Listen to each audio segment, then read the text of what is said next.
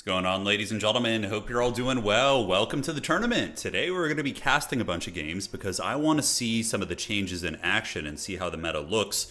We have also reset these stats on Total Tavern, so the stats are reset. So we're going to be getting hopefully a glimpse into things as the weeks do progress. All right, so round one of the tournament is on. We have over 50 people signed up today, which is pretty fat. That's a thick old tournament, man. And let's find our homies that we want to cast. All right, so we could do Rogue AI versus Blood Penguin. Sounds like a fun match. Let's do that one. Rogue AI, lobby, code please. Thank you. All right. Let's get it, man. Good evening from a rainy day in Dublin. Oh, that sounds nice, actually. It sounds very cozy.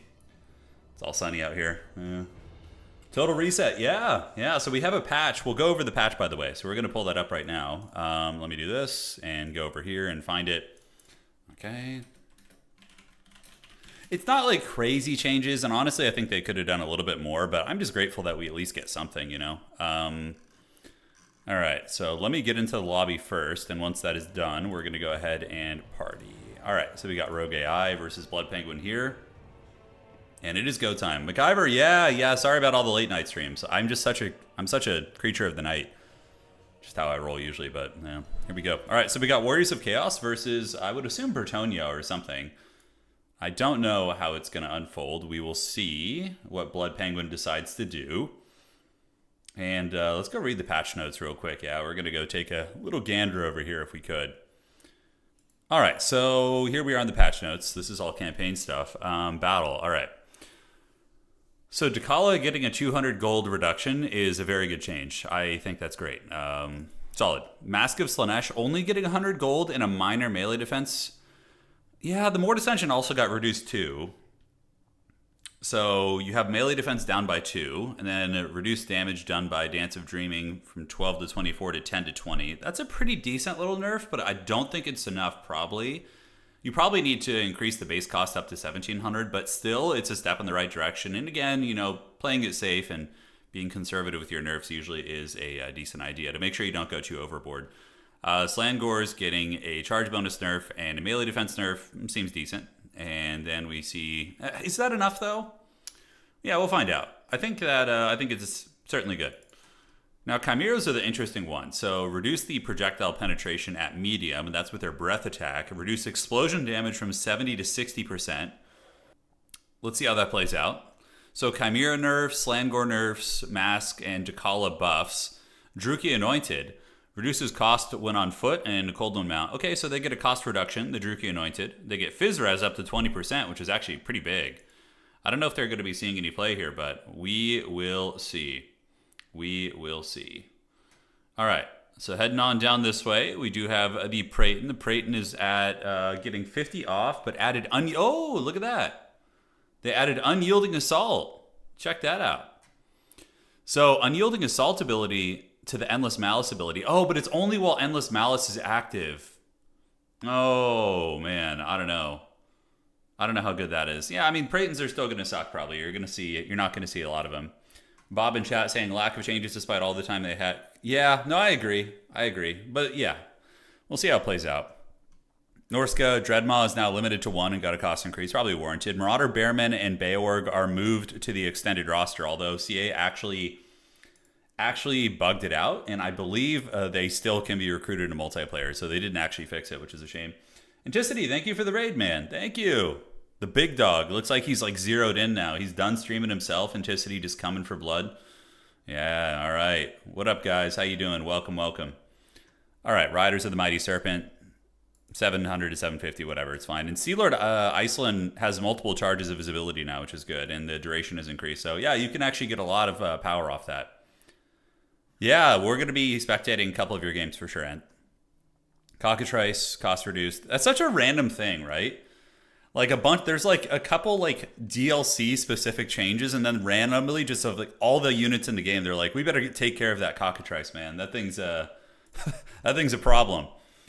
All right, well, yeah. We'll see how it goes. So, first matchup is going to be, Slaanesh versus, we're waiting for Blood Penguin to come in. Yes, good. And we'll go from there. You're saying there's a little bit of a hiccup on Twitch, though, right? How's the stream? I don't see any internet issues on my side with my software, but do you guys see anything? Everything looks good. It should be fine. Should be fine. I ran a speed test for the past 45 minutes and there was no issue, so. Let me know, my friends. Unyielding Assault makes it so your melee attack can never be lowered. Despite, even if the unit's tired or, you know, poisoned, whatever. Everything looks good? Great. Glad to hear it. YouTube stream seems fine. Thank you, guys. So how's life been treating you guys, man? Hope all is well. It's going to be fun today. We got 5 rounds of competition, 5 sweaty rounds of competition, followed up by a semifinal and grand final. And then after that, we'll maybe do a doubleheader. It depends on the time. I have to be somewhere at about 7:30, but that's 6.5 hours from now, so I think we're okay. So we'll see. The audio just dropped. That's weird. I lost audio for a minute there. That is so weird. Yeah, maybe I need to update my OBS software or something. Maybe it's getting a little bit haggard. Let me know, guys. Let me know. I'm not playing today. No, we're just doing commentary today. So we're going to be casting and, you know, observing some of the changes. Although very minor, I'm still eager to see how they play out. Yes, and the ROR Chimera also has a nerf to its healing. It can't, yeah, it has like a range thing where it has to be far enough away from the enemy too. Yeah. I still think that thing's going to be a raid boss, but yeah, we'll find out. We will find out. All right, where is his opponent? Let me see here if he's coming.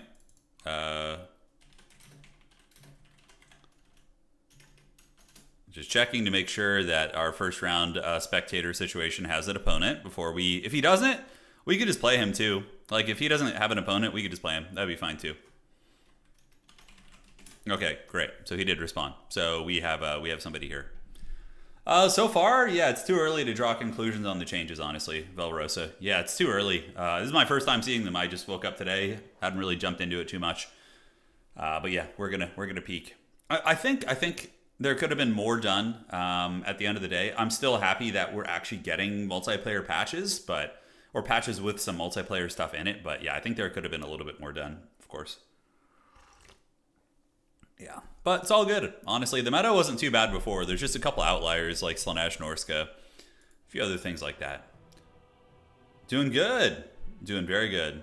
Hey, Salty Scarab, thanks for the raid, man. What were you guys doing? A little bit of Dawn of War 2 Elite mod? Always goated. Super fun. The dreaded Salty raid, yes. My experiences with him, though, he didn't seem terribly salty. He always seemed like a really nice guy. All right. Rogue AI on Slaanesh, going for blood, man. Just bringing the big sweaty guns out, and it's fun. You know, we've had a lot of tournaments lately that have had restrictions as it pertains to the sweaty factions, just to kind of encourage them. Hey, the floodgates are open. The sweat is back, and we're doing it. As his wife, you can confirm he gets salty. Oh, no. Oh, no. I mean, everyone gets salty at times, you know. Everyone gets a little something there, to be honest. For me, it's when my internet goes bad. Yeah, you guys are saying that the Twitch stream is having some issues. That's so weird because I'm not seeing any bit rates. Yeah. Small F, but we're back. Okay, yeah, it's not just you. Did you guys have a hiccup in YouTube or was it only on Twitch? I'm wondering if it's like a Twitch issue or if it's something on YouTube. I have no idea, man. The sweaty factions was his last word. Yeah, Twitch died. That's so weird. It seems fine now. Well, hopefully it's something that'll subside. Okay, no issues here. Only a couple of you guys crashed. Huh. No issues on YouTube whatsoever. Okay, so it's just on Twitch. And then some people are saying the audio is skipping every few seconds for everybody else. That's so weird. That is so weird. Some people are having issues, some aren't. Maybe it's just something going on the old internet right now. I don't know. We'll see. Could be East Coast Twitch servers or something. I don't know about y'all, huh? I've been growing a small DAO 2. Hey, man, I'm happy to hear that, Salty. That's fun, dude. DAO 2 is so good. And you're going to be all primed and ready to go for when DAO 4 comes out as well, which is going to be great. Yeah, no issues on YouTube, okay. I do see Twitch is having some shenanigans, though. That's so weird. Isn't that weird? All right. Well, hopefully it'll something that will chill out. Maybe it's an issue on Twitch's side. And the audio on my end should be all right. We streamed for about 5-6 hours yesterday. Had no problems whatsoever, so it's kind of weird. All right. Yes, also the Nurgle healing abilities. So Fecundity and some of the AoE Nurgle healing does work now, which is good. So that is something that's quite big. All right, Slaanesh versus Wood Elves here. A fun matchup. Definitely fun. Plague Penguin, I thought he would be on Bretonnia, but no, he's going to be on Wood Elves. So the sweats are out in full force today. You know, Wood Elves are a sweaty faction, I would say. Wood Elves, Slaanesh, Norsca, Vampire Counts. Probably with Beastmen, some of the sweatiest stuff. Yeah. We'll find out, man. We'll find out. I can see all your messages and everything, guys, yeah. I can see. The boy can watch. Yeah, so I have this thing that shows when I drop frames because of lag, and we're not getting any. I'm in Brazil and the Twitch stream is not working. YouTube is fine. That is so weird. I don't know why that would be the case. Hey, take care, Scarab. Get some rest, man. Thank you for joining. Sorry about the issues over there on Twitch. I don't know what the hell that is. Let the boy watch. The boy is watching. Rogue AI on Slaanesh, and Plague Penguin is going to be on Wood Elves here for the first game. All right, all right. So let's see how this goes. Overall, you know, Slaanesh, very quick. Wood Elves can use a combination of Deepwood Scouts, which are amazing in this matchup. Deepwood Scouts do a ton of damage against the demons. Pretty good against light armor, too. So Hellstriders, whatever. Like, they're going to be effective. I bet it's Twitch servers or something. Not your fault. Yeah, I think so. I think I saw someone talking about Twitch servers being problematic earlier, but we'll see. We will see. For now, we'll see if it can reboot. Because it seems like everybody on YouTube is chilling out. All right, well, battle is on, ladies and gentlemen. They're loading in Rogue AI versus Plague Penguin. Let us see who is going to be emerging as the champion on the altar of the champion. And it's going to be oh man, he's just going all in on the powerful Slaanesh infantry. Forsaken and Slangors with a sorcerer. Probably going to be, I mean, Shadows is really good here, but so is Lord of Slaanesh. If you're doing like a wide full court press, the Lord of Slaanesh is very good. It's very, very good. All right, guys. Fasten your seatbelts, get ready to party, and let's have some freaking fun. Thank you all for joining today. And yeah, Rogue AI loading in versus the Plague Penguin. So it begins. The battle of our time. All right, guys. Let us know your predictions in chat. Who do you want to win, but who do you feel is going to win? Who is the heart of the champion here? Yeah, Deepwood Scouts are amazing. They do a shit ton of damage, and they shoot twice, and they do magic damage, so it's quite excellent. You can have them shoot at any of the demonic units, and even against Forsaken, they can do all right. The armor does mitigate a lot of their damage, but overall, they can do some nice work. The old banned army from last season, it wasn't fully banned, Bill, but yeah, we just had restrictions on them for like casual SFTs and things like that. Hello, Turin. Yes, we went over the patch notes. They're very brief, honestly. It's just a couple things. Like, if you just pull up the patch, like, my overall impressions of the patch is that it's, you know, it's nice. A couple nice changes. Maybe a little bit too little, I think. I still think it's not going to change the meta at all. And yeah. But it's still, it's nice to see. It's nice to see. Okay, sending data, yeah. Maybe I need to restart the OBS, guys. It looks like, are you guys having issues on YouTube now, or can you still hear me? It says it's sending data right now, so a little bit sketchy. I can always just restart it, worst case. Everything's good on YouTube? Yeah, Twitch restarted again. Okay, Twitch restarted. What about on YouTube, guys? Do let me know. Random restarts on Twitch. Okay, that is so weird. Let me go check real quick here. I'm checking there. There's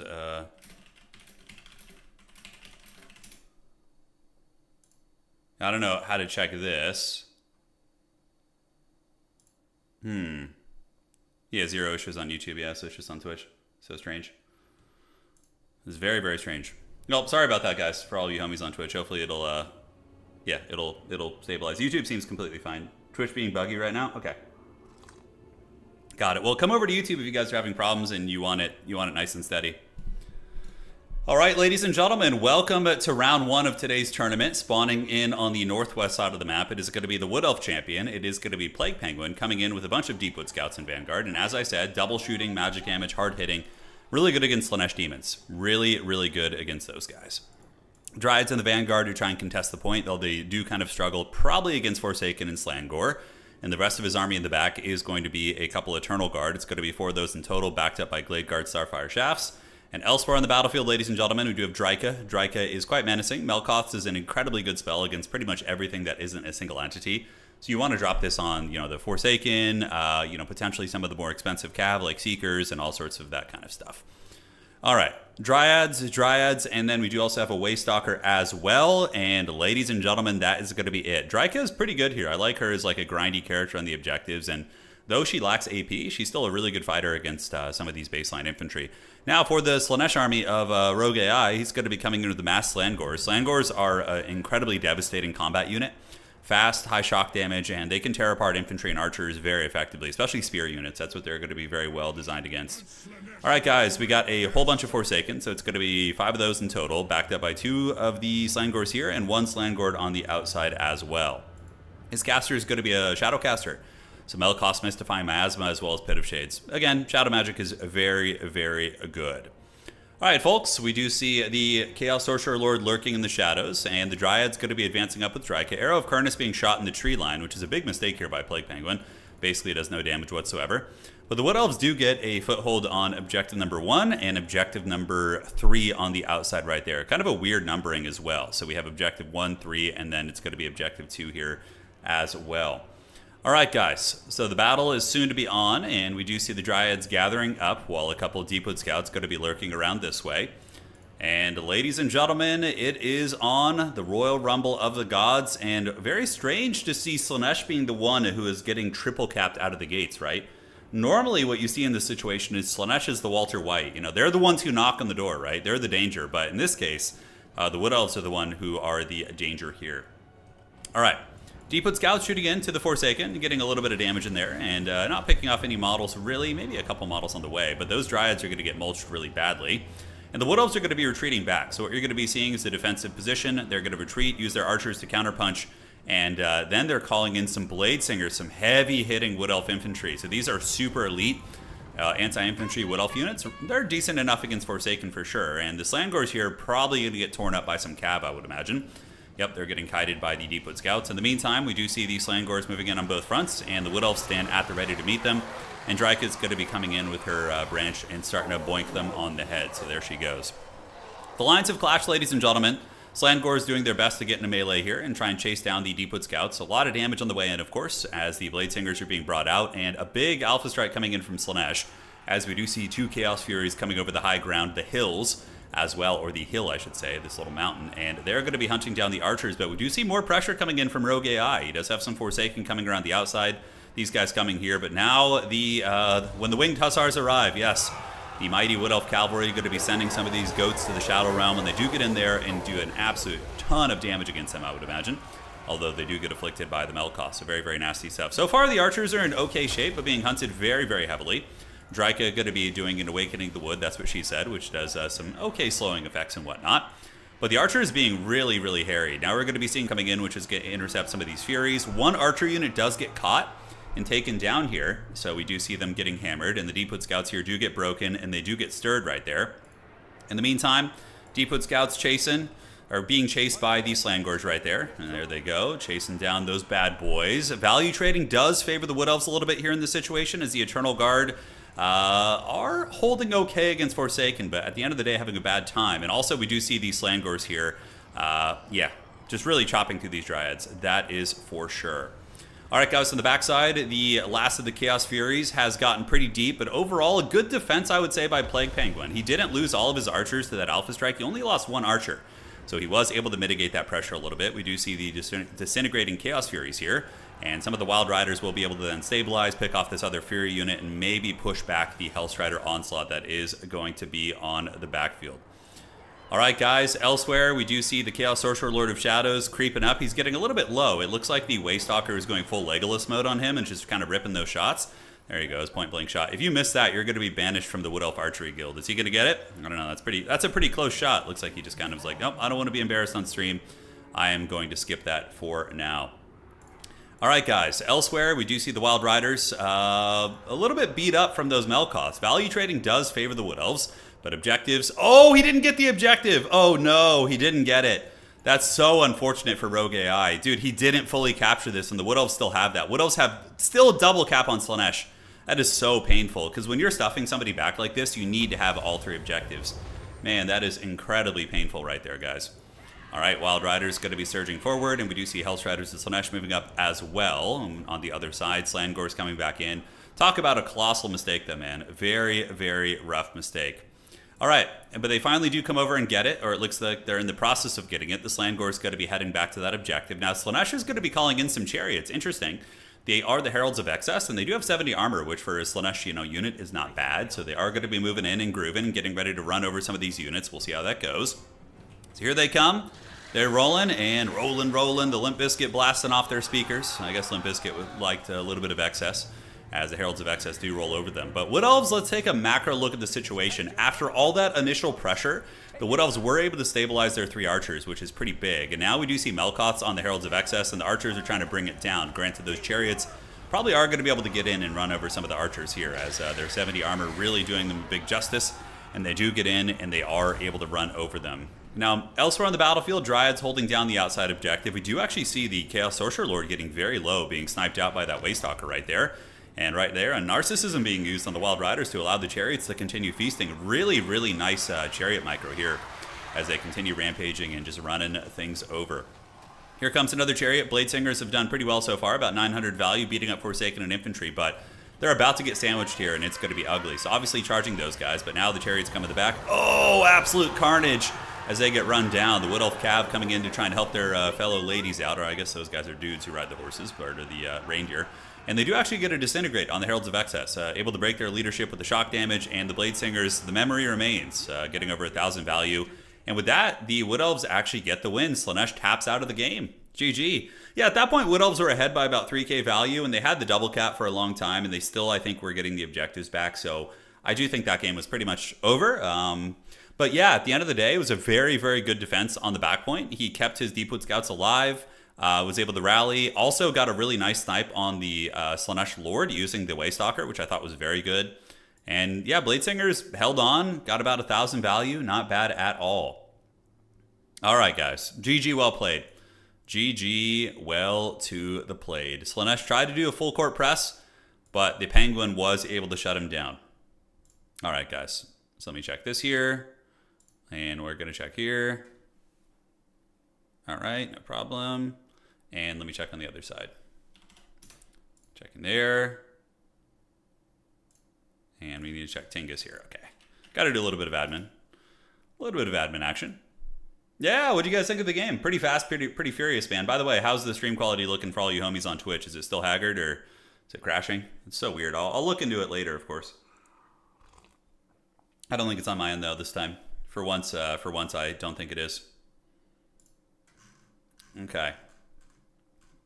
So he is there. Okay. Out frickin' standing. Lyra, some people were saying, yeah, maybe there's some weird stuff. Maybe the internet gods are just being weird. Maybe it's something with my broadcast software. Maybe I need to get like a new version of it or something. Fine for you. Yeah, looks like it's fine for most people. Okay, so we're going to be getting into round 2 in Uno Momento. Round 2, still a little ways off, actually, considering how quick that game was. It was very fast and very furious. If we look at the first round of games, we can see a handful are finishing, yes. I'm excited to see if any Nurgle Chads are going to be able to make top 4, you know. I just cursed it. Oh, no. I didn't mean to curse it for you guys. I'm sorry. Anticity playing driver down here. Yeah, a lot of old games still going. We're definitely going to cast an Anticity game because I want to see. He's playing High Elves and playing with the new Sea Lords. Yeah, playing with the new Sea Lord today. Yeah, let's see. All right, so I'm going to go look. Okay. I'm Googling to see. Using the power of Google.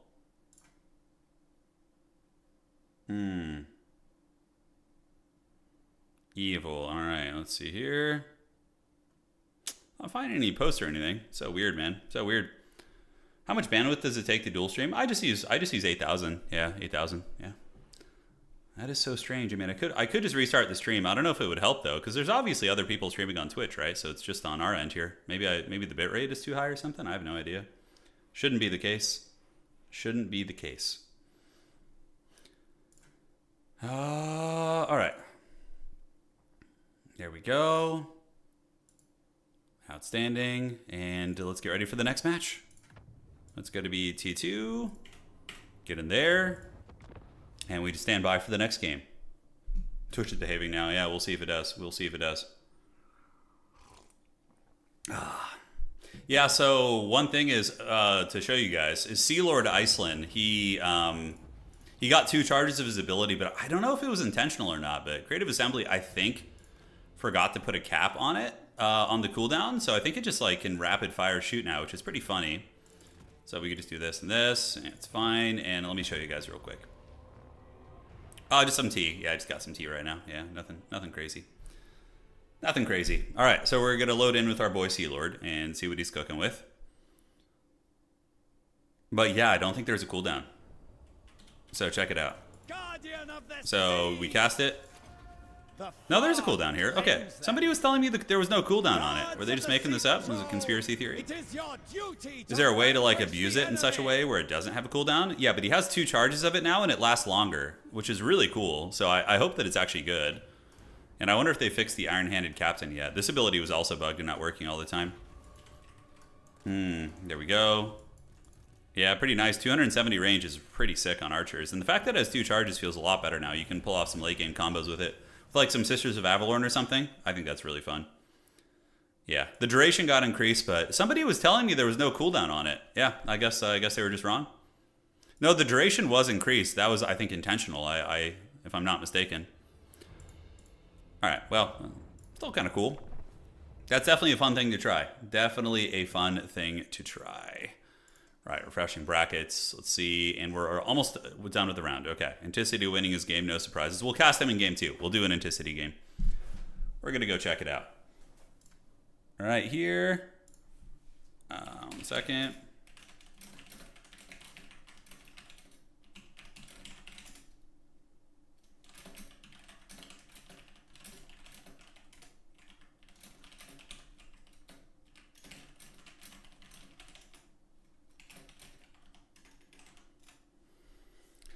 All right, cool beans.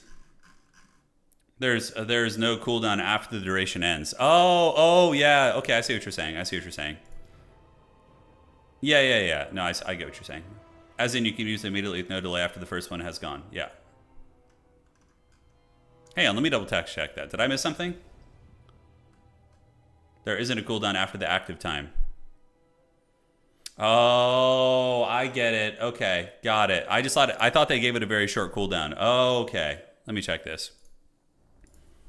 All right, so there we go. So the cooldown is supposed to be... It doesn't have a cooldown in the tooltip, though. Yeah, it doesn't have a cooldown in the tooltip, right? It just says effect range, duration, and then 30... It just goes...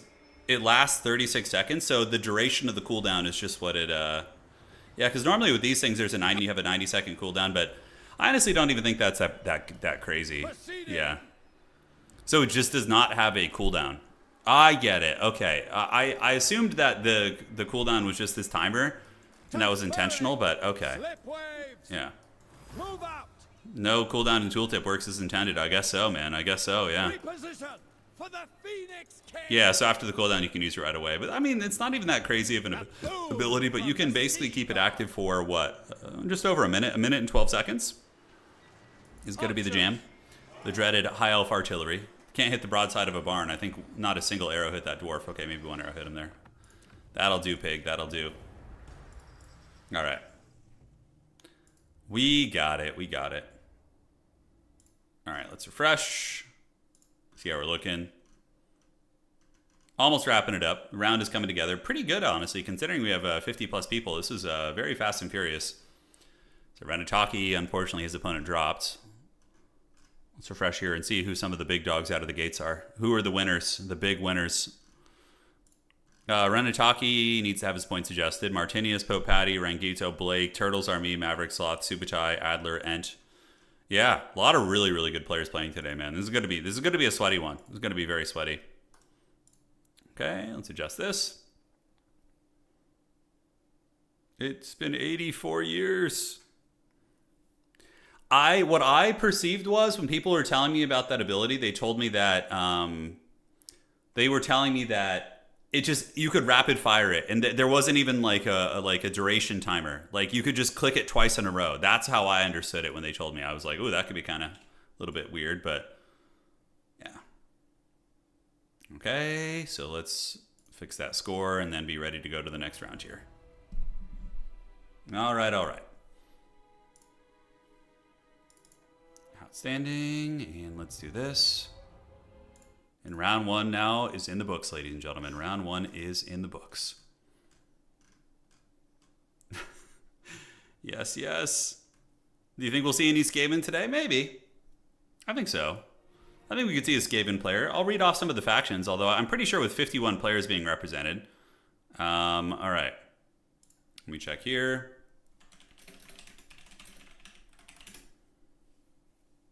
Yeah, I'm casting today. Yeah, we're casting today. Nah. If we have a rapid fire tournament at the very end, I might actually play in that one. But for the first tournament here, I'm just going to be, yeah. Okay, so we got to do this. Do a little bit of admin stuff. Yo. Let's check with homie here. I think we have a dreaded Wi-Fi lord who's having some connection issues. All right. Yeah, the tourney's open to everybody, man. We have new player tournaments too. It's not just every tournament is usually open. We don't have any restrictions. But yeah, if you go to Total Tavern, our competitive website here, you can see we've started a new season. So the leaderboard is reset. You can see the front page is all brand new and fresh. We have a new player tournament happening on the 21st. And then I think there's a new player tournament coming up on the 14th. So yeah, you can see here Maverick Sloth is hosting 3 new player tournaments, one each week. So shout out to him. It's very, very cool.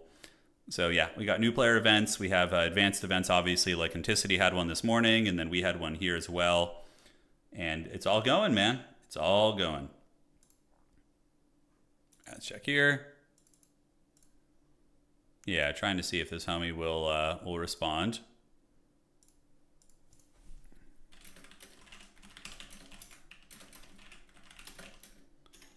And we should be ready in a moment, hopefully. By the way, not to curse it or anything, but any issues, can you guys give me an update on the stream? Let me know if everything looks good. I know YouTube's not been having problems, but still curious to double check there. Does Dowie Rune Magic affect multiple units, or is it still a single cast? I'm not sure what you mean. Typically, the runes, some of them are AoE, some of them are single target, some of them are like AoE spells, like Rune of Wrath and Ruin. They're all very, very different in terms of their functionality. Yeah. Great, Nugget. I'm glad to hear that, man. I'm glad to hear it. All right, good. And we have this game here. Okay.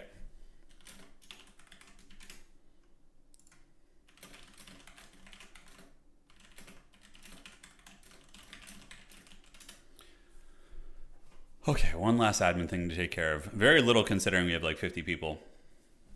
Smooth as butter. I'll take it, man. I'll take it. Still share cooldowns. I think the master ruins and the regular ruins have different cooldowns, if I'm not mistaken. So you can go with I don't know if that's been changed, but it used to be that way. I don't play a lot of dwarves, but yeah, if you have like a rune lord, he has, I believe, let me check here. Let me see if that's the case. We can even test it real quick and see if they share a cooldown. So we got the Rune of Wrath and Ruin here, and then we would have a runesmith as well. Yeah, it's been a while since I've tested that out, but we'll give it a whirl right now and check while we're waiting. Cursed instantly. Oh, we cursed it, man.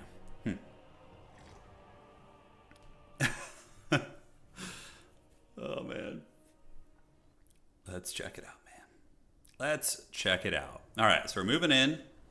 We're gonna check this. So we have a Rune of Breaking, so we're gonna put that on you. And then yeah, it looks like we can. When it casts, let's see, and then we have another Rune of Breaking here. Let's see if the cooldowns are shared. So we got 30 seconds there, 30 seconds here, and then I think there's like a big global cooldown. Yeah, here in the middle you can see runes currently available on a shared cooldown. 26 seconds, so that's just all runes in general. So that's 101, and that's 92.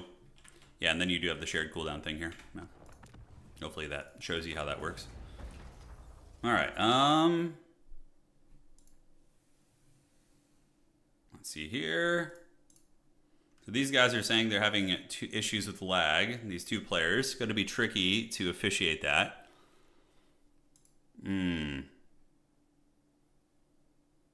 Yeah, it's per character. Makes sense.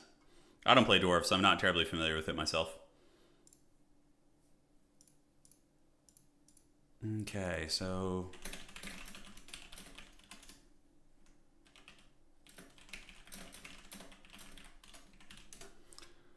I'm doing my investigative work here. Yeah, trying to figure out who the culprit is in this situation. Yeah, the runes are good though, man. Honestly, we had a lot of success with them in our last tournament using the overcasted runes of Wrath and Ruin to blast down the infantry positions. It catches a lot of people off guard. People forget that dwarves do have a little bit of magic action. You know, it's extra forbidden. Okay. Okay. So.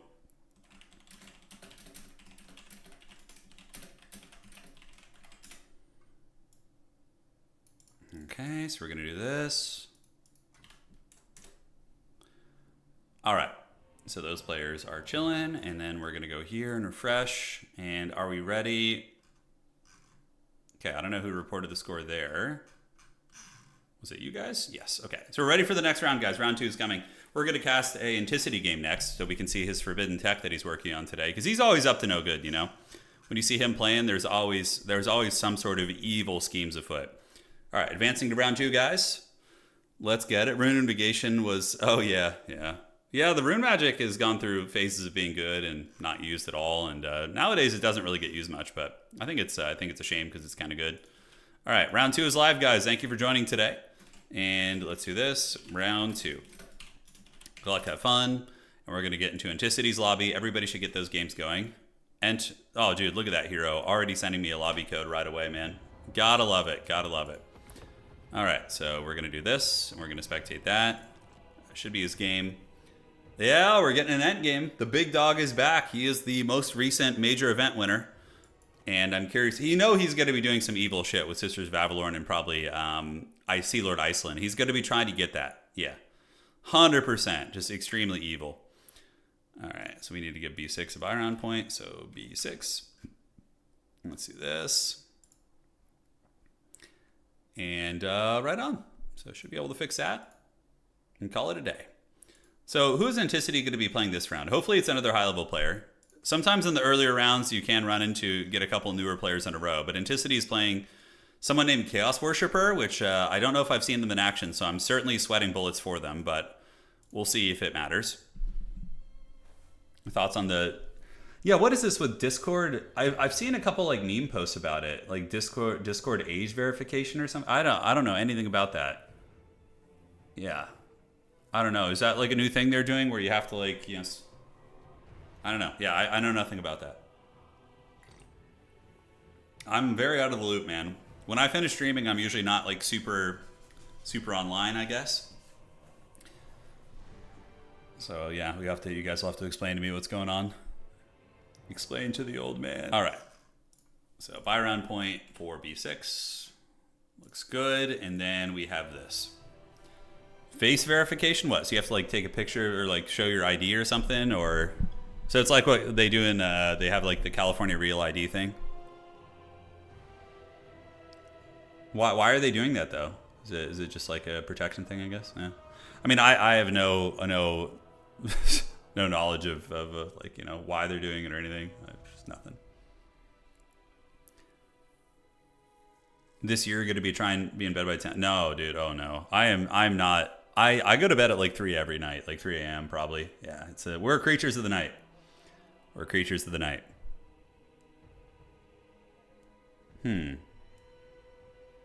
Yeah, Delta, you've noticed that. Okay, what we could do is we could try... Yeah, I've noticed the little jumps. YouTube's being extra funky right now. I could restart the stream and try and fix it for everybody. Probably wouldn't be a bad idea.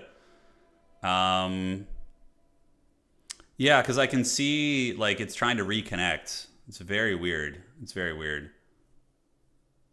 Note that Discord has had a data breach literally 3 months ago, and all the IDs of the people in the UK were uploaded were leaked. Oh, lovely. Yeah, that's great. So they're going to make you upload your personal information, then they're just going to get hacked and lose all of it and just get it leaked. That sounds lovely. Yeah. Benjamin, it is? How do you know that? It's a YouTube issue, not anything you can fix? Yeah, go ahead and explain it to me. Yeah. Other YouTube streams are the same right now? Okay, got it. Okay, got it. Understood. Yeah, that's weird. Isn't that weird? Let me see here. All right. close that. Will that make any sort of a difference? I don't know. All right, let's see what happens here and raise the L. Yeah, maybe we could. I could try restarting just the Twitch feed, but I don't know if it would matter. All right, Lizardman versus High Elves. Anticity's for sure going to go for his arrow build. I mean, he is on a mission with this thing, man. Yeah, probably should get resolved soon in that case. Yeah, we'll see. I remember when people bypassed the verification using Norman Reedus' face from Death Stranding. Oh, that's so really. Using Daryl Dixon. Yeah. I did watch the spinoff, the Walking Dead spinoff, the Daryl Dixon show. Yeah. What's the prize of the tournament? So if you win, how it works is we have a season of tournaments. It's like an ongoing 2 to 4 month period of time where you play in tournaments. And if you win them, you qualify for a major event. Usually, like the last couple, we had, if you add all the prize pools together that we had in December, for example, it was like probably $5,000 or $6,000 in prizes. So you can qualify for bigger events. The individual tournaments don't have cash prize, but it opens you up to be invited to bigger events if you do well in tournaments. So that's kind of how our structure goes. Yeah, that's the system there. All right, ladies and gentlemen, welcome to Game 2 in today's tournament. Spawning in on the south side of the map, it is going to be our Lizardman chat, and he's going to be coming in with his Slan Mage of Shadows. So he's got Melkoths and Pendulum, both of which are very, very good against High Elves.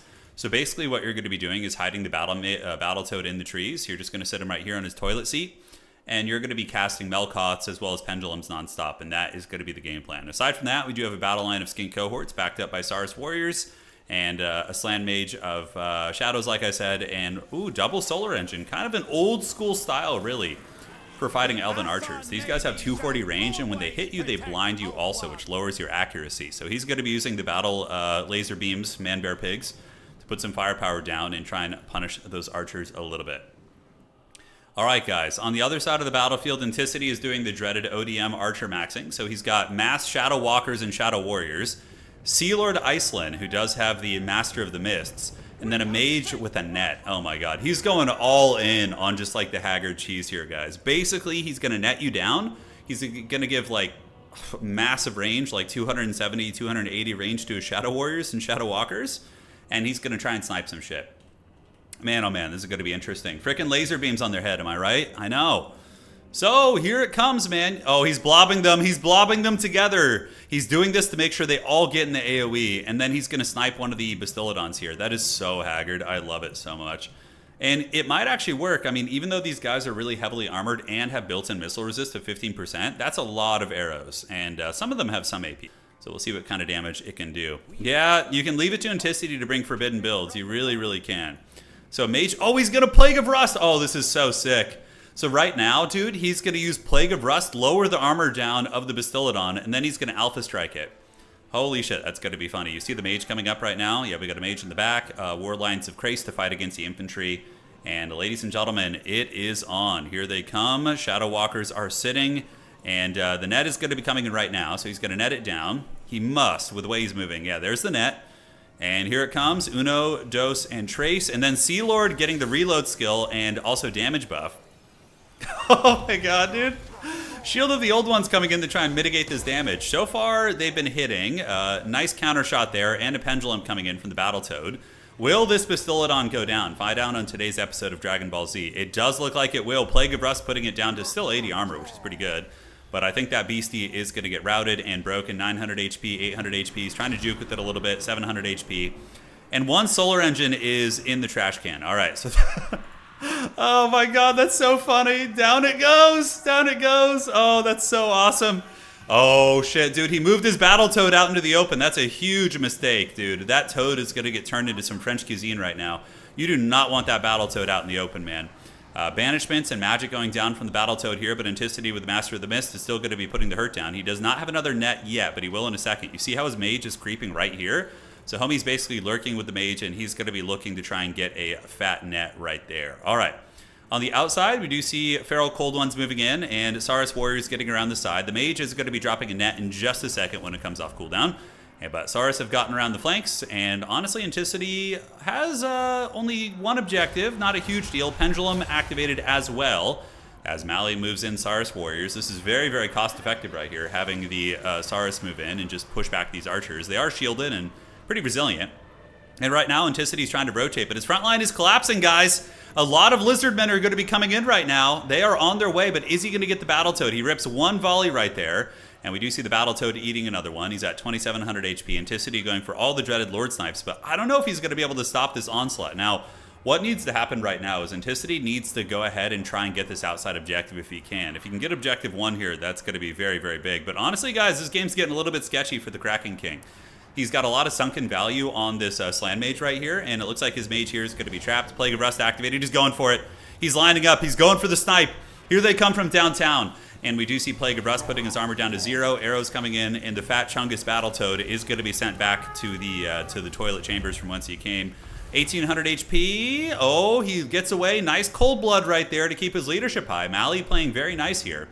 Now, we do see a unit of Oceanids coming in. Oceanids are excellent here, but very weak against Coldland Spear Riders, probably.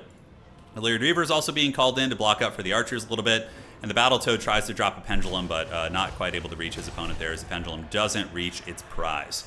All right, guys, Anticity's pushed back now. One big mistake that Mali is making. Now, I have to say, this Lizardman player is playing incredibly well. He has done everything correct except maybe moving the Slan out of the trees.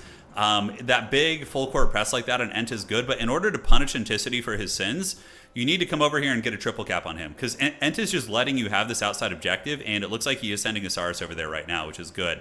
Value trading's pretty even. Anticity does have his Shadow Walkers and Shadow Warriors trying to melt some of the Coldland Riders, but these guys do have shields as well. So those shields are going to be very helpful in mitigating a lot of the small arms fire here. They're surging into the backfield, and the problem about Coldland Riders in your backfield is they pretty much defeat all of the High Elf Cav except the Fireborn. So they're going to come back here, and the Velociraptors are going to feast. There they go. They do get in, and we do see some Feral Coldlands in there as well as they get into the Archer line. One of the most cathartic feelings in all of Total War Competitive is when you get into your opponent's Archer line after they've been trolling you. But outside objective is going to be flipped. The Saurus Warriors will get it eventually. It's going to take them about 30 seconds to grab that. Anticity is doing pretty good on value trading, but honestly, Mali is keeping it very, very close, and that is not good for Anticity, as his opponent is going to be triple capping him.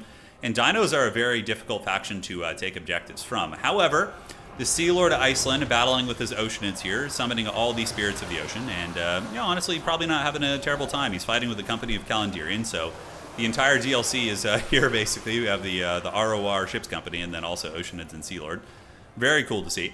Now, the Solar Engine going balls deep in the backfield. This guy forgot that it's a ranged unit, and he is just moving in and is going to be trampling some of these archers over. Yes, a couple of them do get run down nice and good like while these guys are moving up. Outside objective is going to be taken by the dinosaurs, and Anticity probably will still find a way to get back in this game. He is obviously pretty much the number one, playing a bit of a meme build. His fundamentals of domination are just so damn good in his decision making that if anybody can come back from a tough situation like this, it's going to be him.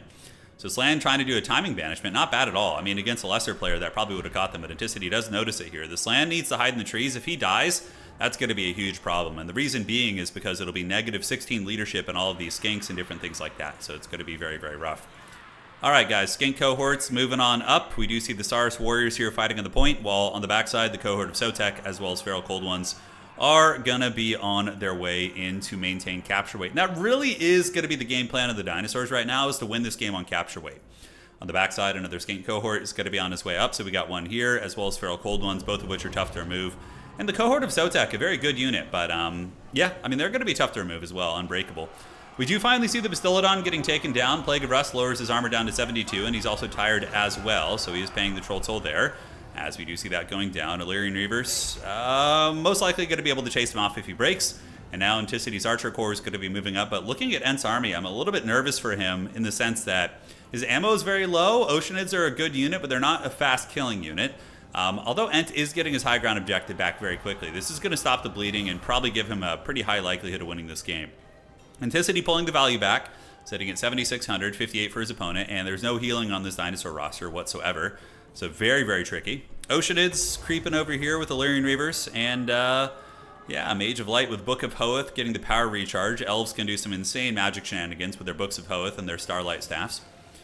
So the archers using their remaining ammunition on the Feral Cold Ones. Good play from Mali, keeping back the cohort of Sotek to make sure that those guys don't get pinned in. Double cap here for the dinos, and calling into the back, it's going to be skink cohorts. I think it's the beginning of the end for the dinos. It looks like he's calling in mostly low-quality units, and Anticity is getting that momentum and getting multiple units of Oceanids and Warlines of Krace out, all of which do a lot of damage. And also remember, even though these archers aren't, like, you know, the best in melee, they're not terrible either. 29, 35, 32 on the stat line. They can definitely go fisticuffs with the skink units and really put some hurt down on them, right? All right, guys. Oceanid's going to be cruising up, getting in there and getting a little bit of bump and grind. Reaver is going to be coming around the outside, running down the cohorts. Cohorts only have 27 melee defense here, the red-crested skinks. So yeah, they'll take a lot of damage from this. They do get charged, but you don't want to be in sustained combat with the cohort of Sotek. They have really good offensive stats and good AP as well. Saurus Warriors going to be coming off the side objective to help out there, and it does look like Anticity is in the process of overwhelming his opponent. The dreaded ODM Archer Slow Push is in full effect, and you'll notice that he's really good with his ammunition conservation. This is like a sign of good elf players in general. They don't just waste their arrows on anything. They make sure that every arrow is well placed and getting good value and not shooting into like shielded units. Or if they are shielded, it's going to be something that is a worthy target, right? So objective 2 is taken. At this point, probably GG. I mean, looking at the Dino army, guys, it's looking really bare bones here. We have the cohort of Sotek here, Saurus Warriors, and skink cohorts moving up. Although a little bit of ninja action. Okay, maybe he's still in this. He's down by about 2,000 value now, which is tough, but he does have good capture weight coming in. Anticity maybe could be threatened on points.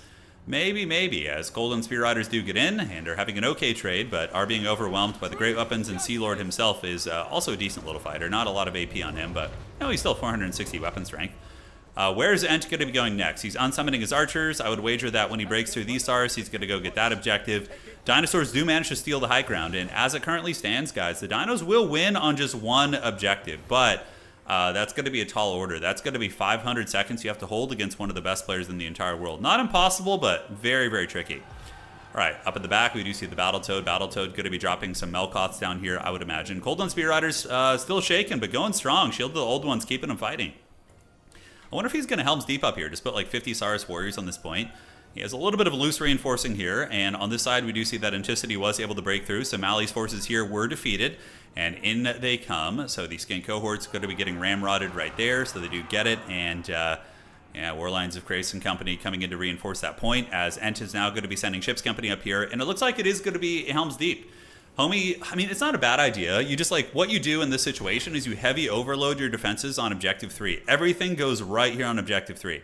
So Ent is going to send everything over here, and then if he does too much, sends overcommits to that, then you can try and ninja this with a bunch of cohorts or something. That is probably the only plan you're going to be able to pull off here, as Ent does get a double cap. Feral Cold One's coming in. Battletoad going to be looping on around, and I mean the army quality here isn't amazing. Some Cold One Spear Riders are good, some Saurus, but I think we have double Oceanid, and Ent is going to be calling in a fair amount of capture weight of his own. Ships Company will, Oceanids will trade very well into Saurus Warriors. They really are designed to fight those type of units. So getting on in there, getting her done, Pig, and they do manage to hammer down those Saurus Warriors a little bit. And those guys are getting it over time. And on the backside, we do see some Feral Cold Ones going for a ninja on the back. Yeah, I mean, maybe a little bit too early to show this card, but the Feral Cold Ones get there. And is there any more capture weight to get that? If he can ninja that back objective, if Anticity is not paying attention. But the thing is, Ent plays from outer space. You know, he plays from outer space. So, yeah. By the way, I'll take a look at the Twitch stream stuff after this game. Yeah, I'll see if there's anything I can do. I'll restart it and yeah, see if we can make it work. All right, guys. Feral Cold Ones creep into the shadows. Cold One Spear Riders here are going to be anchoring it on down. Cultist, thank you for resubscribing. Appreciate you, man. And really nice Plague of Rust, by the way. Man, Cold One Spear Riders hitting at 30 armor is a very sad situation for them. And they're getting melted. Anticity is just overwhelming this objective. I think his only chance is maybe a rat play on the backside, but I don't know if that's going to work out. Cold One's attacking over there. And this objective is really flipping. Right now, this Battletoad, it just needs a big old pendulum. Yeah, a big old pendulum right here would be super nice. There they go. Yes. And they're going to drop it like it's hot. Okay, guys. It's going down. Skink cohorts on the backside heading over towards this objective. Anticity overwhelming here. We do see the Warlines of Krace and the Oceanids slowly grinding down the Lizard reserves. The Battletoad coming over to help. And is he going to be able to ninja the outside from Ents? I don't know. Anticity does have some Narnia lines heading over there as well. Yeah, so they're on their way in. Skink cohorts are coming. Overall, Ent's probably going to be able to hold this. He'll just reallocate his mobile pieces over towards Objective 1 and most likely be able to get that. And the high ground objective actually getting stabilized by the dinosaurs a little bit. Look at that. So the dinos actually do get it back a little bit. The skink's going to be dying, though, here soon. Feral Cold One's not having a good time either, and I think it's just... it's only a matter of time before the Elves are able to flip that objective. I like this ninja attempt on this outside, though. This is one thing that Lizardmen do incredibly well, is they're just very annoying with these split pushes like this. Their capture weight is so cheap, too. Skink cohorts only 300 gold, 48 movement speed, or 46, and then they have 5 capture weight, which is freaking brutal, man. It's really, really brutal. All right, so how are we looking here, guys? This objective going to the not Lizardmen, going to the High Elves now. As we do see the Coldland Spear Riders being buckled off. Oceanids with the sustained grind. And Sea Lord Iceland here doing some nice work. Shield of the Old Ones going to be trying to keep the last of the reptiles fighting, but the reptiles have met their end. And on the other side, we see a desperate gambit here, but I don't know if it's going to work out. The Warlions of Krace actually have good AP values, so when you mix them in with other units to take the damage from the Spear Riders, they actually trade pretty well. So right there, the Coldland Riders probably going to be getting mulched. We do see a lot of units coming in, but Ent is just going to send all of his units over to the other side. Battletoad is broken right now, by the way, so he's sitting currently at 340 HP, 337. Very, very low right there. And ladies and gentlemen, I think that is probably the end of the road. A really nice, desperate gambit there, but Anticity showing why he's one of the big dogs. Because honestly, that game was looking incredibly favored for the Dinos after Anticity got pushed back, but his micros, decision-making, and his mobility play was able to pull it back. Really nice game by Mally, though. Shout out to you, man. He played a really good game. I mean, playing against one of the best players in the world and putting up such a good fight. Yeah, it's quite good. Quite good indeed. All right, guys. GG, well played. And let's go ahead and take a look at the values. Decent values, 1,500, 1,900. Yeah, overall pretty good. And I would imagine the Cav probably did nicely. Oceanids, just a solid piece. I think that the DLC for the High Elves is so fun. It was so good. Wow, one of the solar engines actually got some good value. Oh, he had a Carnosaur in reserve as well. Nice. All right, so let me do this real quick. I'm going to try and restart the Twitch stream, see if it helps out. Okay, let's see if that does anything. Let me know, guys. Let me know. Okay, if it's restarting here. And yeah, we'll go from there. Yeah, I noticed that the little hiccups you guys are experiencing on YouTube are coinciding with when the Twitch stream crashes, which is very weird. I've never seen that before. Scuddy, it's been something that's talked about, but honestly, it's not like a huge deal. Yeah. I mean, I don't like debug camera. I would be in favor of removing it from multiplayer. I think it's kind of lame, but yeah, it's just kind of been part of Total War competitive for a long time, so it's the nature of the beast. Yeah, there's no way to enforce it, right? Because it's just a core feature of the game. Well, not a core feature, but it's part of the game, and there's no way for us to like have it not be there, you know? Why did I choose the name Turin for my YouTube channel? It's actually just my middle name. Yeah, so very, very simple and unga bunga in that regard. All right. So let's see here. You do get a slight hiccup during the fight. Yeah, it's weird. Yeah, I see it. There, it happened again. Yeah, sending data. Maybe it is an issue with YouTube right now. I have no idea. So, did you guys say that other YouTube streams are having the same problem? You guys have been seeing it on other YouTube streams? Or can some of you guys check around by chance? That'd be kind of helpful to go see if other people are having it as well. Yeah, it just happened right now. My name is Derek, Turin Total War, yes. Yes, of course. Yeah, no, I just saw it right now. Yeah, I can see it. Yeah, it keeps dying, yeah. Let's see what we can do. I could just like fully restart the stream and then go from there. I'm seeing on another YouTube stream and he talked about it. Okay. Yeah, so maybe that's what's causing it right now. Maybe like the hiccup we're getting is like having a feedback loop into frickin' Twitch or something. I don't know. That is so strange. Isn't that weird? Okay, let me check here. Time to do some intel work, guys. Yeah, Mally says the Lizardman player is so handsome. I think you did really good, man. You did really good. Let's check here.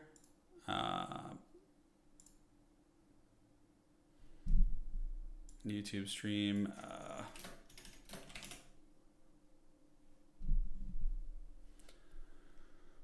Okay, I'm checking to see if there's anything else going on, any funny business.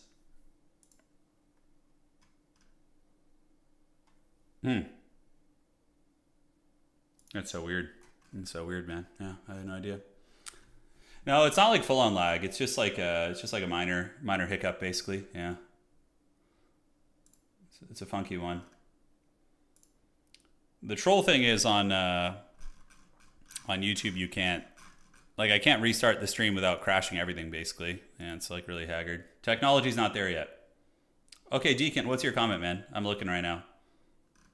I see it. It says error, try again when you wrote in chat. Oh, yeah, okay. Yeah. So it's probably just a YouTube issue, yeah. It's actually not my internet for once, so that's nice. Inticity said he didn't have any problems today, but he was streaming in the morning. I started in the afternoon, so maybe it's something that picked up. Yeah, so strange, man. Well, we'll keep pushing through it, man. We'll keep pushing through it, and hopefully YouTube will get their shit together. And in the meantime, let's go to Total Tavern and see how we're looking on the stats. We have the new and updated stats. Check it out. So right now you can see the number one faction is the Dwarves. Satisfy the grudge. This is the only time Dwarves are going to be number one. It's the only time. Slaanesh cackling at 3-1, obviously. Norsca getting played as well. Always fun. It's always really fun when stats. Oh, Greenskins 0-3 down to the pits. They'll come back, though. They'll come back. Yeah. All right. Cool, man. The Dwarves lurking in the number one spot. Yes. Yes, they are coming. They are coming. Okay, let's refresh that. Inticity, that's your new... Inticity's new challenge is to raise the Dwarves up to number one. That would be some suffering. I think he could do it, though. I think he could do it. Yeah, if he just only played Dwarves for like 2 months straight, I think he could probably get them up to number one. That would be... I mean, right now it'd be very easy because they only have a couple games played, but yeah. Certainly not impossible. Hey, what's up, man? What's up, Zed? How you doing, man? Welcome to the stream. Yes, and that is your suffering, dude. You have to do it. No, that'd be so bad. That'd be so funny, dude. Oh my god, imagine just being stuck playing Dwarves. So little to micro, I know. Dwarves are just... It's fun to play them, though. Like, the thematics of Dwarves is great. I guess you could micro your gyrocopters, right? And they do have the element that you like, and they have, like, the mass gun line where you're able to kind of split them up and shoot. They do have that, so you have that going for you. That would be a tall order. It truly would. Oh, a tall order. I see what you did there. I like that. He cannot kite his opponents. You could do Dwarven kiting a little bit. You could go like Mass Slayer Pirates. They have 40 movement speed and they can shoot. It's haggard, but you can. You know. How many Slayer Pirates can you bring? You can bring three. Only 3 of them? Yeah. What's like the most mobile dwarf build you could bring? Maybe like something... You could do like some sort of a build like this. But even still...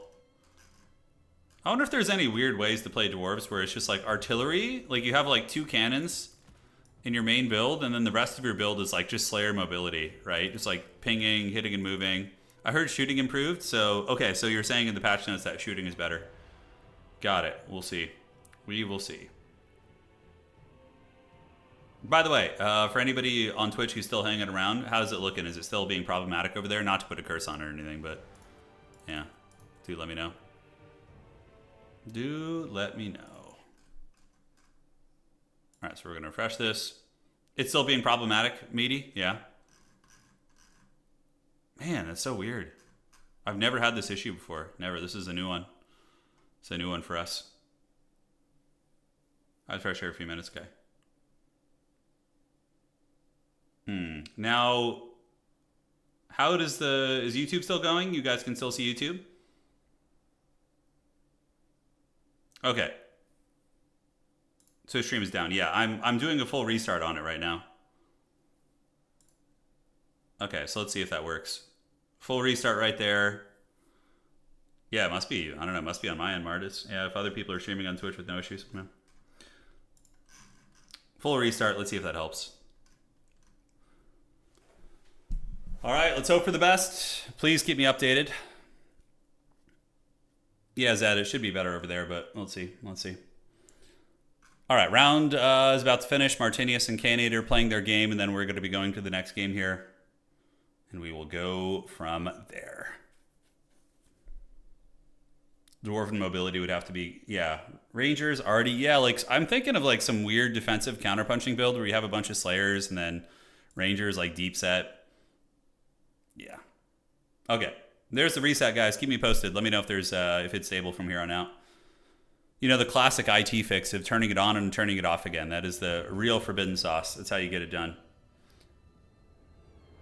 All right. Let's do that. Which is weird because we streamed for 6 hours yesterday with no problems whatsoever. So that's why I'm a little bit perplexed. All right. And it looks like they're all done, guys. We're going to the next round. Thank you for joining. Let's see what we can find.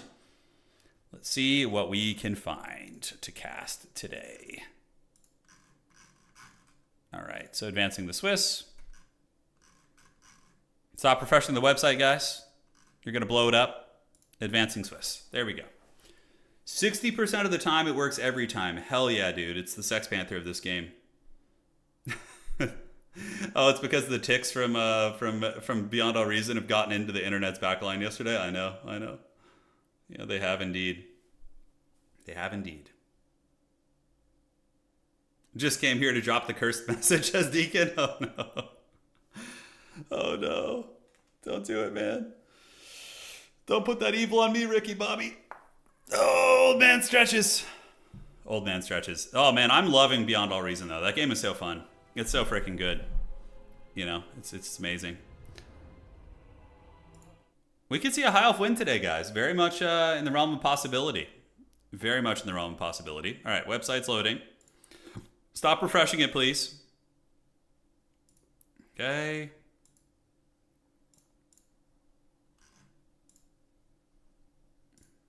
All right. It's my Dune addiction. Bar is amazing. It is. It's very fun. The diversity of builds is one of the most fun parts about it. Like just all the different tech and directions you can go. And yeah, it really captures that kind of early 2000s RTS experience. Have I been reading any Warhammer books lately? No, I have not been reading too much. The last books that I read were the Dune series. Yeah. No end then.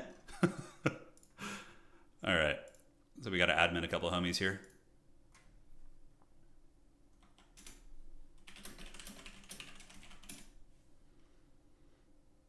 Okay, and let's check here and see how this looks. Okay, so we're going to need to do that.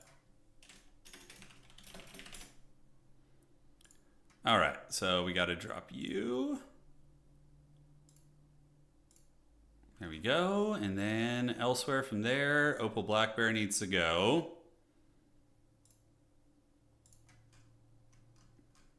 Almost ready, guys. All right, so the next round, just give the website a second. Stop refreshing it. I know you dirty dog. Somebody is doing it in the shadows. Some evil.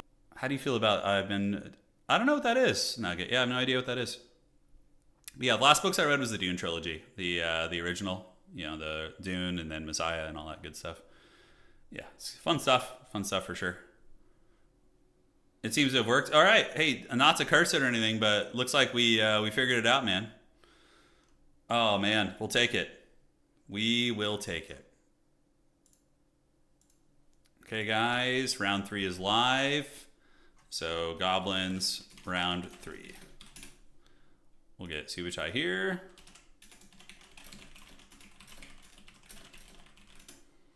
Okay. So, how we looking? So, Maverick Sloth gets that. Opal is going to be here. Opal Bear Black looks like he just dropped himself. Okay. And now we need to find a game to cast. We're going to do Subutai. We're going to cast him. I don't know what he's playing, but we're going to find out right now. Gonna cast your game. Okay. Barles Sharkley. Gonna cast your game. Lobby code, please. You never finished the Dune series? Yeah, Messiah is a very... I only really got into the first 3 books. But Dune Messiah is an interesting one. It's kind of like a crime thriller almost. You know, I'm curious to see how they're going to adapt it, right? Because you have the whole plot of the assassination and yeah, I'm curious to see. I think what they're going to do is I think they're going to open Dune Messiah with like maybe I wouldn't say a montage, but a sequence of the of the Fremen kind of conquering the galaxy, like to add a little bit of action to it, I think. Yeah, could be wrong, but really curious to see how it goes. Okay, great. So we're in there, and so it begins.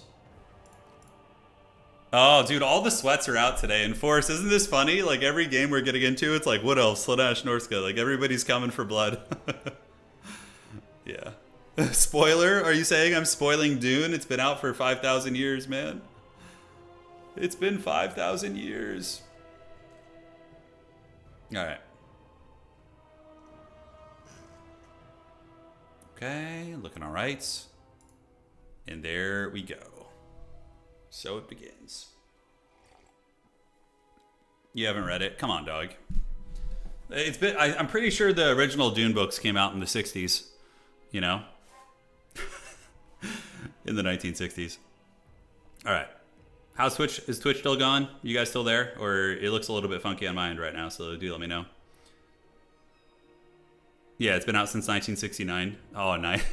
Parentheses, nice, says Cornbread. Hell yeah, dude, nice. Don't spoil the Bible, guys. I wonder if Jesus lives. Oh my God. Yeah. Now that was an interesting experience, I have to say. So, like growing up, like neither of my parents were religious at all. My mom and my dad, I didn't know anything about religion at all, really. I mean, I had friends who went to Sunday school or their families were religious and whatnot, but like I was never exposed to it at all until I was like maybe 12 or 13. No, it would have been 13. Yeah, so I didn't know anything about religion. I mean, I knew loosely of its existence and the different denominations and religions and whatnot, but in terms of like the specifics of like theology and scripture and all that, dude, I didn't know anything about it till I was like 13. So then I went to a Catholic high school. My family wasn't Catholic, but it had a really good college program and a football program I wanted to be a part of. So I went to that school, and dude, it was a trippy experience. Like, cause they had us read the Bible in like theology class, and that was wild, man. You know, that was wild. It was a wild experience. Story time, yes. All right. We going? Yeah. Looks like everything's working, sort of. It's held together by sticks and tape. Yes, yes. So Slaanesh and Norsca having a sweat duel. Do you guys think we're going to see a trouser snake? I actually feel like the trouser snake's probably not bad against Slaanesh. Although, I don't know. Maybe they're too mobile for it. Maybe they're too mobile. Turin Bible review is wild, I know. Catholic high schools tend to have really good sports programs for some reason. It's true, yeah. A couple of the really dominant sports programs in California are like, you know, private Catholic schools. Yeah, I mean, our school, to be fair, we were not like we were in the small school league. So basically, we were like the kings of the dumpsters, because our high school had like, I don't know, maybe like 200, 300 people at it. So we were in like the small Catholic Christian league, but we were like the kings of it. But like if you went to like play any bigger high schools, we would have just been crushed, you know. Is it true you watch anime? No. I'm not that into anime. No, I don't like it that much. I do like a couple of them though. There's some I've seen in the past that aren't terrible. All right, folks, let's get it. Let's have some fun. Thank you for joining. And let's have some freaking fun. So we got the Mask of Slaanesh versus Throg Daddy, Big Pimpin' Throg coming in. Oh my God, devotees of Slaanesh as well from Barl Sharkley. And an Exalted Hero of Slaanesh. This is a wild build, man. It's a wild build. Yeah, that makes sense, Apollo. That makes sense. That does make sense. All right, folks. It is go time. Please keep me updated on the stream quality. I'm curious to see if the little changes I'm making are working, but the Graboid, yeah, it's the tremors. So, ladies and gentlemen, spawning into the west side of the map, it is going to be our Slaaneshi champion. It is going to be Forsaken, which are just a god-tier infantry unit. They're fast, they're furious, they hit hard, and they're honestly going to beat most Norscan troopers. They will struggle a little bit against great weapons, but aside from that, they'll do very well. But really, the important thing here in this game, guys, is the fact that we have two devotees of Slaanesh. We got two of these bad boys ready to go. And yeah, they know how to rip and tear, I guess. I think they did get cost reduced. Not this patch, but I think in the previous one, they got a little bit of love. So yeah, against Norscan infantry, honestly, maybe not terrible. They do have 20% phys res, high combat stats, and they did get this ability. Yeah, this was like 2 patches ago. Okay. So here's what we're going to do. For all of you guys on Twitch, just come over to the YouTube stream. And I'm going to shut down Twitch for now, just so it doesn't cause issues on both sides. And then I'll investigate and I'll make sure to figure it. Yeah, I want to see if it's the Twitch causing the issues on YouTube. So if you guys just head over to YouTube right now, we're streaming there. Let me guys get you a link. Yeah, hold on one sec. Sorry about this. Yeah, it's just super troll, but it is what it is. Okay, there we go. That should do it. Hold on a sec, guys. I'll get you this in 1 second. So we're gonna do that. We're gonna do this. I want to see if the skipping goes away here, but we'll get the YouTube stream or Twitch stream fixed for next time. All right, so there you go, and we're gonna shut it down. See you guys on YouTube, yeah? All right, come hang out over here. All right, ladies and gentlemen, hopefully that will fix the problems on both sides. Yeah, because if it keeps crashing, I don't know what's causing it, but we'll get to the bottom of it. Ladies and gentlemen, welcome to the third game in today's stream. We do have a mighty Slaanesh army with Forsaken, Devotees, the Mask, and we do also have an Exalted Hero, which is going to be an Armor-Piercing Generalist up on the Beast here, and a Chaos Sorcerer as well. Aside from that, the Marauder armies of Subutai are going to be Marauder Horsemen, Marauders with Marauder Bearmen, and also some great weapons in the back, with a Mammoth as well. So we have a Warshrine Mammoth Throg and a Skinwolf Werekin. Very, very cool. All right, guys. So the Royal Rumble is upon us. The Chaos Sorcerer, Slaanesh of Shadows, and the Exalted Hero battling it out in a bit of a Death Star. We do see the Common Wolf getting in there. It is an anti-large fighter. Currently, as it stands, we do see the Mask of Slaanesh using the Chance-On of Caging, which is a slowing ability, which also drains Vigor on enemy units. Very, very obnoxious. But Slaanesh has Objective 1, Norsca has 2, and Objective 3 goes to Slaanesh over here. But big Pit of Shade's going to be coming down on the blob fight right there, so there it goes. Going to be dropping it like it's hot on these Marauders right there. And certainly not a bad one at all from our Slaaneshi character. But the big Giga Chad Mammoth is in, giving leadership as well as Vigor and Physres, both of which are pretty relevant. And the Mammoth is going to be excellent at killing Forsaken. That's very much what it's designed to do. So it's going to be getting the job done there. All right, Mask of Slaanesh attacking into Throg. Throg is certainly not going to be happy fighting there. Look at his stat line debuff. Man, Throg at 297 weapon strength. What the hell are all these debuffs on him? So currently, if we look at Throg's debuff card, it's hard to tell, but he does have the disarm ability, and there's got to be some other stuff, and poison obviously is the big one, okay. But value trading's pretty damn even right now. On the middle, we do see Subutai holding with his Marauders. On the outside, we do see some Kurgan Horsemen with dual weapons getting annihilated by the Forsaken and by the Devotees. And now those Devotees are going to be heading up to the high ground, guys, looking to get a big envelop here, and the pressure is going to be on. All right, guys. So the fight really going to be coming down to this pit fight here. Throg, though, getting beaten up badly. But again, Throg is a healing character. Mask of Slaanesh is actually going after the Mammoth. And we do see a lot of Slaaneshi Hellstriders coming in. Marauder Bearmen and Infantry need to get in and support that Mammoth. If that Mammoth gets surrounded by the big anti-large attacks, it's just going to be having a terrible, terrible time. And right now, the Mammoth, its HP going down very quickly as Hellstriders have it fully surrounded and all as well. Now, Norsca, what is Norsca's magic? If we take a look at Norsca, they do have, Premier weapons, Premier with great weapons in here, and the Skinwolf doing good, the Exalted Hero being bullied. The Mammoth getting a little bit of support, finally, from the Beast of Tashnar, so those bad boys do get called in, and they are going to be chewing through, so there they go. Nice anti-large attacks against the Hellstriders. Hellstriders taking a shit ton of damage. And the Mammoth Shrine is going to be very, very built up now. You can see it's at 57%, so nearby allies getting Physres and Vigor replenishment, which is very, very nice indeed. All right, guys, Fury's coming in on the backside here, and we do see the Hellstriders of Slaanesh getting ready to retreat away as they do get broken by the Beast of Tashnar. Throg going fisticuffs with the Mask. The Mask is obviously more of an anti-infantry duelist, and Throg is more of an anti-large duelist. But look at Throg's stats right now. Oh my god. The Rock of Inevitability activated on him. 28, 22, and 297. Absolutely freaking brutal, ladies and gentlemen. All right, so let's see what we got. Objective number 3 has gone to Slaanesh. Objective 2 is owned by Norsca, but looks like Slaanesh is in the process of flipping it with their Marauder Horsemen right here. The Mammoth is going strong, and as far as the late game goes, the Mammoth could be a big carry, because remember, the Mammoth replenishes Vigor of nearby units, which is incredibly good. But Throg is getting bullied over here. He's being 2v1, the Exalted Hero of Slaanesh and the Mask of Slaanesh bringing him down. Throg is sitting at 700 HP right now. Subutai in a little bit of trouble as Barl Sharkley is all up on him right now, and he might be able to get away because of the Wolves. The Wolves do have Frostbite, so they put the speed down of these units, but Throg is currently afflicted by Narcissism, but his healing is still active. Subutai really needs to get maybe some Skin Wolves or something to protect that if he can. Now, elsewhere, the Mammoth on the backfield fighting with the Marauders to try and break some of the Forsaken, and Throg Daddy is broken, but is healing as well. There's a high likelihood that Homie is going to be able to get his replenishment here, so we'll see how that all unfurls. Exalted Hero and the Mask locked in combat with Marauders, Ice Wolves, and actually taking a considerable amount of damage. This Exalted Hero at 2300 HP. Skinwolf Werkin doing some nice work with his anti-large Pimp Claws, and it looks like there is going to be a Fate of unit activated on the Forsaken that are going to be on their way in. Now Throg, Throg gets hunted by some Hellstriders, but again, Subutai very quick to react, going to be calling in some Norscan Ice Wolves, and they're going to be able to chase off those Hellstriders very easily, and that means Throg maybe has a chance of rallying, but he is down to 350 HP right now, which is very, very tough.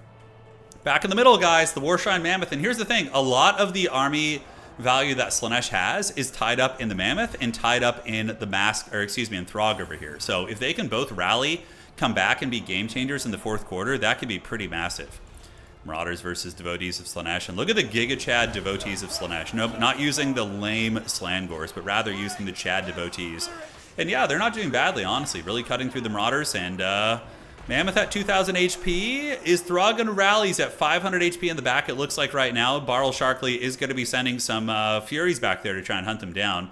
Is Throg going to rally? This is big, man, because he could heal up to like 2,000-3,000 HP if he comes back here, and could be an absolute game changer, but I don't know. Looks like he's going to maybe run. Throg is making his way to the edge of the battlefield. Is he going to rally? Oh, God, it's so close.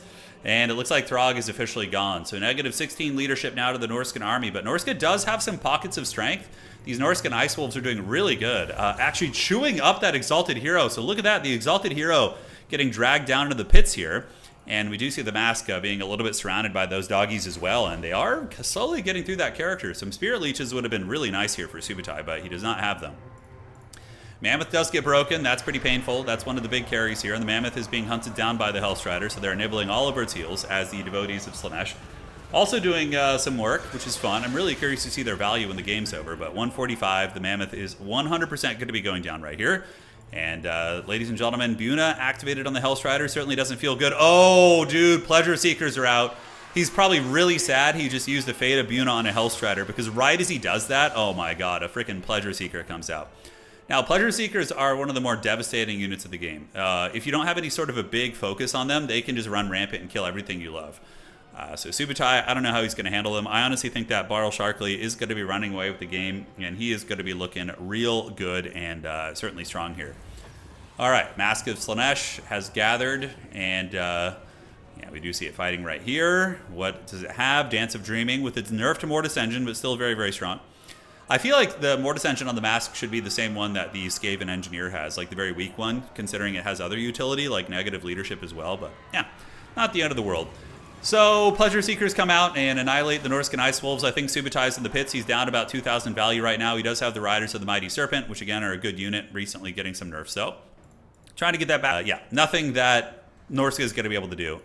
I love that he used Devotees of Slaanesh, by the way. Very cool to see them in action. And honestly, I feel like they did pretty good. The Devotees of Slaanesh lasted a lot of the game, and they won pretty much all their infantry fights, right? They were able to beat down the Bearmen and the Marauders, and now they have the Murderous Euphoria. So as they fight in combat, they get a damage buff, they get leadership, and cool to see in action. All right, guys, fun game. Yes, yes. That is that, and cool to see. Obviously, very meta. I think Throg was a weird choice, certainly, because Slaanesh, I mean, they do have big stuff, but yeah, considering the Mask is there, I think that Wolfric would have been better with Hunter of Champions, but all right. So what do we got? 3,000 value on the Mask, pretty bananas. I mean, the Mask did beat down the Mammoth and a couple other big threats. Obviously, an insane character. And elsewhere, the Devotees, 900 and 1,100 on those. Throg getting 252 value on Throg. Oh my god, that is so incredibly rough. Troll Toll frickin' paid. Mammoth got 1,700, and Subutai really needed Spirit Leech. Spirit Leech spam and targeting the Mask with the Mammoth would have been the best way to win the game, I think. If you just have the Mammoth spam clicking on the Mask while Spirit Leeching it, I think you can win. But it's hard. It's hard. GG, well played, guys. GG, well to the played. All right, so somebody in chat said they had an idea about what was causing the weird skipping issues. Please do let me know. All right.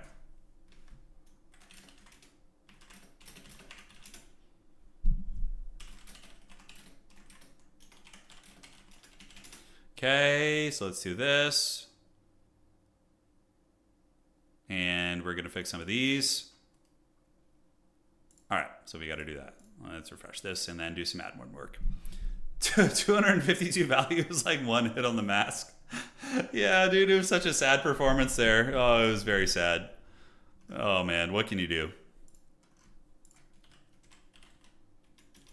Okay, so we're going to get a drop here. All right. So who else needs to have their scores fixed? Okay, so we're going to do this. And then Kane has too many points. Okay, so Kane should have 2 points. Let's go fix that and go from there. Slaanesh probably needs... Yeah, Slaanesh needs more nerfs for sure. I don't know if Creative Assembly will ever do it, but... Yeah, they need more nerfs. I mean, there will come a time when Creative Assembly is going to probably not do any more updates for the game, and that's when the community, that's when I would be down to actually implement some of those type of things myself, or with the community, of course. I love democracy. All right, let's change the points here and do this. So, Martinius. All right, so we're fixing Kane 8. Looking good. All right. You gotta love it, man. You gotta love it. Been a fun stream so far, guys. Thank you for joining. Welcome to all the Twitch exiles who've found their way over to YouTube. I'll get it fixed for next time, though. I know some of you guys probably prefer watching over there, so I will make sure that it's fixed up. Okay. All right, so that should be fixed now. Let's refresh and see if that works. Yeah, I can go on a bit of a rant about Slaanesh if you want. You guys want the boomer rant about Slaanesh? Just like nonsense, like share it on Facebook, shared by your Facebook uncle. Oh, man. That looks fine. And then Martinius is going to need a point as well. So Martinius is there. Okay. So yes, let's give Martinius his victory point here. The issue is that the nerf is too excessive. Will actually buff Slaanesh's result. Yeah. Have I seen the new Defiler? Yeah, the new Defiler is pretty wild. I actually like. Here, let me just before we go on the boomer rant about Slaanesh, let me just like talk to you guys about this. So the new Defiler is okay, new Defiler model. All right, so this thing is really, really cool. First, let's just put it out there. This thing is sick. This is the new Defiler for Warhammer 40k. I think it's pretty cool, but like, and it has a different loadout for each of the different gods. You can get a different head for it, which is really, really cool. My only gripe with it is it looks like an absolute nightmare to paint. Like, painting that just looks like pure suffering.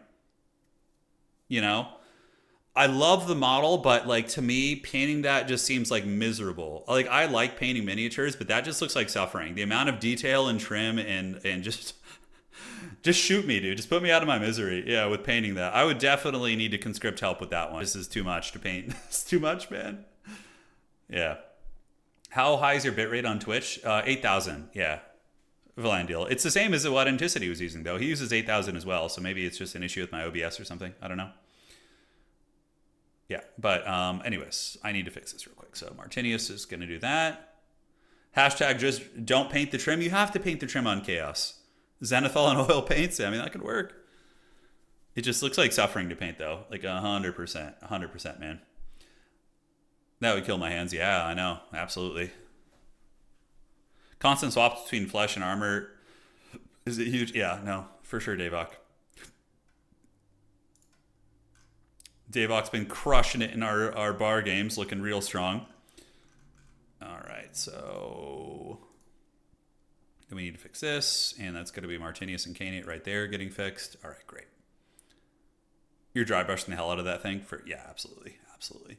One cheeky thing you could do is if you wanted to paint it quickly, you could also just spray prime it, whatever metallic you want, and then you don't have to paint the trim. So if you spray primed it gold, then you could just paint in the panels, which is way easier than doing the trim in my experience. It's way easier. Are UI mods allowed in multiplayer? No. Typically, you have to have the same multiplayer version as your opponents, or else it's not going to work. So if you have like a mod on, you shouldn't be able to play with them. Compare that to an Onager Dune Crawler, and you'll see the Chaos painting tax. Yeah. The Bob Pone rivalry. Oh, yeah, on bar yesterday. That was super funny. All right. There we are. All right, all fixed up. There we have it. All right, so Slaanesh has a couple design issues, right? Like, here's the thing. The whole thing with Slaanesh is that they're supposed to be the god faction that is like the most elite at fighting. So typically Slaanesh would have higher combat stats, but would have like lower HP pools. But the thing is, they decided to give Slaanesh like a random free physical resist faction wide, which 5% might not seem like a lot, but it's actually very, very good. So the physical resist in tandem with the fact that their entire faction is immune to psychology makes them one of the most stalwart factions in the game. Their mark has no downside whatsoever compared to the other gods. As a matter of fact, you get speed, phys res, immune to psychology, and you get the freaking Strider trait, okay? When you look at a faction like Nurgle, for example, and look at their mark, the mark of Nurgle, where the hell is this? So let me find these guys. There we go. You get negative melee attack, but you do get some HP and melee defense and poison, but it has a negative attribute, right? So, like, there's 3 positive traits on Nurgle and then 1 negative one. Slaanesh is just 4 positive traits. Khorne, for example, if you look at the mark of Khorne, it has lowered melee defense and then 3 positive traits. So Slaanesh is like one of the only gods. I mean, Tzeentch is similar, I think. I think Tzeentch only has positive 2. Yeah, Tzeentch only has 2 traits, magical barrier and magical attacks. But yeah, Slaanesh have just way too much durability. If I were to get in charge of balancing Slaanesh's faction, I would try and design them in such a way that they're a glass cannon where they're going to dunk on your shit when they catch you out. But if you catch them slipping, they actually take damage. Because as it stands, Slaanesh is honestly feels more durable than Nurgle at times. Like, a lot of their mobility has an insane amount of phys res, right? Like, if you look at the Heartseekers, for example, they got 20% phys res, and their melee defense is actually kind of decent for what they are. You need to add some negative trait to Slaanesh's mark, or just like rebalance them in other ways. And also, they have some of the best magic in the game between Shadows and Lore of Slaanesh. Rampaging is just an incredibly broken mechanic. Infantry are just insanely good. They have some of the best Vanguard infantry in the entire game in Slangors. Their Chaos Warriors and Chaos Warrior equivalents are all very good because they're immune to psychology and have built-in phys res, and their HP is honestly decent. Like, they're just, and their speed, they're so much faster than everybody else. So they're faster than everybody else. They're pretty much one of the tankier factions in the game. They're one of the hardest hitting factions in the game. They're basically just the best at everything. They're like the one person you grew up with who's just frustratingly good at everything, and you can't really find anything to critique about them except maybe they're not good at ranged. But again, it's a chaos faction, right? There just needs to be some changes. It's like it would require a pretty heavy duty amount of work to probably balance them out correctly. Now, that's not to say you can't beat Slaanesh. They're not unbeatable, but they're just a little bit better than everybody else. Just a little bit. They can be beaten, but they're just a little bit better. Yes, yes. And some of the lords are insanely good too. The mask is pretty cracked. I don't think the nerfs were enough for the mask. Like I said in my intro earlier, I think the mask probably could use some more nerfs. But yeah, that'll happen eventually, I'm sure.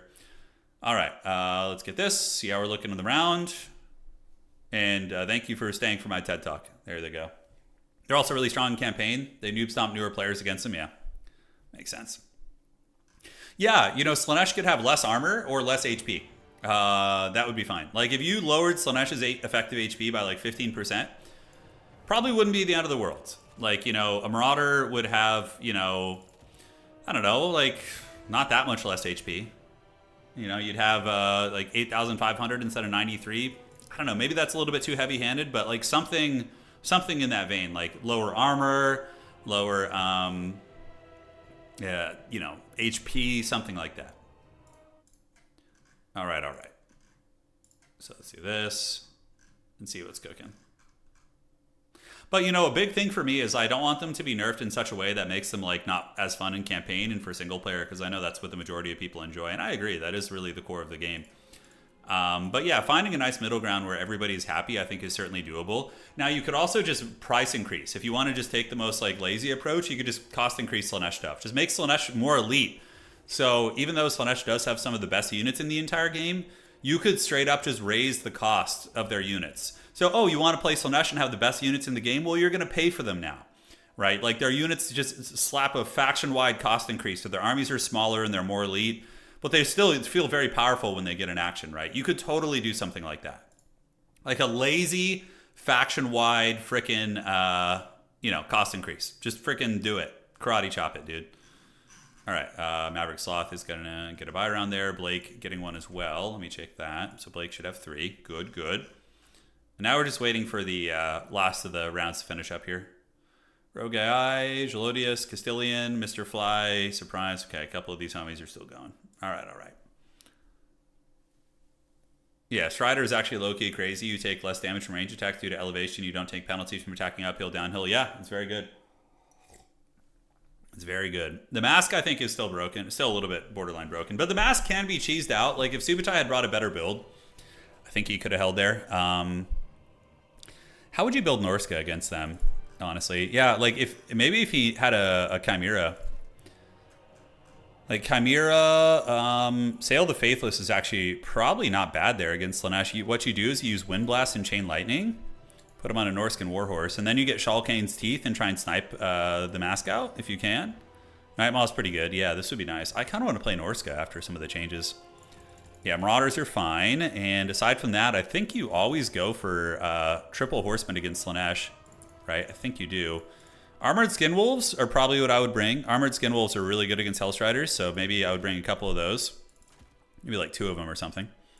And just in case they go with some Forsaken, you can mix in some Marauder Bearmen with Great Weapons.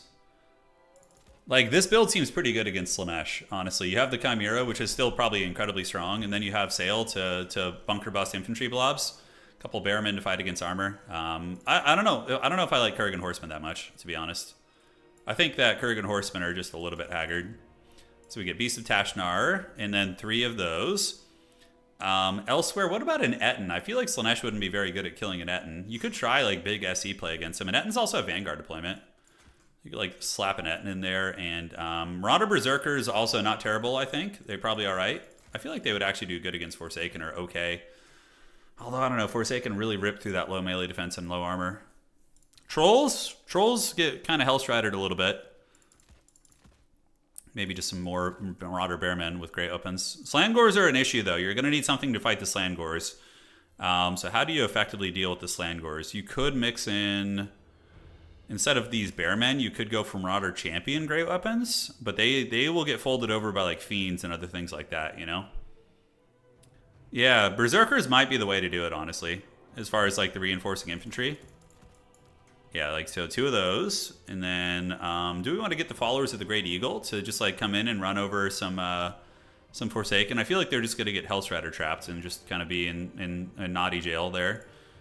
Maybe another Armored Skin Wolf. We have the Etten as well. Okay. Yeah, I don't know how to spend that last of that money, but I think this is the right direction for sure. I think it's in the right direction. You could get the anti-infantry from here, just like the cheapo ones, like these guys. Yeah, it's not a bad idea. And for you, we can get the Brutes of the Hound with that. This feels like a pretty good build against Slaanesh. Yeah, it feels decent. It's got a little something. Yeah, Frostwolves are just very good, though. Frostwolves are just amazing. They hit hard, very effective unit. They get the job done. All right, so let's refresh this. Looking good. And thank you guys for bearing with the Haggard stream difficulties we were having earlier. I appreciate you guys and all your patience and whatnot. Yes, yes. Hopefully it's all good in the realm right now. Okay. Sail the Faithless is here. We got our Marauder Horseman, Bloodshriek Chimera.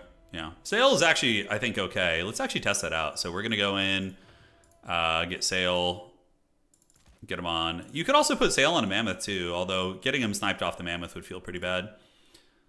So, Slaanesh, we can do Mask, yes. And what other spells does he have?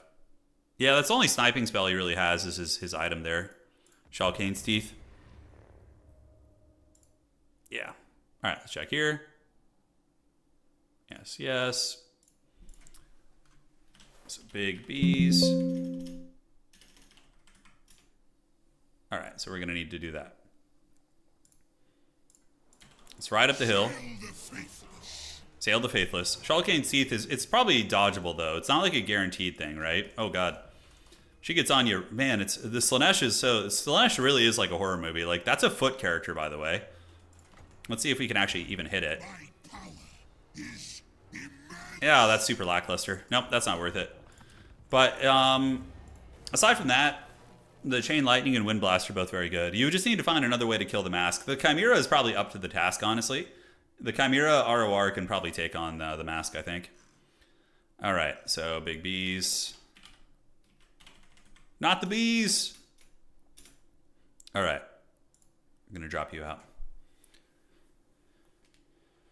Oh, they should just get Catholic Alcoholic and let him bounce Slaanesh. Just like bring him into the Creative Assembly offices, give that man a keyboard for one day, and just let him bounce the Slaanesh roster out. Just let him do it. Let the boy watch, you know?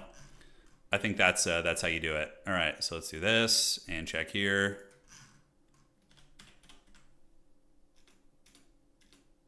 Okay, so I need to adjust Ponty's score, and then we should be good to go. All right, so Ponty's score is going to be adjusted here. And there we go. I wish Wolfric was a real duelist. I know. You know what would be a really cool trait, by the way, that they could add to the game that I wish they would? Imagine if they put... Okay, Creative Assembly, listen to me right now. If there are any of you guys watching, duelist characters that have the duelist keyword, see this right here? Give them an ability called bonus versus heroes and lords or whatever. Bonus versus heroes. So that when they, instead of getting a bonus versus large or a bonus versus infantry, they get a bonus versus heroes and lords. How freaking cool would that be? Imagine that. So characters that are like Sigvald or like Wolfric, they get a bonus only, like they get a stat bonus. So it's like, oh, bonus versus heroes of 20 or whatever. I think that would be incredibly cool. You heard it here first. They're going to do it. You just watch. It's going to happen someday. Maybe not in this game, but like I think that would be a very cool change. Bonus for a single entity works too. Yeah, but then that would make them against monsters too. Duelists are supposed to be like kind of hero duelists, those type of things. Yeah. Wouldn't that be rad? Bonus first characters, whatever, yeah. Dang, that seems like a perfect solution. It is a perfect solution. That'll do. All right. That'll do, Donkey. That'll do. So what do we got here? 2 games still to go, and then we are just about ready. You know, I'm actually surprised. We haven't had that bad of a drop rate today. We've only had a couple people drop. It's been pretty good. Yes, yes. And let's get into those sweet semifinals. Hey, Anticity, have you been playing any more BAR, man? Have you been jamming? I've actually, last night I played I finished streaming it for 5 hours, and then I went back and played later in the night at like 2 a.m. and something clicked. Yeah, something clicked where I think I finally figured out how to play like early aggression. I gotta show you, man. I gotta show you, Ant. Yes. Caster characters do way too well in melee overall. Yeah, but it makes sense for some wizards. Like some wizards in this game are very good fighters, like Malekith and those type of things. You see a dwarf campaign right there? Yeah. I was just messing around a little bit, playing the campaign for a minute. Yeah. Neo's starting to believe he is. Yeah, Bar is my current addiction outside of Total War. Total War is like our long-term squeeze, you know, but Bar is the other game I'm really into right now as well. Glorious domination games open right now. Oh, I love to see that. Just look at this community flourishing here. Pone, you're going to be a Legion main? Oh, hell yeah, dude. Legion Air Force. Let's go. Let's freaking go. All right, still waiting on these guys. Okay, 1 game to still to finish. We're just going to message and see how they're doing. Yo, still no response. All right, looks like his opponent didn't show up, and we're going to see, and if that's the case, we'll just drop his opponent in advance. Okay.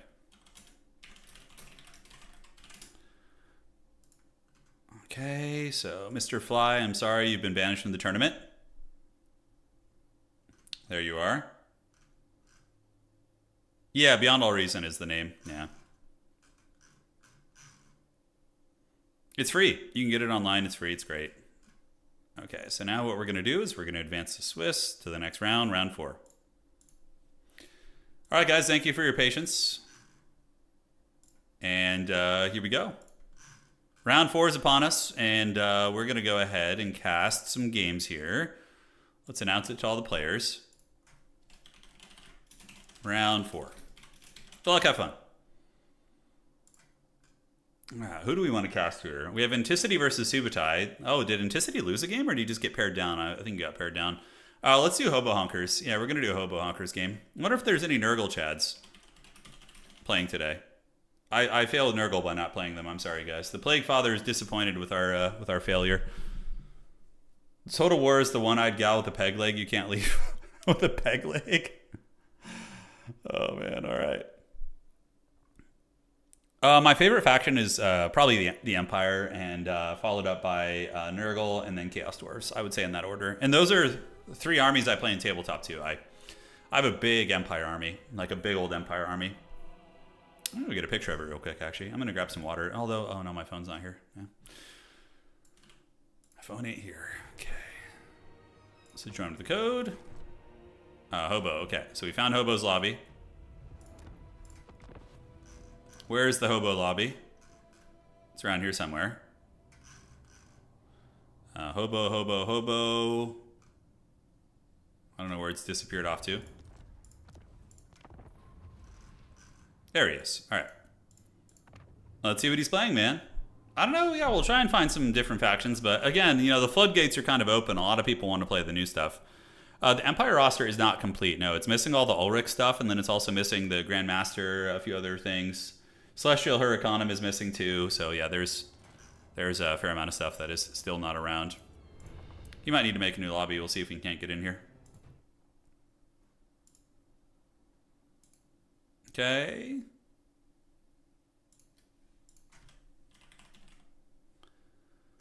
So let's go ahead and drop you.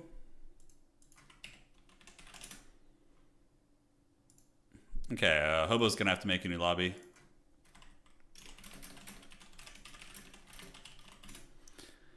All right, so he's gonna make a new lobby, and then we should be able to join that. There we go. You really hope Discord doesn't force everyone to give their... Yeah, it's a bit of a weird thing, right?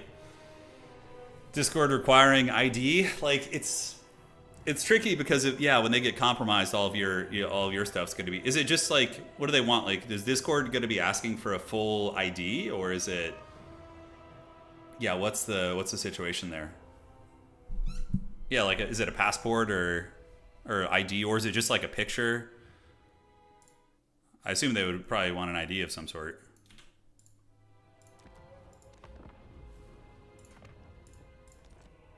Okay. Oh my god. He doesn't put the passwords on his game, so every time I use join with the code, it puts me in as a player. Okay. Back to TeamSpeak. Back to Ventrilo, guys. Who remembers the olden days of Ventrilo? Those were truly the forbidden sauce. Okay, let's see if it works. Yeah, dude, early Ventrilo days, that was truly the magic. Okay, Barles is opening a lobby. Oh, he's playing Barles? Is he? Yeah, okay, he's having lobby problems, so we'll go to Barles. There we go. So we already casted one Barles game. You miss Vent? Yeah, Ventrilo. Yeah. You guys feel old yet? Check this out. Oh. So on a scale of 1 to 10, how ancient do you guys feel right now? Oh, Ventrilo chat rooms. Oh, my beloved. Oh, look at it. Look at this. I remember World of Warcraft raids in 2006 and 7 with this shit, dude. 11. Oh my god. Yeah. Face blues. What? Stop. Why are you doing this to us? Dude, look at it. Look at how old do we all feel right now? Yeah. WoW raids with this. Yeah, Water Faucet. Yeah, probably. Maybe. We'll play it by ear. Turn, don't do this to me. Don't make me feel old. I'm sorry. Father Time comes for us all. All right, High Elves. Ooh, I actually wanted to see this. High Elves versus Slaanesh. Okay. Yeah, here we go. We're going to be seeing a lot of the new stuff being played today. You just use... Yeah, nothing beats this shit, though. Hold on. This is...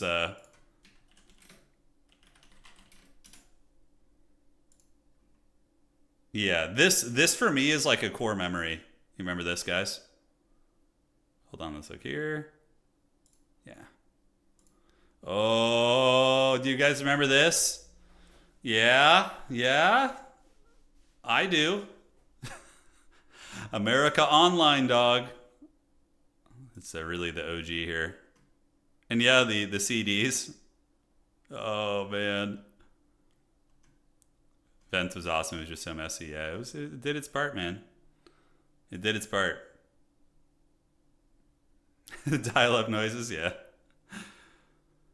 We're getting there, man. We're getting there.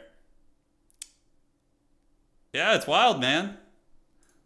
Like, our generation, a lot of us here were some of the first generations, or last generations to kind of grow up without, smartphones and technology, right? Like, I remember not getting we didn't have internet till like what, the mid-ish, late 90s, maybe 97, 98, give or take, maybe 96, 97. It was like something like that.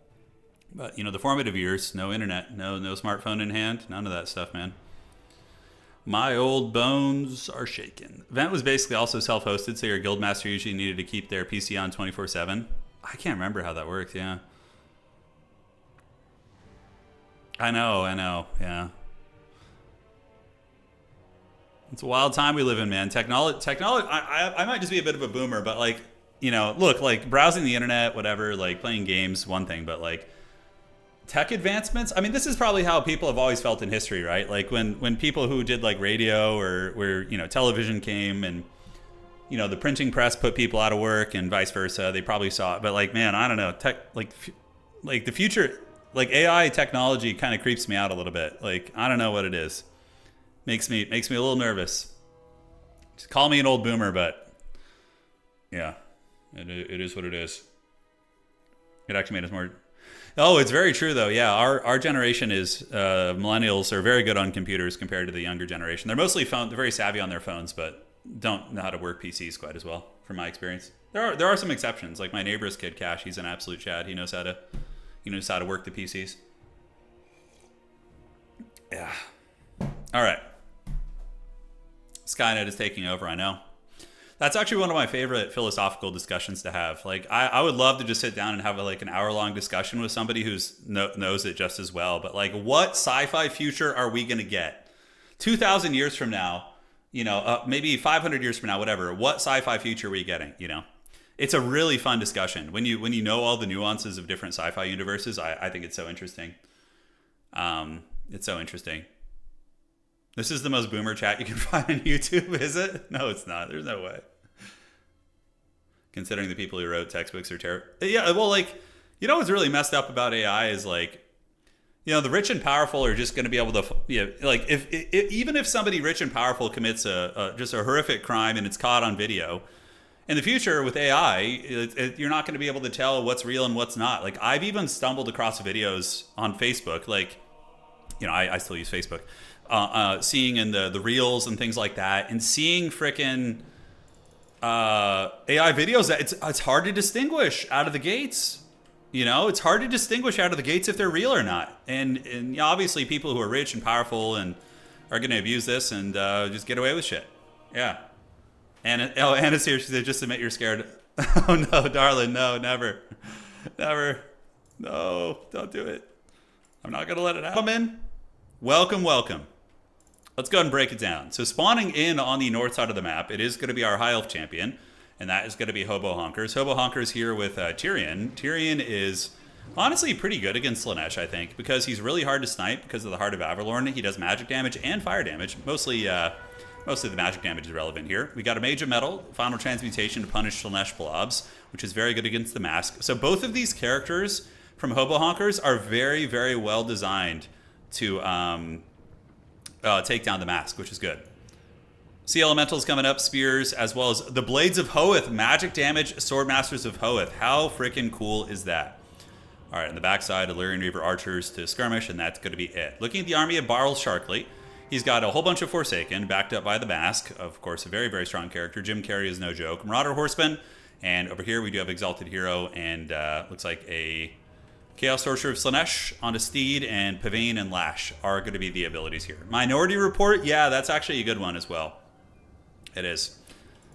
You think we're going to be the Expanse, but minus the aliens? All right, yeah, so like having that really kind of a wild relation between the Belters and the Earthers and the Martians and the geopolitical kind of elements of that. All right, guys, here it comes. The High Elves going to be hunkering down on one objective and waiting for their infantry to arrive before they slow push. Excited to see what Tyrion is going to be able to do. I mean, Tyrion should be able to beat the Mask in combat. His stats are way, way higher, but the Mask is honestly a pretty damn good fighter, so it's not going to be a one-sided fight, that is for sure. It is not going to be a one-sided fight. Pavane of Slaanesh activated on the Reavers, but unfortunately it was activated in a bit of an awkward position in which they didn't really get rampaged in too far there. Elsewhere, we do see the Sea Elemental coming in, as well as the Oceanids. Both are good choices here. Oceanids will probably hold their own against Forsaken with 55 melee defense and Phys-Res, so those guys are going to be chilling. But yeah, this is the correct way to play against Slaanesh. You basically just set up, then you slow push out. So you set up here, get your bearings, and then move out. If you try and split up too wide against Slaanesh out of the gates, you're typically going to be having a very, very bad time.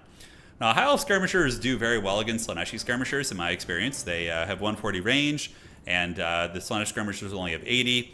Although that Sea Elemental is kind of getting punched in the wiener a little bit, which is certainly not fun. It doesn't have any way to passively heal, and yeah, that is going to suck. So in the back, Storm Riders being called in. The Riders on the Storm, so there they come. And he's going to be sitting here, the Storm Riders, and just counter-shooting all of these skirmishers. Barl Sharkley, though, has some really good skirmish cab micro. He's actually winning this skirmish trade. Usually the High Elves would be favored in that situation, but again, ammunition is starting to wax and wane on these guys and getting a little bit lower here. All right, Storm Riders arriving, Sea Elemental and Oceanids lurking in the back. Tyrion maybe thinking about harrying these guys a little bit. He's just kind of poking and offering a option there. But yeah, High Elves are doing a bit of a build-up. Right now he has 1,000 supplies. I wonder if he's going to be saving for like the Fireborn or something big and expensive. I don't think so, though. Considering that Hobo Honkers doesn't have any healing, Fireborn could be a little bit haggard. Well, I don't know. Maybe he does have a Mage of Life in reserve to come out and heal some stuff. Hard to say. So here we do see the Forsaken getting pushed back. Storm Riders are moving and shooting. So they're going to be planting their feet here in this desert sand. Oh, it's actually kind of like a tile here. And yeah, they are going to be ripping shots and picking off horsemen. You see a lot of the Slaaneshi horsemen having a pretty horrific time, but Slaanesh is actually going to go for a full court press. Yeah, full court press right now. I don't know if that's, is that the right play, attacking in? I mean, I honestly, if I'm Slaanesh, now I know Anticity will typically do these big full surrounds, but if I'm the Slaanesh player, I do not engage him. I sit back, I hold two objectives, and then when they start to move here, that is when you envelop. Like, I feel like enveloping here, you move in there, and that's right, listen to Anna. She knows. She knows. All right, Forsaken of Slaanesh getting a big envelop, going to be circling around the backside. Oceanids coming in, because like the High Elves, basically their power fantasy right now, their full like High Elf Asuryan boner, is that they want Slaanesh to attack them and then just value farm them on the defense with the Oceanids and the Sea Elemental, right? And now Barles is doing the correct play. He's pulling back, he's playing defensively, and he's going to wait for the High Elves to make their way over towards objective number 2, which I'm sure they will at some point. Currently looking at the points, we do see double the points, obviously makes sense, for the forces of Slaanesh. And now the Forsaken and the Mask are going to be pulling back, and this is going to be for sure awkward for the High Elves, because the hardest part, and this is a big skill set in domination, when you need to move to another objective, okay, you need to then decide, how am I going to partition my forces? What am I going to be leaving here? What am I going to be sending here? Is what I leave here going to be enough to stop their onslaught here? So we do see the Sea Elemental coming in, as well as the Blades of Hoeth. And he's assuming that this is going to be enough of a defensive force. Spearmen, Storm Riders, Oceanids, as well as Rangers on the defense, while Slaanesh is going to be getting slow pushed off the middle. Now, Hobo Honkers has been absolutely killing it lately in our community, and he has become, actually, I would say, one of the better High Elf players out there. So if anybody can make it work, it's going to be him. Forsaken coming up, Mask coming up as well.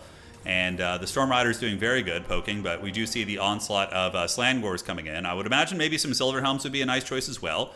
But White Lines of Krace are also very good here, because they'll trade well into the Forsaken and good enough against the other units there. Tyrion going for it, actually attacking the Sorcerer here and getting into contact. Yeah, so that Sorcerer, or no, Exalted Hero, excuse me, taking some damage. Pavane of Slaanesh activated, but now we're going to be seeing the High Elves calling in the magical water elementals of the donut. So there they go, and yeah, I mean, they'll beat Forsaken, it's just going to take a long time. Sea Elemental is in, and the Mask, yeah, the Sea Elemental needs to come over here. Hobo needs to stop playing games, get over here. Final Transmutation, really, really nice, baiting in the characters, so the Exalted Hero of Slaanesh and the Mask both get afflicted by that. But why is the Sea Elemental not over here helping? That's the whole strategy. That is the whole strategy. The Sea Elemental needs to come over here, help out a little bit. And now, yeah, Tyrion, man, fears no evil. Despite being beat up a little bit 2v1 by those characters, he is continuing to hunt down the Mask, and now the Sea Elemental is on its way in. And we do see the Mask on the run. Big Dongus Tyrion is on the hunt, and the Mask is running away, doing her anime moves as she does flee. And here comes the fight. Tyrion hits, but there is a Sea Elemental here too, which again is a really nice anti-infantry monster. And we'll see if it's actually going to make contact here. It's just kind of roaring. It's aura farming, as the kids do say. So Tyrion going to pull back, does not get hit by that Chaos Sorcerer. Over on the outside, did the Slaanesh Alpha Strike work? I don't know. We do see the Oceanids, Illyrian Reavers, and Rangers holding back the tide of Slaanesh. Oh man, but there's Pleasure Seekers in there. So Pleasure Seekers do get thrown into the mix. And those guys, they hit incredibly hard. Only about 700 value, and they have lost half health here. The Storm Riders will be good against them, but Oceanids holding, but probably going to be dragged down by the Pleasure Seekers. Meanwhile, on the other side of the battlefield, Hobo Honkers looking somewhat comfortable, able to secure the middle. The Sea Elemental still in okay shape, and Tyrion does have the heal still in his back pocket. As far as this fighting goes, though, High Elves do have a lot. They do have a lot. And, you know, one thing Pleasure Seekers don't want to be fighting is, like, chaff units. So even, like, basic Reavers and, you know, Storm Riders, Leathern Sea Guard will be okay against them. So we'll see how that all unfurls. Back here on the point, Oceanids are battling it out versus these Slaaneshi characters, and everybody's afraid of the Giga Chad Blades of Hoeth. These guys just standing there, just looking very stylish, and moving across to Tyrion. Actually going to be chasing the characters. Incredibly dangerous, by the way. Although he does have some Silver Helms coming in to help him out, so maybe it's going to be A-okay. Now, back in this fight, Pleasure Seekers do move in. The Chadley White Lines of Krace are fighting against the Heretics of Slaanesh. Slangors, Pleasure Seekers, a lot of scary units, and are in the process of slowly losing capture weight here. It does look like Slaanesh is doing some good work, but Hyles probably will be able to stabilize it since the Pleasure Seekers are moving off. And Tyrion gets slapped by Pavane of Slaanesh. It's going to be activated for another 11 seconds. Now, remember, Tyrion does have... Oh, what's going to happen right now, guys? Okay, Tyrion is going to get surrounded, and then a final transmutation. Yep, I called it. Still got it, baby. Still got it. All right, that's going to come in and do a shit ton of damage if it's overcasted. And it is... Oh, final transmutation hammering into the Slaanesh army. We do see the Mask taking a lot. Heart of Avalorn coming in with the steel chair, healing up Tyrion. Man, oh man, his durability paying huge dividends here as the Mask is on 500 HP, and we do see Tyrion, the Heir of Venarian, getting in there, and also taking down the Exalted Hero of Slaanesh. What an absolute hero of the donut. The Mask is crumbling and breaking. Over here, though, Slaanesh does overwhelm the side. The Sea Elemental is going to be moving in with some Swordmasters, although these Pleasure Seekers are going to be a problem. Although Swordmasters of Hoeth do have 62 melee attack and magic damage, so they will actually hurt these units. But Sea Elemental getting crushed, but when it does get low, it drops the unit of Oceanids, which is very nice. On the backside, Silver Helm's coming in, and Tyrion and company were able to win that fight over there. But, you know, Slaanesh is still not out of this game. That is for sure. There's a lot going on, and, yeah, a lot of mobility and a Pleasure Seeker on the battlefield. That is not a joke at all. So Blades of Hoeth, ripping and tearing, trying to get through these units where they can. Pleasure Seeker is sitting at 3,100, 2,000 value on them surrounding that Sea Elemental. That is going to be very tough. And what do we have coming into the back? It's going to be Silver Helms. Objective 3 is owned by Slaanesh. Objective 2 by the High Elves. And Objective 3 is owned by Slaanesh as well. A couple idle Silver Helms over here certainly could be used to come in and help. Hobo Honkers has forgotten about these guys. So need to get those bad boys in there. Although they're going to be routing off the Chaos Sorcerer here, which is a good call. Yeah, I mean, if they can get a charge bonus on this Sorcerer, they probably will be able to fold him, considering he's very low. All right, now back on this objective, it looks like the Pleasure Seeker is no longer going to be seeking pleasure, actually defeated by the Giga Chad Blades of Hoeth. So those guys with high enough melee attack as well as magic damage were able to really chew through them. And now the High Elves going to be grabbing Objective 3. Objective 2 is owned by the High Elves, and the far side objective is soon to go to the High Elves as well. Tyrion looking very beast mode as he is able to clear through these units, ladies and gentlemen, and that is going to be all she wrote. All right, man, what a freaking game and a half. It was a beautiful match there. Yeah, sorry about the weird YouTube stutters. It must be an issue with the broadcast software or some issue YouTube is having today. Somebody did mention that some other YouTubers who were streaming were having a problem with it and their streams were stuttering, so we don't know what it is. But yeah, hopefully it's not too bad. I think it happens every couple minutes. All right, so moving across, Reavers, as well as Tyrion and the Illyrian Reaver archers here poking into the Hellstriders. And ladies and gentlemen, looking like the High Elves are going to be clutching this game. As it currently stands, High Elves are going to be getting a triple cap. We do see a split push of Fiends. This is where the elite infantry are going to be coming in the clutch. Yeah, that is what it's going to be. So the Blades of Hoeth, 69 models, blessed by the Dark Prince. Maybe that's why they're doing so well. 1,300 value. They might honestly beat these Fiends. They might be able to do it. With the other infantry support nearby, they might get the job done. High Elves have still not gotten this objective, though, and Slaanesh does have a bit of a second win here. Tyrion heading back to the middle. I don't know why Tyrion isn't staying over here and helping win this fight, but I think that this fight, maybe the Swordmasters, will they get it? I don't know. They're getting a little bit danger low, and there are Forsaken in there, too. Probably the Metal Mage plus the Illyrian Reaver Archers will be enough to turn that tide, and then Tyrion can go back this way and help out. Silverhelm's engaging here, getting absolutely overwhelmed, though. I mean, there are so many heretics here. We have, I think, 3 or 4 units of Marauder Horsemen, and, yeah, and then also, I think there was a character in there. No, all the characters are gone at this point. They're all dead and gone. All right, Spearmen are coming up from the backside to solidify the point. Final Transmutation activated onto the Fiends of Slaanesh. A good choice, honestly. There's not going to be any blobs for the rest of the game, so might as well do it to it. And, yep, they're going to be chasing, but getting kited out by the Illyrian Reavers. And that's a victory for Lothern, a victory for the High Elves. What a freaking game and a half, guys. That was a great match, and I hope you guys enjoyed that one as much as I did. The Swordmasters really, really held. Yeah, they really, really held there. All right, GG, well played. So what do we have? Forsaken, yeah. All the usual stuff. I mean, but it was just masterful Tyrion baiting, basically. He sent in Tyrion. He baited in the enemy characters. He nailed them with Final Transmutations, man. I mean, it was really, really good. Very, very good. All right. Yep, 700 here, 800 here as well. What a game. Yeah, it was an amazing game. Beautiful stuff, right? Very, very good. Yeah, it's weird. You guys are saying that you're getting messages that you can't send messages on YouTube. That doesn't sound like it's an issue on my end, because you should always be able to send messages in a YouTube chat. Must be a YouTube thing today. Yeah, I hope so. All right. So let's move it up. And that is round 4. Victory for the High Elves. Let's refresh the bracket, see how we're looking. And it looks like the games are moving along nicely. We're going to be approaching the top 4 soon. We will see who our champions are going to be for the semifinals and grand finals. There are Cloudflare issues right now, you're saying? Not only yours? Okay, got it. So it's not... Okay, guys. So yeah, we can't fix it. I had this on other streams too. Okay, got it. Yeah. It is a YouTube thing. Last time it kept happening, they were trying to stick their AI ad blocker. Oh, got it. Got it. Okay, so it's a YouTube issue. Got it. No problemo. Are we being invaded? Are the aliens here? Are they taking over? Are they crashing our internet? I don't know, man. I don't know. So let's refresh this. And ladies and gentlemen, I'm going to go grab some water, and I will be back to hang out with you guys in just a moment. Any Beastmen in this tournament? Maybe. We have 51 people playing, so there's probably a Beastmen player somewhere in there. The Lorebeard's channel just ended early because of the issues. Got it. Okay. It's not that bad, though. If it's only like a 5-second drop and it happens every 5-10 minutes, I think that's okay. Invade if they want to leave the internet alone. Invade if you want, but just leave the internet alone. There you go. Yeah. All right, guys. I'll be right back. I'm going to go grab some water, and I'll BRB.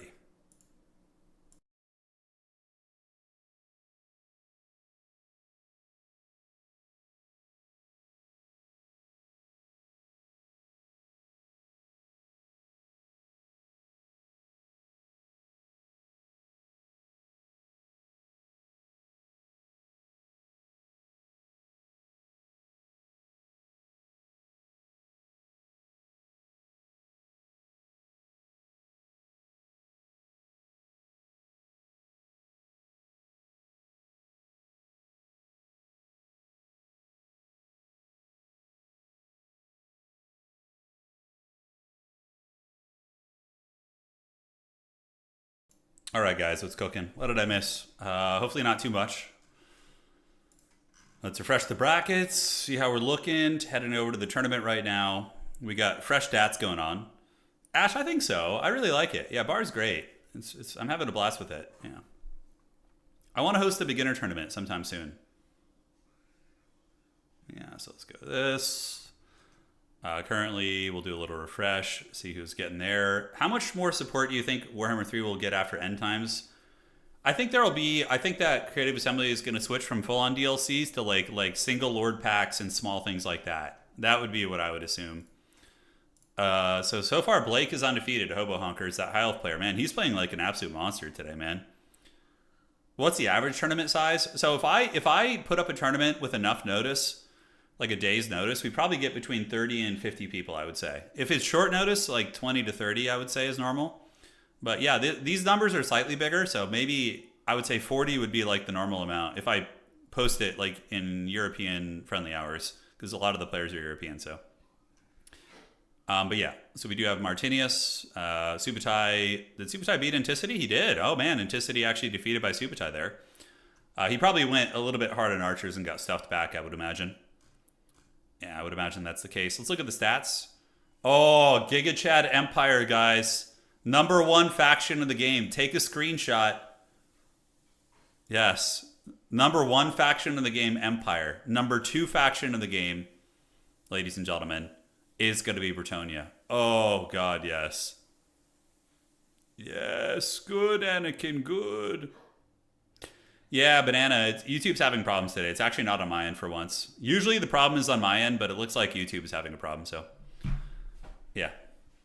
What a shame. What a shame. Yes, take a screenshot. Bretonia is the bigger surprise. It's probably just like a forbidden Bretonian main out there. Yeah. Sigmar blesses day. Yeah. That's right, man. That's right. Okay, let's go to the tournament and see how we're looking. By the way, we have 1 sec here. Let me check this. Yo.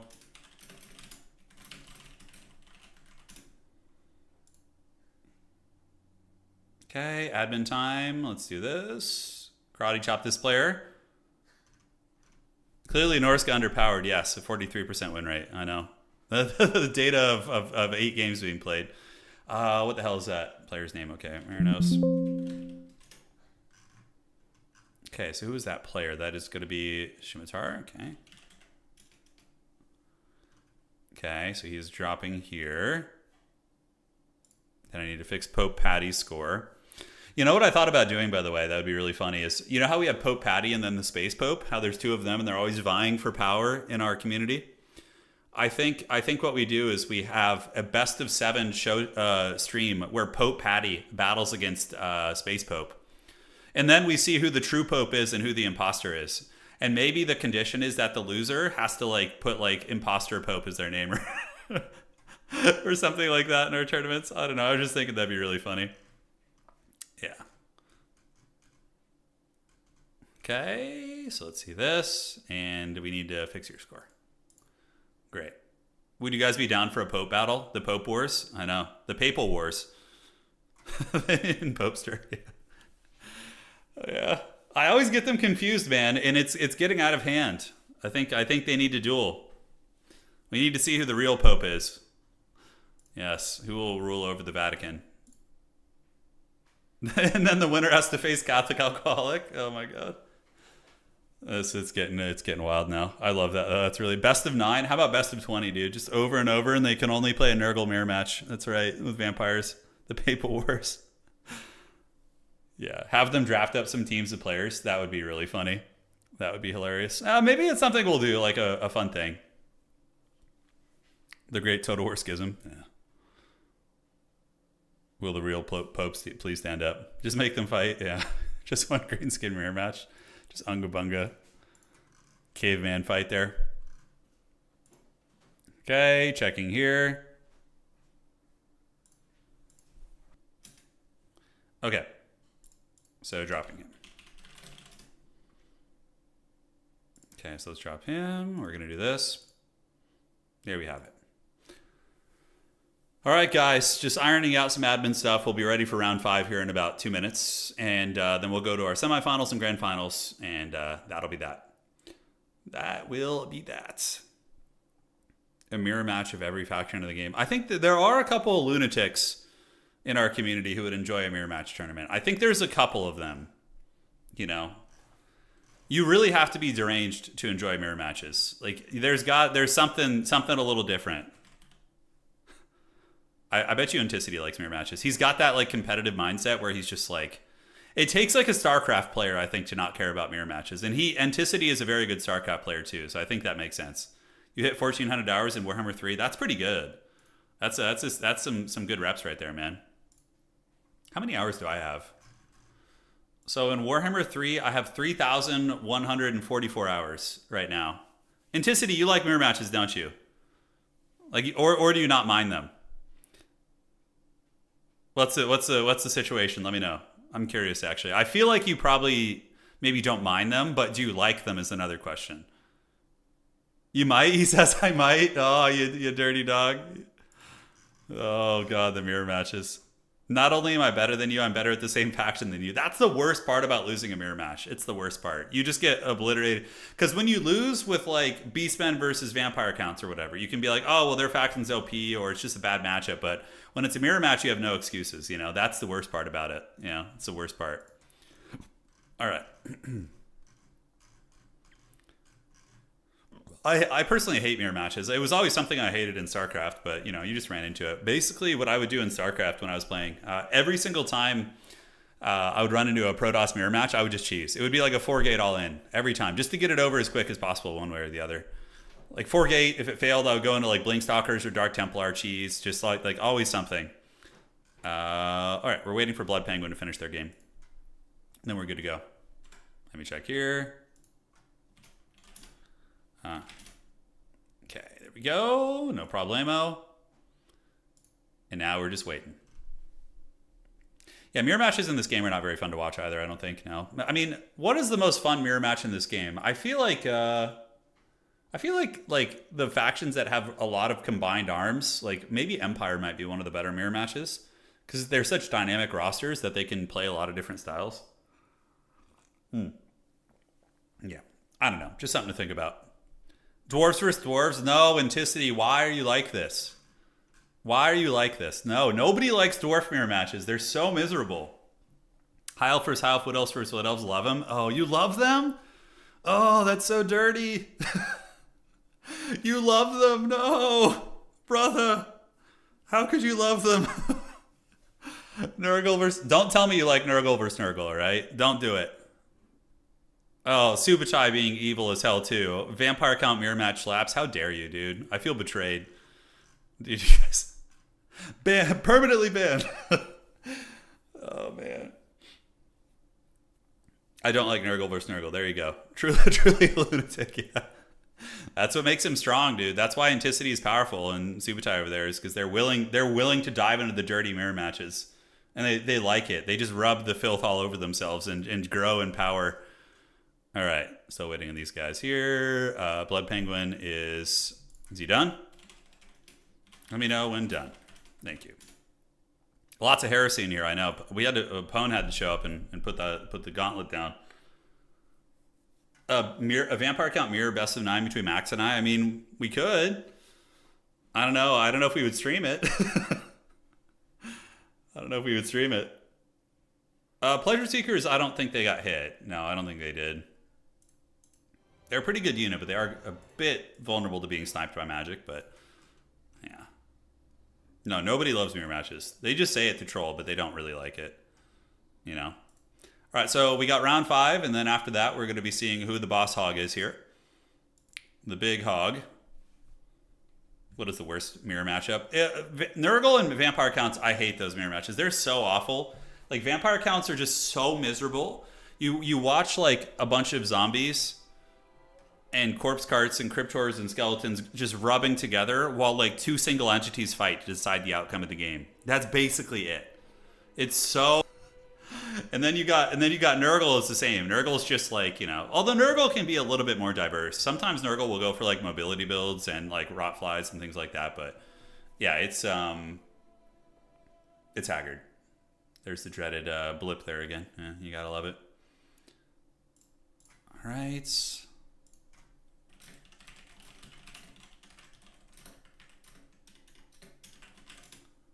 All right.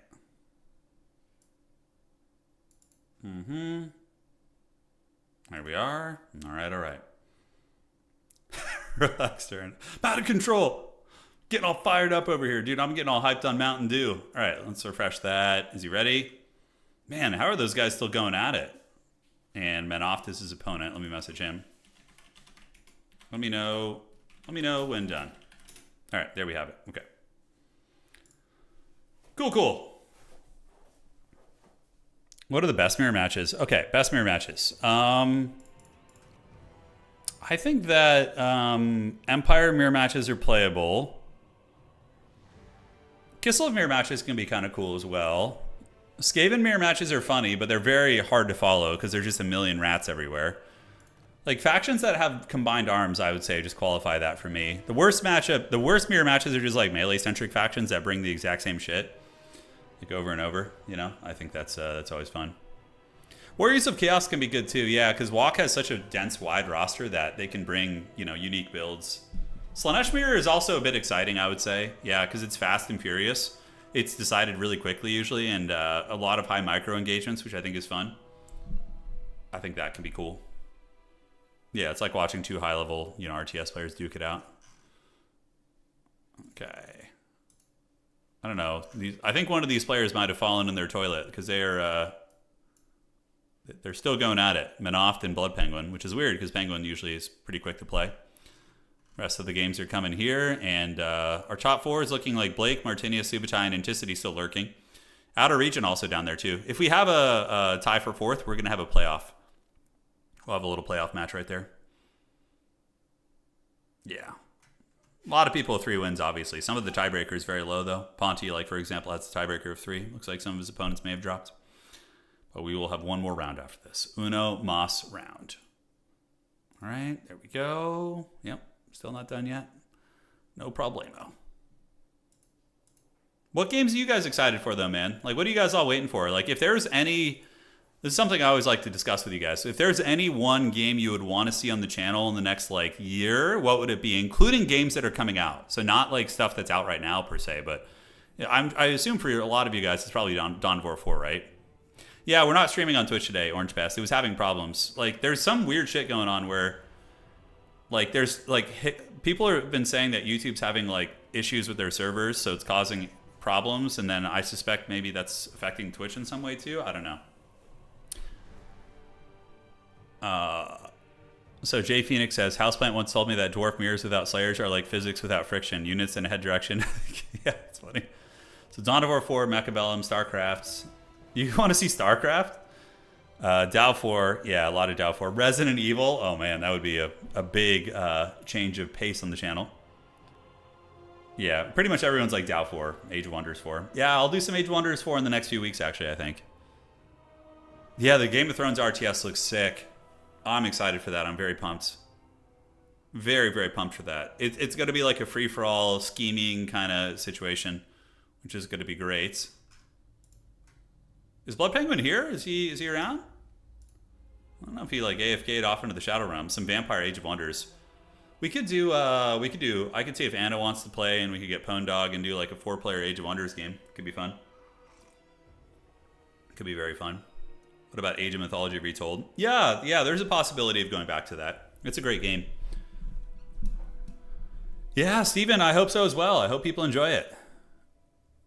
Dude, I know. Yeah, a new Lord of the Rings RTS. Yeah, that would be awesome. I don't know if it's going to happen, though, because the original wave of RTS games for Lord of the Rings was very much riding on the back of the trilogy movies with Peter Jackson, right? So I don't know if we have that momentum.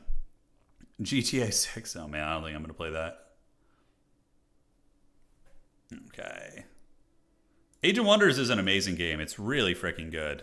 I can't recommend it enough. The creative expression of designing your own faction and mix and matching the different tomes is very more bar games where Pwn gets nuked. He hasn't been nuked in our games, really, to be fair. He was trolling me good yesterday, dude. When we were playing bar, Pwn was like flying over my base and bombarding me while I was fighting somebody else. It was so troll. I respected it. You know, it was great.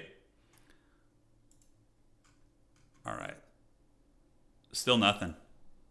Okay. Okay, they just finished. Oh, thank goodness. I was like, I thought they were both AFK. Just those 2 players just gone in the Shadow Realm there. Pwn was bombarding me, dude, with his dreaded Air Force, and he was like laughing at me while he was doing it. He was really living his best life.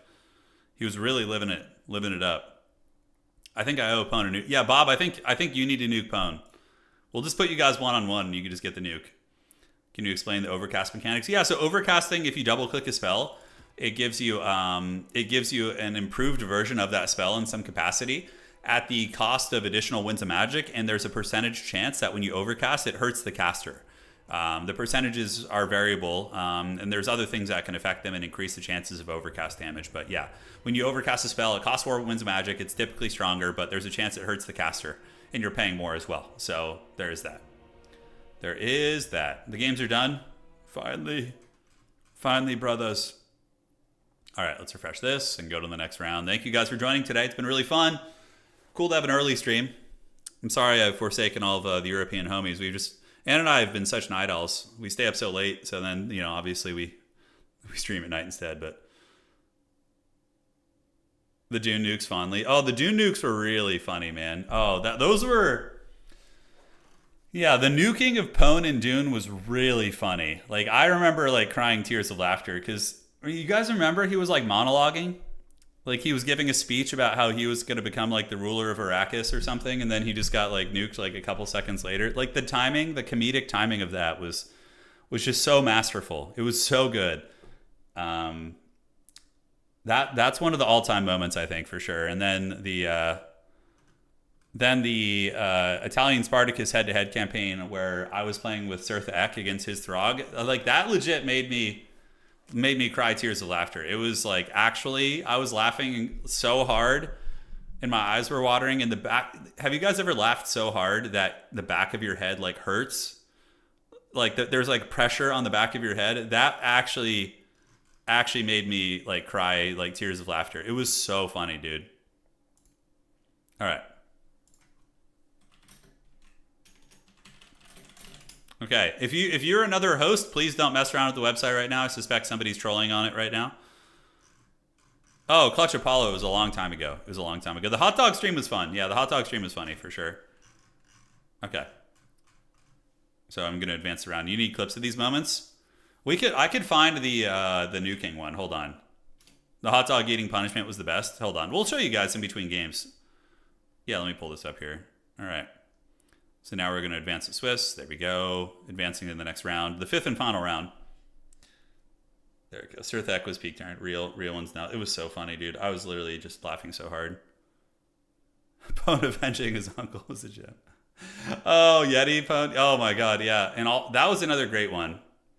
When we had the Bigfoot stream with Anna, where he did. And yeah, when Anna and I and the crew had Pwn trapped in the hut and he was Sasquatch and he was like hiding behind the shelf while we were just like throwing explosives in there. That was really funny. Yeah. You remember the Crusader Kings 3 stream where you and Sparty ganged up on somebody who kept assassinating his... Oh yeah, that was so funny. So when Crusader Kings 3 first came out, they reached out to do like a sponsored stream or something, and they were like, hey, we're going to get a bunch of YouTube people and Twitch people to do a stream. Yeah, so me and Spartacus ganged up on someone named Havoc.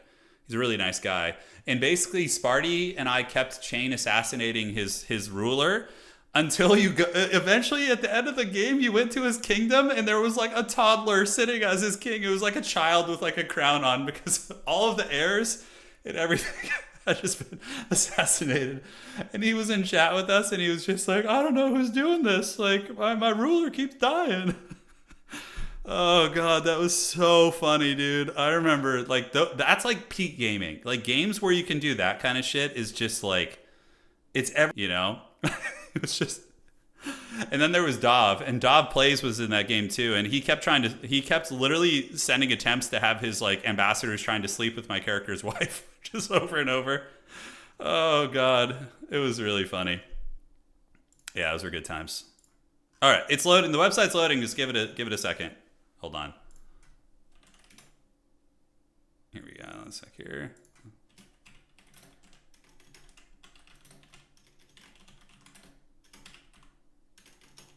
I'm going to look this up here, see if I can find it. All right. There we go. So we got round 5, guys. Let's go find a game to cast, yeah. So let's do this. Okay. Let's do that.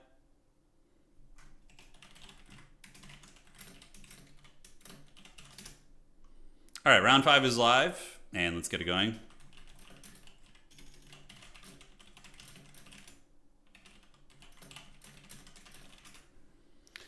All right, cool. Let me check this. And we're going to do that. Outstanding.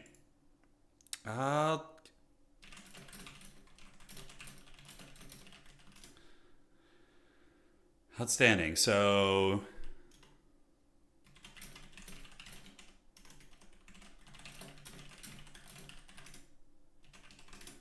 okay. So now we need to find a game to cast. We're gonna do we could do Riz Otto versus Turtles Are Me. I think Turtles is a greenskin player, so we'll do his game, see if he's playing his beloved greenskins today. Yo, lobby, code please. All right, we found a game. Yeah, round is up. We're going into round 5 right now, guys. We're going into round 5. Evening, what's going on? Welcome to the stream. All right, so we're gonna do Turtles Are Me versus Riz Otto. Lobby code, please. Thank you. We'll see if we can find him. If it says TBD, it means your opponent dropped, usually. But it shouldn't say TBD here unless your opponent actually dropped out. If that's the case, then you're probably good to go from here. Yeah. Orcs will be so much fun in 40K. Oh, yeah. I bet. Okay, let's jump in here. Do that. Boom. And here we are. All right.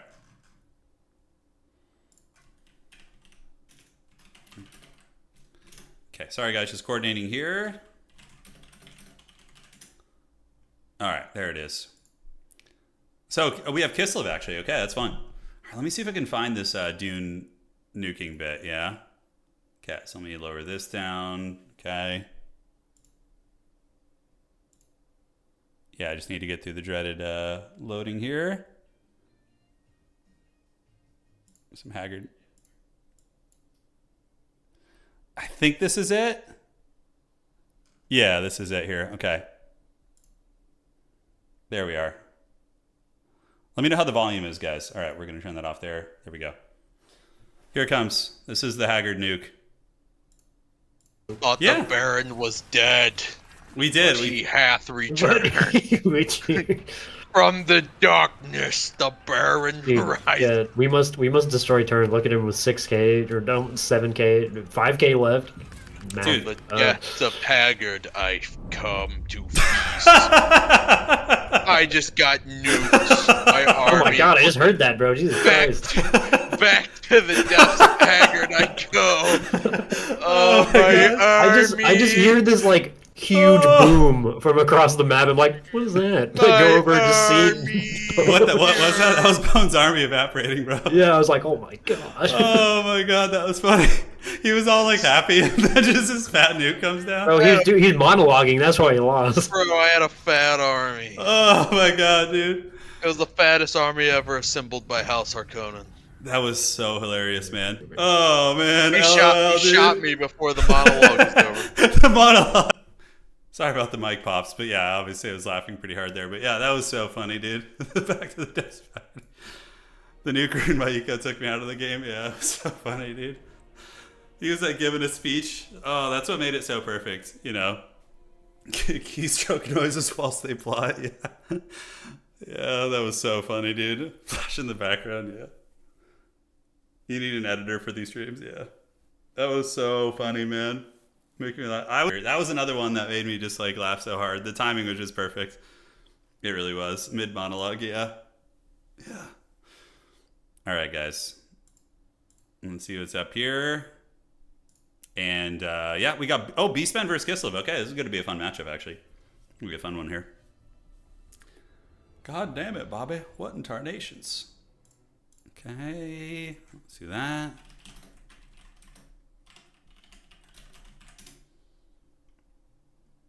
Okay.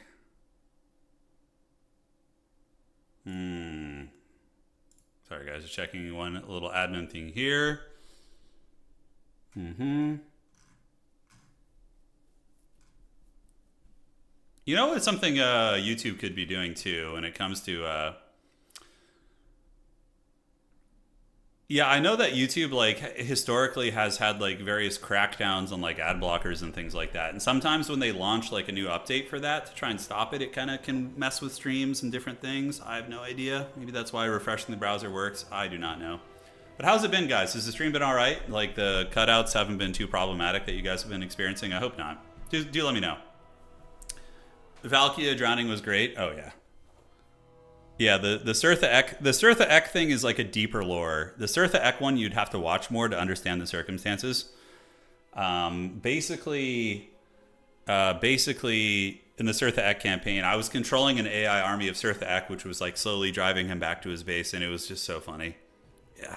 My army that's stuck in my head now. Yeah, it was really good. It was really good. Yeah, Larry, it should be. Yes, correct. He also hosts tournaments. There's a lot of great stuff here, so. Nothing Refresh can't fix, yeah. Yeah, it's all good. All right. So Kislev Beastman in round 5. I don't know if either of these players have a chance at top 4. Let me check. Or top, yeah, let's see. So Riz Otto is currently Turtles. Turtles is, let's see what his record is. Okay, so these guys, neither of them have a chance at top 4. Yeah, but it'll still be a fun game regardless. It's a different matchup, so. Definitely Blood Penguin and Hobo Honkers are guaranteed. So Blood Penguin was playing Wood Elves earlier. So Wood Elves and High Elves guaranteed in the top 4, it looks like, as we look at the tournament. Because these guys are duking it out right now. So Blood Penguin, top 4. Blake, top 4. Because, yeah. And then we're going to see the rest of the players. Like, there's a lot of players with 3 wins duking it out here. It's going to come down to tiebreaker score. Hopefully it's a clean cut, but if it's not, that just means we get an extra game because we have, like, a mini playoff here. So Anticity and Subutai are actually having a rematch, so the winner of that will probably make top 4 as well. So we'll see how that all unfolds here. It's been great for me. Okay, good. Everything's been good, yeah. No trouble streaming on the phone so far. Only had one video looping for another stream yesterday on my computer. Yeah. Evil YouTube schemes, man. Evil. Sounds good, Whiskey. Thank you. What's going on? Oh, the dreaded Ben the Barman, dude. Warhammer 2 legend. Ben, you played in some of these Dom tournaments recently. I think not too long. It was like maybe 4 or 5 months ago I remember seeing you, I think. Who were the biggest winners of the patch? Slaanesh, probably, because they like... So basically, what Slaanesh needs is to be just blasted with a shotgun in terms of balance. But what happened was Creative Assembly shot a shotgun, but only one tiny piece of buckshot hit Slaanesh. And they're like, oh shit, that's all? Okay, I guess we're going to keep dominating. So that's essentially what happened there. Yeah, so Risotto's ready. Turtles is getting the build together. I hope we see the dreaded Cygor play. I actually have beaten some very good Kislev players by using the dreaded double Cygor, but it's very risky. It's very risky. I don't know if it'll be worth it. I do not know if it will be worth it. All right, one sec, guys. Last admin thing I think I'm going to have to do for the day. Yes, good. Ben says, I play when I'm home in time for any tourney. Sadly, they start right about when I finish work. Yeah. I hear you, man. I hear you. Do you play any land battle, conquest stuff, or are you mainly just doing domination nowadays? Who are like the real, like if we look at the leaderboard, I'm trying to think like what Warhammer 2 OGs are still lurking around. There's a handful. Like Subutai, for example, played Warhammer 2 a lot, but he was more of a ladder player at that time. I don't remember seeing him in a lot of tournaments. Like if we look at today's tourney, who is a Warhammer 2? Yeah, Anticity, Subutai, Outer Region. These guys were all Warhammer 2 chads also. A couple other faces. Probably some of these guys dabbled. I know Zesty played Warhammer 2. Man, this is a big-ass tournament. Jeez Louise. Charix played Warhammer 2, I believe. Jay Phoenix definitely played some Warhammer 2. Was quite good at it. Yeah. Some folks lurking. Yeah, Dom's great, man. It's like a proper RTS, you know. You don't have to deal with the shenanigans and corner camping, attacking rules, all that stuff. It's really nice. But again, I understand some people like the OG kind of classic Total War battle style. So there's something for everybody. All right, ladies and gentlemen, fasten your seatbelts and get ready for a round 5 match. For Kislev, it is going to be a couple dragons. So we got 2 ice witches. Or 1 ice witch, and 1 frostworm. Frostworms are pretty good against beastmen. Anti-large, relatively tanky with good missile resistance as well as armor. And they can fight against the monsters and also do well enough with terror against infantry. So the idea is you got 2 big dragons to fight the big boys, and then to kill the infantry, Homie is going to be rocking a mass light war sled army. So these war sleds can shoot against minotaurs, centaurs, different things like that, and they're also going to be quite effective at running over the troopers too. 1 vanguard up here, some horse archers. And now let's take a look at the armies of the Bray Herd. So the Beastmen have a vanguard of Unga Bunga spearmen with raiders. This is really nice by Turtles. Just having like a cheap expendable army that can push your opponent off an objective is so freaking nice. Centaurs with throwing axes are god tier in this matchup. Very good. They can drag down big monsters, armored infantry. What's not to love? And aside from that, the rest of the build is going to be chaff. We have Doom Bull, which is very meta. He's just a good cheap fighter with a Shadowcaster with Melkoths against Kislevites Cav, and more Sentis with throwing axes. Honestly, a pretty good build, I would say. I don't hate it. And Cygors would have been terrible here. If he had done my Forbidden Double Cygor build, he would have had a really bad time. Like, the boulders would do nothing against these characters and SEs. Although eventually they might call in infantry, and then you could maybe boulder them at that point. But hard to say. Hard to say. All right, so Razorgore is going to be moving up through the woods. There they go. They are creeping. Yes, and Sentis are going there as well. And that's one issue Kislev may have is objective contesting. Their army is very, very small, whereas the Beastmen have a fair amount more sustainable capture weight. We'll have to see. But, you know, this army of Risotto is very much designed to try and just, you know, pop things in the face, go for alpha strikes, and live their best life in that way. All right, so we do see the war sleds arriving. They have 3 capture weight each, so they will be able to get it. You know, 369, damn thing fine.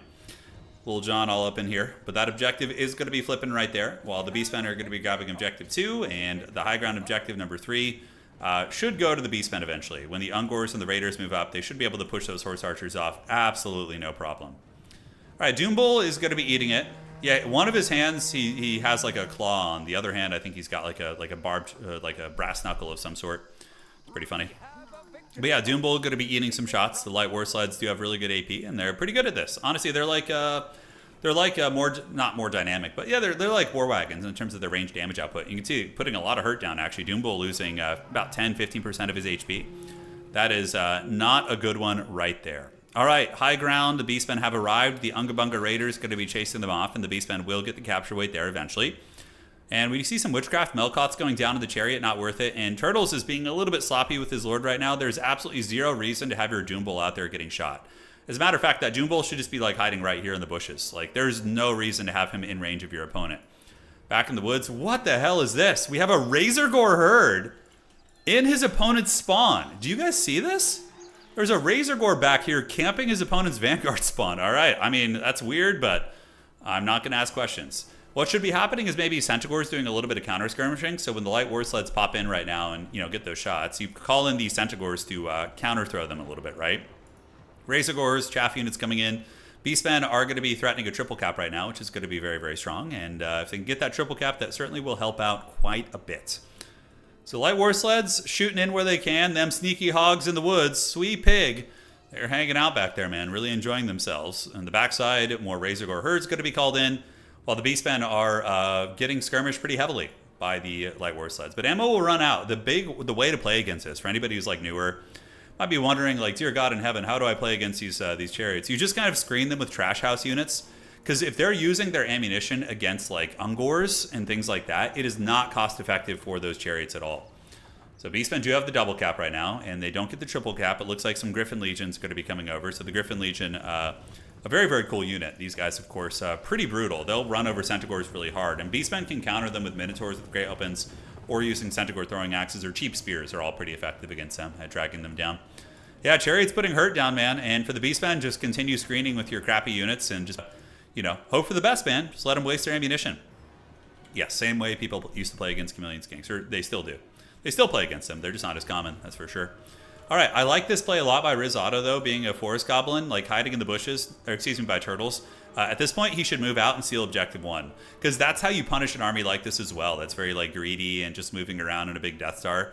He needs to move out, Turtles, and seal Objective 1 and triple cap his opponent, because when you have your opponent triple capped, you're basically punishing them for playing this way. You know, obviously, it's hard to interact with this playstyle, but if you have the triple cap, there are going to be bleeding points, and that is going to give you a long win condition later on. A little bit of lag here. Looks like maybe some connection issues with one of the players. Perhaps. Who knows? I don't think it's on my end, but, you You never know. Chariots coming on in, and we do see the Ungors moving in. The Griffin Legion, by the way, could get a brutal charge and just flatline those Ungors. Like, just absolutely flatten them. I don't know what magic. Probably Hawks of Miska. Yeah, you could just roll over this position pretty hard if it's Kislev. What you do is you drop a Hawks of Miska right here, and then you just cab charge the Ungors and wheel around and then run over the spears and just terror route them like instantly there. So we'll see how that goes. All right, outside, the Beastmen going to be rolling up and getting this objective right here. In the meantime, the Chariots are lurking, shooting where they can. If it continues lagging really bad, I might just jump out of the game and spare these guys and see if that helps. Because, again, peer-to-peer connections. It's usually not a problem, but one of the players is probably on the dreaded Wi-Fi, and that's what's getting him. All right, so Kislev trying to steal this objective with brute force. The Beastmen player should move up with these spears right now and push off those horse archers 100%. Good Melkoss on those guys. Meanwhile, Centaurs with throwing axes are being kept back, and Turtles' army does have a triple cap right now, and Korngors are being called in as well. Hey, Chris, everything's good, man. Thank you for asking, brother. All right, Korngors on the mix. The tactical slideshow is in full effect. Yes, this is the true Total War experience. This is like old Total War. You guys remember in Warhammer 2, I feel like we had exponentially more lag back in Warhammer 2. I don't know why. I think it's because we had a lot more players from regions that were, tend to lag more. This is a big mistake, though, not pushing them off. Like, the Spears should be pushing these Griffin Legion. Korngors might be able to push them off, and you should move your Centis up behind these guys and get the Centaur. So a couple big misplays coming in from the Beastmen player, but it's not the end of the world. He's still doing well in many regards. That is for sure. But the objective does get taken by Kislev, which is a bit of an unfortunate one. But it's going to flip back pretty quickly as those horse archers are pushed off, and the Korngors are now up in the point. And we will see how the fighting is going to unfold. The Warhammer 2 slideshow experience. Yeah, is it just me, or Warhammer 2 is way laggier, man? Total War 40k will be the same. God, what do we have to do to get servers, man? Honestly, it's like, I know it's mostly a single-player game, but it's still, there's a lot of people who play head-to-head campaigns and multiplayer. I think it's worth it. Oh, really nice Hawks of Miska, by the way. Absolutely beautiful. Able to drop it right there. Hitting an Ungor unit, hitting an Ungor Raider right there as well. And we do see a Melkoss mystifying miasma going down to the Griffin Legion on the outside. Chariots thinking about charging in there. The one upside for the players is that the Chariots, the lag does give you a lot of time to micro, so it makes them micro a lot better than they normally would. This is a mistake by the Beastmen too, by the way, so you want to move up here and move up here. You don't let them just take this objective. You gotta, if somebody is playing skirmish against you, you have to punish them with the objectives. That's usually how you do it. Usually how they do it. All right. So Razorgore herds attacking into the light war sleds, and we do see the Korngors moving up there, getting ready to party, and the Centaurs in the back, just waiting for the enemy Chariots to run out of ammunition. But honestly, Turtles is doing a good job mitigating the amount of damage he's taking. He is doing a very, very good job, I would say.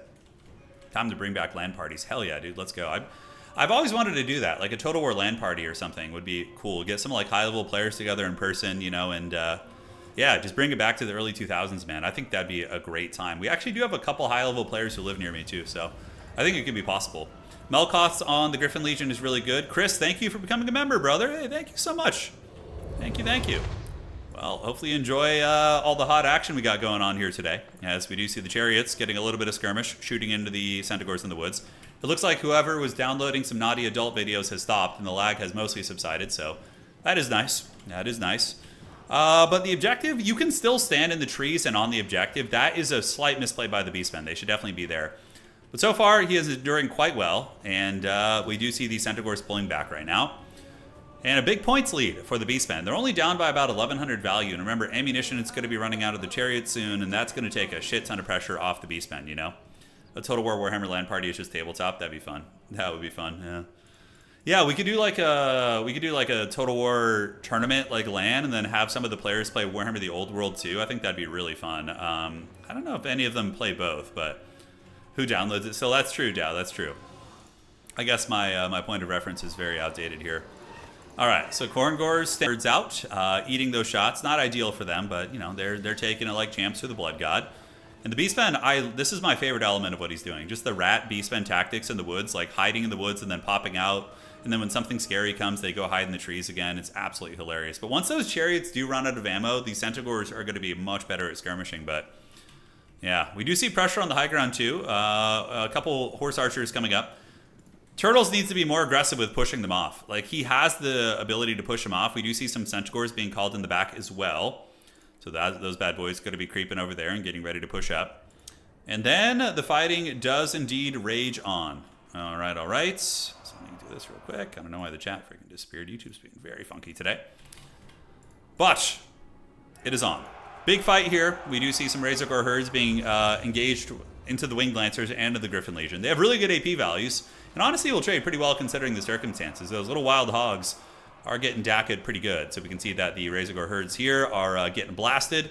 And to the other side, the Beastmen have sprung their ambush guys. So they've come out of the trees, and they are pushing back the Griffin Legion. The Baconators plus the Spears will be able to beat a Griffin Legion unit. Talk about cost effective, by the way. That's like 800 gold versus like 1,200. And very, very good. So Beastmen ambush. Razorgore is actually doing pretty good against the Frostworm. And I like that ambush out of the woods quite a bit. But the Beastmen are going to want to retreat back to the trees here probably soon. Halberds engaging versus Griffin Legion. Griffin Legion obviously able to defeat the Razorgores right there. And the chewing and chopping is underway. Beastmen, yeah, man, he's misplaying so hard up here. He really needs to just push these Horse Archers off. Like, those Ungors will beat them, and these Ungors will beat them. And this would be no issue. He would be in no danger. Granted, his Centaurs might get there quick enough so that it won't matter. We'll see. But they are going to be cruising up towards Objective 3 right there, moving and a grooving. Meanwhile, the Ice Witch does come over here with Hawks and Miska. The negative 16 leadership really, really painful and is able to break the Razorgores, and the Griffin Legion cleans them up. So the Haggard Beastmen ambushes in the woods here looks like they have been stifled a little bit for now. The Beastmen are saving up a little bit on supplies, yes. Now in the back, we do see something scary being called in. It is going to be what? A Pestigore unit. Not a bad choice. Pesties are good against Kislev. And Kislev does flip this objective, but it looks like the Beastmen are going to get it back pretty quickly, so it's not going to matter too much. 1,000 points for the Beastmen. And now the Centaurs are moving about, and using Melkoth to slow down the Cav while the Centis kite them with their throwing axes is a very, very nice play there. A very, very nice place indeed. In the back, a bit of a misplay by the Kislev player. He leaves his Winged Lancers in combat with some Khorngors and Centis, although maybe he figured he couldn't get away from the Centaurs, so he decided to stay and just fight it out, which is a respectable play at times. Chris, thank you, thank you. I greatly appreciate the donation, brother. Thank you. Love the content. Well, hey, a lot more to come, my friend. Unsummoned here on the Khorngor. A bit of an interesting choice considering how healthy they are, but understandably they're a very core unit and you want to get them back on the field. Up on the high ground, the Beastmen do re-secure it, and we do see the Centaurs chasing down the Patriarch, who with the support of some Winged Lancers should be able to come about face and deal with them. Hey, get some rest, Ant. Well played, man. The Norscans got you, huh? Yeah, Norsca's very strong. They are very strong indeed. All right, so Chariot's coming around. Yes, yes. So blasting into the Centis right here. And ladies and gentlemen, looking like the Beastmen do have the objectives on lock, and the value trading is close enough that I think the Beastmen are definitely in a favored position here in this game. They have a lot of sustainable units, including Pestigores and Khorngors on the field. Razorgores have been doing really well. And those are just light chariots. They only have 50 armor. So when they get into melee eventually against Centis and other things like that, they're going to have a baddish time. Not going to have a good time. Oh, nerd fight. We got a nerd fight going down. The Brave Shaman's running up with his staff to fight against the Patriarch. Okay, maybe the Patriarch's going to initiate the fight, attacking with his horse right there. And the nerd fight is now over. And we see the fight raging on here. Centaurs charging out, and more Centaurs coming around the flank. And it looks like we're going to start to get an actual fight here as Kislev is committing pretty heavily. We do see the Horse Archers moving in. Are the Chariots going to move in? Ooh, Centaurs running interference. They do run over here, and they do engage against the Light War Sleds. There they go. So the Light War Sleds, like I said, get folded up very quickly because of their low armor, even by Centis. And I do think the Beastmen and Turtles are starting to take over the game a little bit. Like, they've just endured the beating and the harass from Kislev very well. And, yeah, are now actually getting some very cost-effective pushbacks here. Winged Lancers going to wreck these Centis if they don't retreat. Looks like the Centaurs do form ranks and retreat. And now we get Pestigores coming in. Great weapons going to be tough to deal with. Where the hell is the Ice Witches, by the way? I don't know what they're doing. Okay, chasing the last of those units here. So Kislev's best chance is a Monster Mash here, and they are going to get the double Frostworm in here.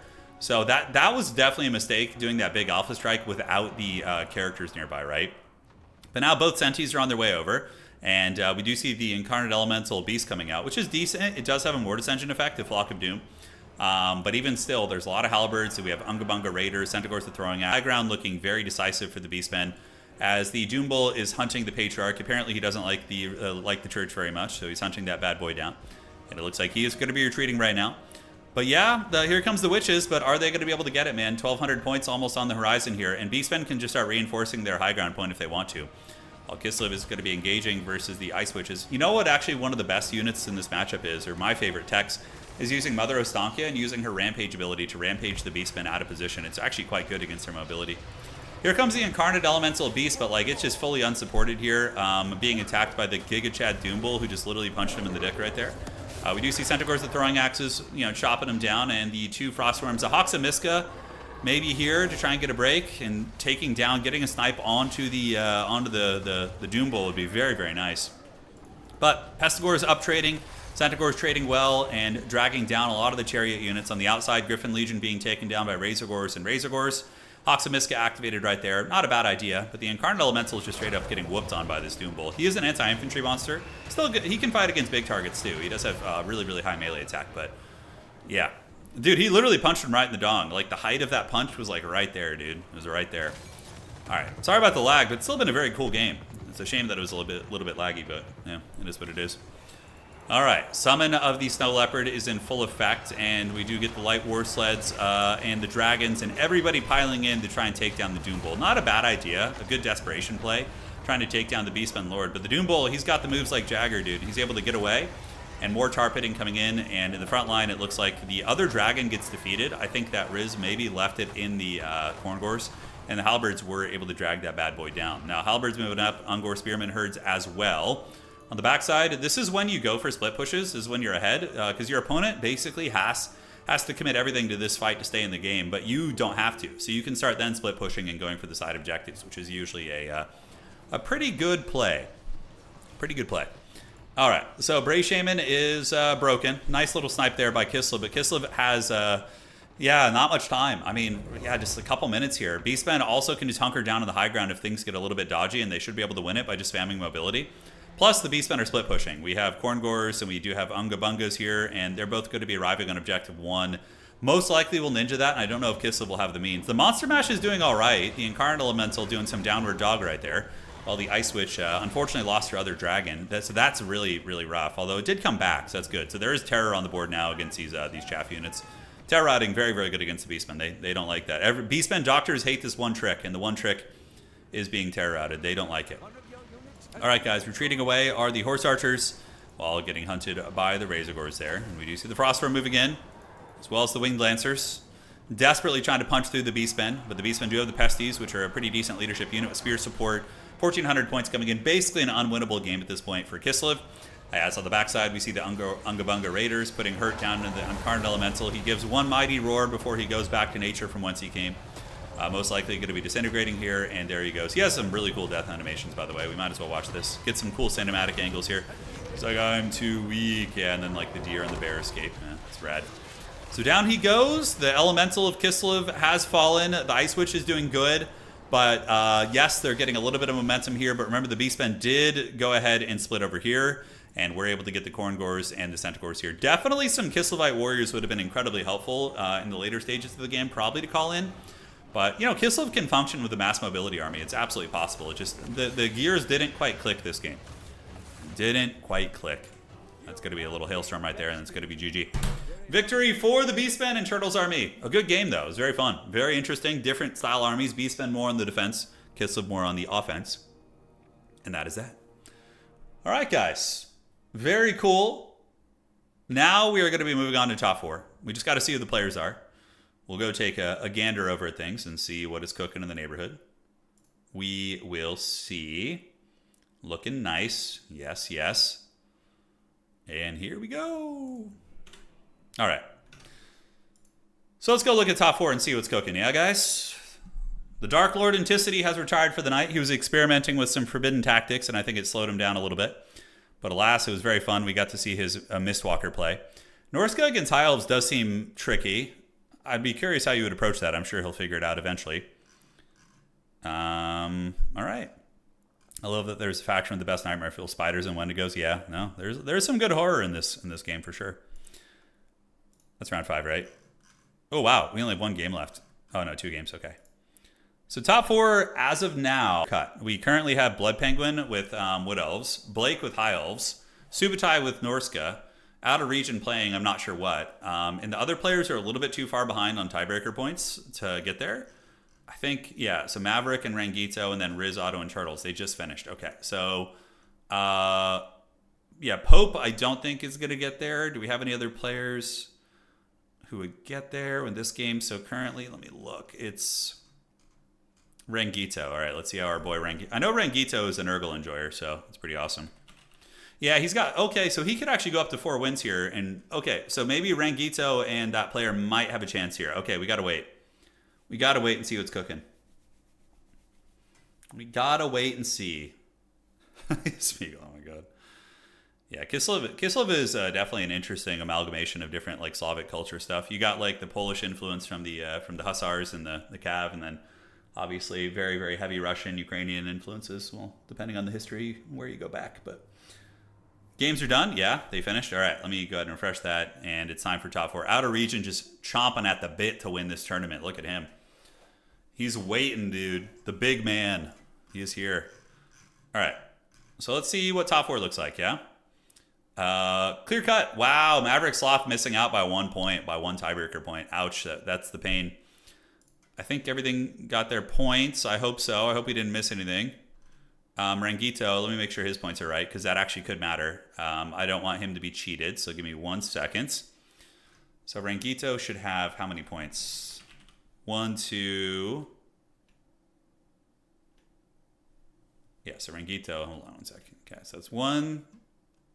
And then he's got 2 wins, 3 wins, and 4 wins. So he should be at 4.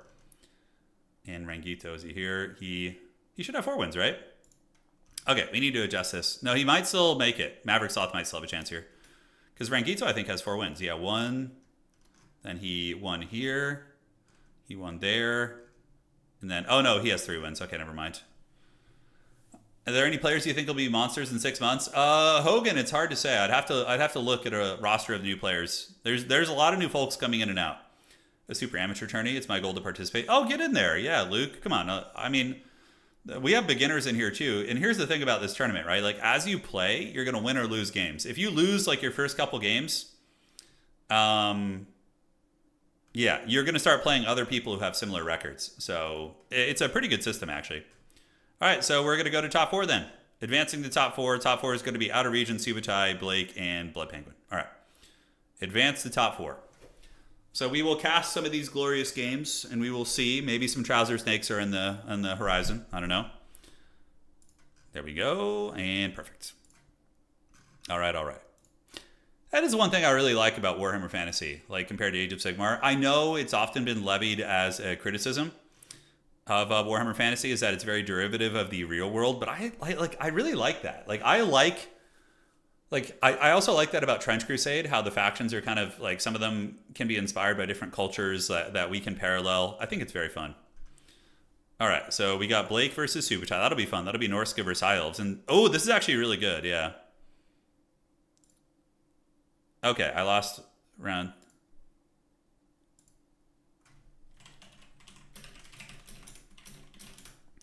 Okay.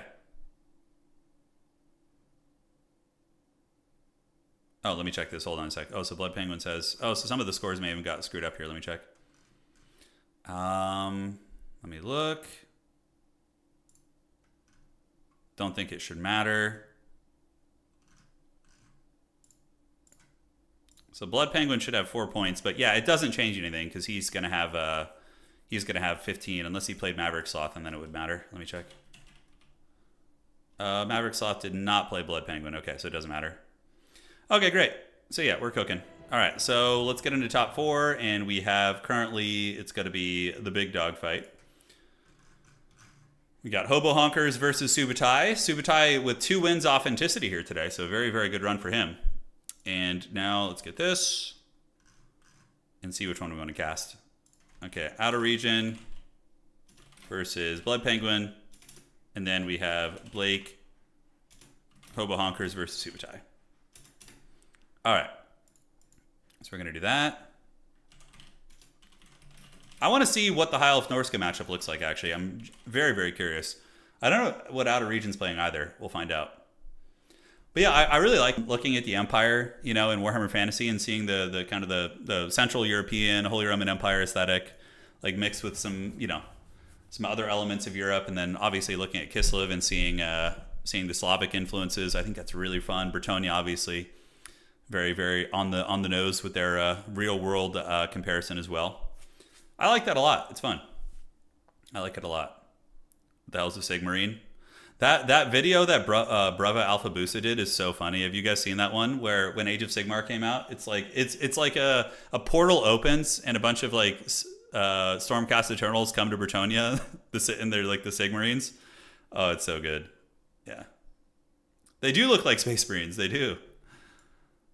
The design is very similar to the Primaris Marines. I think they probably just like modeled them off the same skeletons. All right, so Hobo versus Subutai here. Here we go. This is going to be the game we're going to be casting here. Yeah, no, for sure, Xenosis. Yeah, it can become tricky in some circumstances. Absolutely. If it's not done tastefully, yes, I can see that angle. Yeah. It's the shoulder pads. Hang on, let me get this one. I'll find the video for you. Hold on. I don't know if it's online anymore. Let's see.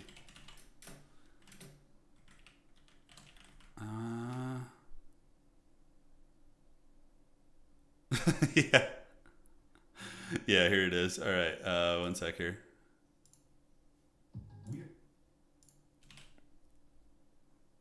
I think this is the video. Yeah, there you go, guys. That should be it. All right. It's really funny if you haven't seen it. It's actually really quite good. Siege battle to the end. I'm not sure what we're gonna do. Yeah, we're gonna see.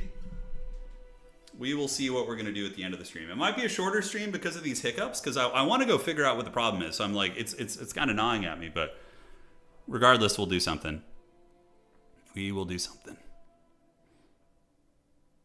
I worry that once 40k comes out, Warhammer 3 will fall off. It will fall off a little bit, Luke, but it depends. If 40k comes out and it's like not good and the multiplayer sucks, then yeah, we'll keep hitting Warhammer 3 harder. But if the multiplayer is good in 40k, or at least solid in some ways, we're going to be putting a lot of our effort on that. First edition Stormcast Eternals do bear a slight resemblance to Space Marines in 40k. Yeah. Even if slight. All right, Norsca High Elves. I would imagine Oceanids are a big part of it, but then Norsca can bring javelins to drag them down, which is funny. Like, taking down a water elemental by throwing a spear at it is such a funny idea. The Bretonian peasants are just like, what the hell's going on here? Yeah, it's so good. I think he stopped doing Warhammer stuff, Bravo Alpha Busa. I don't think he does any of those anymore. Yeah, no longer does he dabble in the forbidden arts. So what would I bring if I'm Hobo? I mean, a mass archer army could be good, but not on this map, that's for sure. Archers would struggle on this map. I was thinking like an archer line with Silver and Guard could be pretty viable against Norsca. But Norsca does have a lot of magic that can punish your backfield, like between Chain Lightnings and, Wolfric's boats, like the archers would really suffer. So maybe it's a monster match for High Elves, like a Sea Elemental or maybe a Merwookie even could see some play. I have no idea, dude. I have no idea. All right. World of Darkness. I don't know what that is. Yeah. I don't know the game or something. I'd be down for AOS Total War. Yeah, I mean, look, down the road, if we get 40k Total War and play it for 8 years, whatever, 7-8 years, and it has a similar lifespan to this, and then, I mean, I feel like they're going to milk 40k for a long time, though. 40k is just such a big name. It's so mainstream. I feel like 40k, like Total War Warhammer has had a long lifespan, almost basically 10 years now. I think 40k could be even more. I think they could be updating that game for freaking ever. Maybe just like at some point developing a new engine for it if they need to, whatever. It's going to get a lot. It's a tabletop RPG. Got it. Oh, okay. Got it. 40k is an endless goldmine if done properly. Yeah, absolutely. The one thing that makes I know we have a pretty trollish DLC system here. We still look forward to it, certainly, but I'm actually a little nervous about what the DLC structure is going to look like for 40k. I'm a little nervous. Oh man, I'm a little nervous. They are doing a Total War 40k game, Steven. Yeah, there's a whole trailer and everything, man. You can go check it out. It's a fun trailer. It didn't hit the mark in every way, but I thought it was pretty good. Yeah, it's pretty decent. Yeah, I'm sure. I played it. I played Total War 40k. I played an early demo, and yeah, fairly certain it's a new engine. We can't really go into details about it yet, but when the time comes, I shall. All right, guys. So, taking a look at the build, check this shit out. It is going to be an elite build from the Hobo. So Hobo Honker is coming in with Larry on horseback, okay? So we do have Alariel the Radiant and a battle line of Keepers of the Flame with Phoenix Guard as well. And Swordmasters of Hoeth RORs in the back. Dude, homie brought the 2 elite High Elf RORs. And in order to counter the magic, he brought Alariel with Earthblood to heal them up. And this is nuts. This is absolutely nuts. Aside from that, another Phoenix Guard on the back objective with Lothern Sea Guard, and that is going to be all she wrote for the High Elf build. Now for our Norscan champion Subutai, coming off some very strong wins today, guys. We do have Marauders, Marauders, and Marauders with probably some Bearmen in reserve. No, basic Marauders actually. Famir Warriors with Anti-Infantry, okay. So he does have some Anti-Infantry Famir in the mix, including some Great Weapon Famir on the other side. A Trouser Snake, which is a disruptive piece. We do have the Dreadmaw, so Kevin Bacon all up in this game. He's going to be dealing with the Graboid. And Wolfric the Wanderer with Laura Boats. He's going to be launching boats and doing it to it. All right, guys, the game is on. No magic for Subutai out of the gates. I would imagine he's going to call in a wizard very, very quickly. So we will see. But yeah, that's a super elite High Elf army moving up. Very elite, very hard to crack. And yeah, I mean, Hobo is putting all of his marbles in winning the blob fight here, basically. His back objective is going to be very undesirable to attack also. With Phoenix Guard and Lothern Sea Guard there, that is a lot of stuff that you don't want to be fighting. It is not going to be fun. All right, Alariel the Radiant cruising up here. We do see a Common Wolf coming in, so a Skin Wolf Werkin. A good anti-large fighter. Certainly nice against some of the High Elf monsters. I don't hate that. And the Oceanids and whatnot. So he is there and ready to go. And Norsca just unga-bunging up here. Marauder Horse and Throwing Axes are a god-tier choice here for Subutai. Basically, they can just sit back and throw axes at the unshielded Phoenix Guard and live their best life. And now we see some Rangers being called in from Hobo Honkers. So just going to be saturating with infantry while we see the Dreadmaw. Oh, it just got nerfed today. You can only bring 1 now in your army, and it also costs a little bit more. But overall, it's still a very good disruptive unit, I think. And honestly, most people don't micro 2 Dreadmaws well anyway. So like even in competitive games, we were seeing just 1 get brought. So, oh, Trouser Snake, it has emerged. So it's gonna go back into the earth right now. It pops up, but like it barely did any damage. It maybe did like 200. Now that was a much better shot on top of the Sea Guard. And now it's going to burrow again, the Dreadmaw, but it's going to have a long cooldown before it can do that again. It gets that combo where it can like do the 1-2 punch burrow, but then it needs like a while before it can do that again. All right, so on the back point, we do see Spearmen and Phoenix Guard probably needing to stay back there. Subutai loves to split push. Phoenix Guard do have charge defense against all, by the way, so when they get charged even by infantry, they don't really care.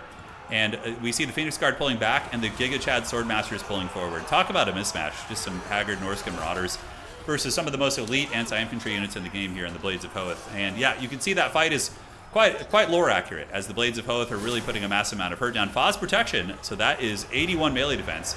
Seafang, oh, Seafang and Trouser Snake combo in the back. So nice.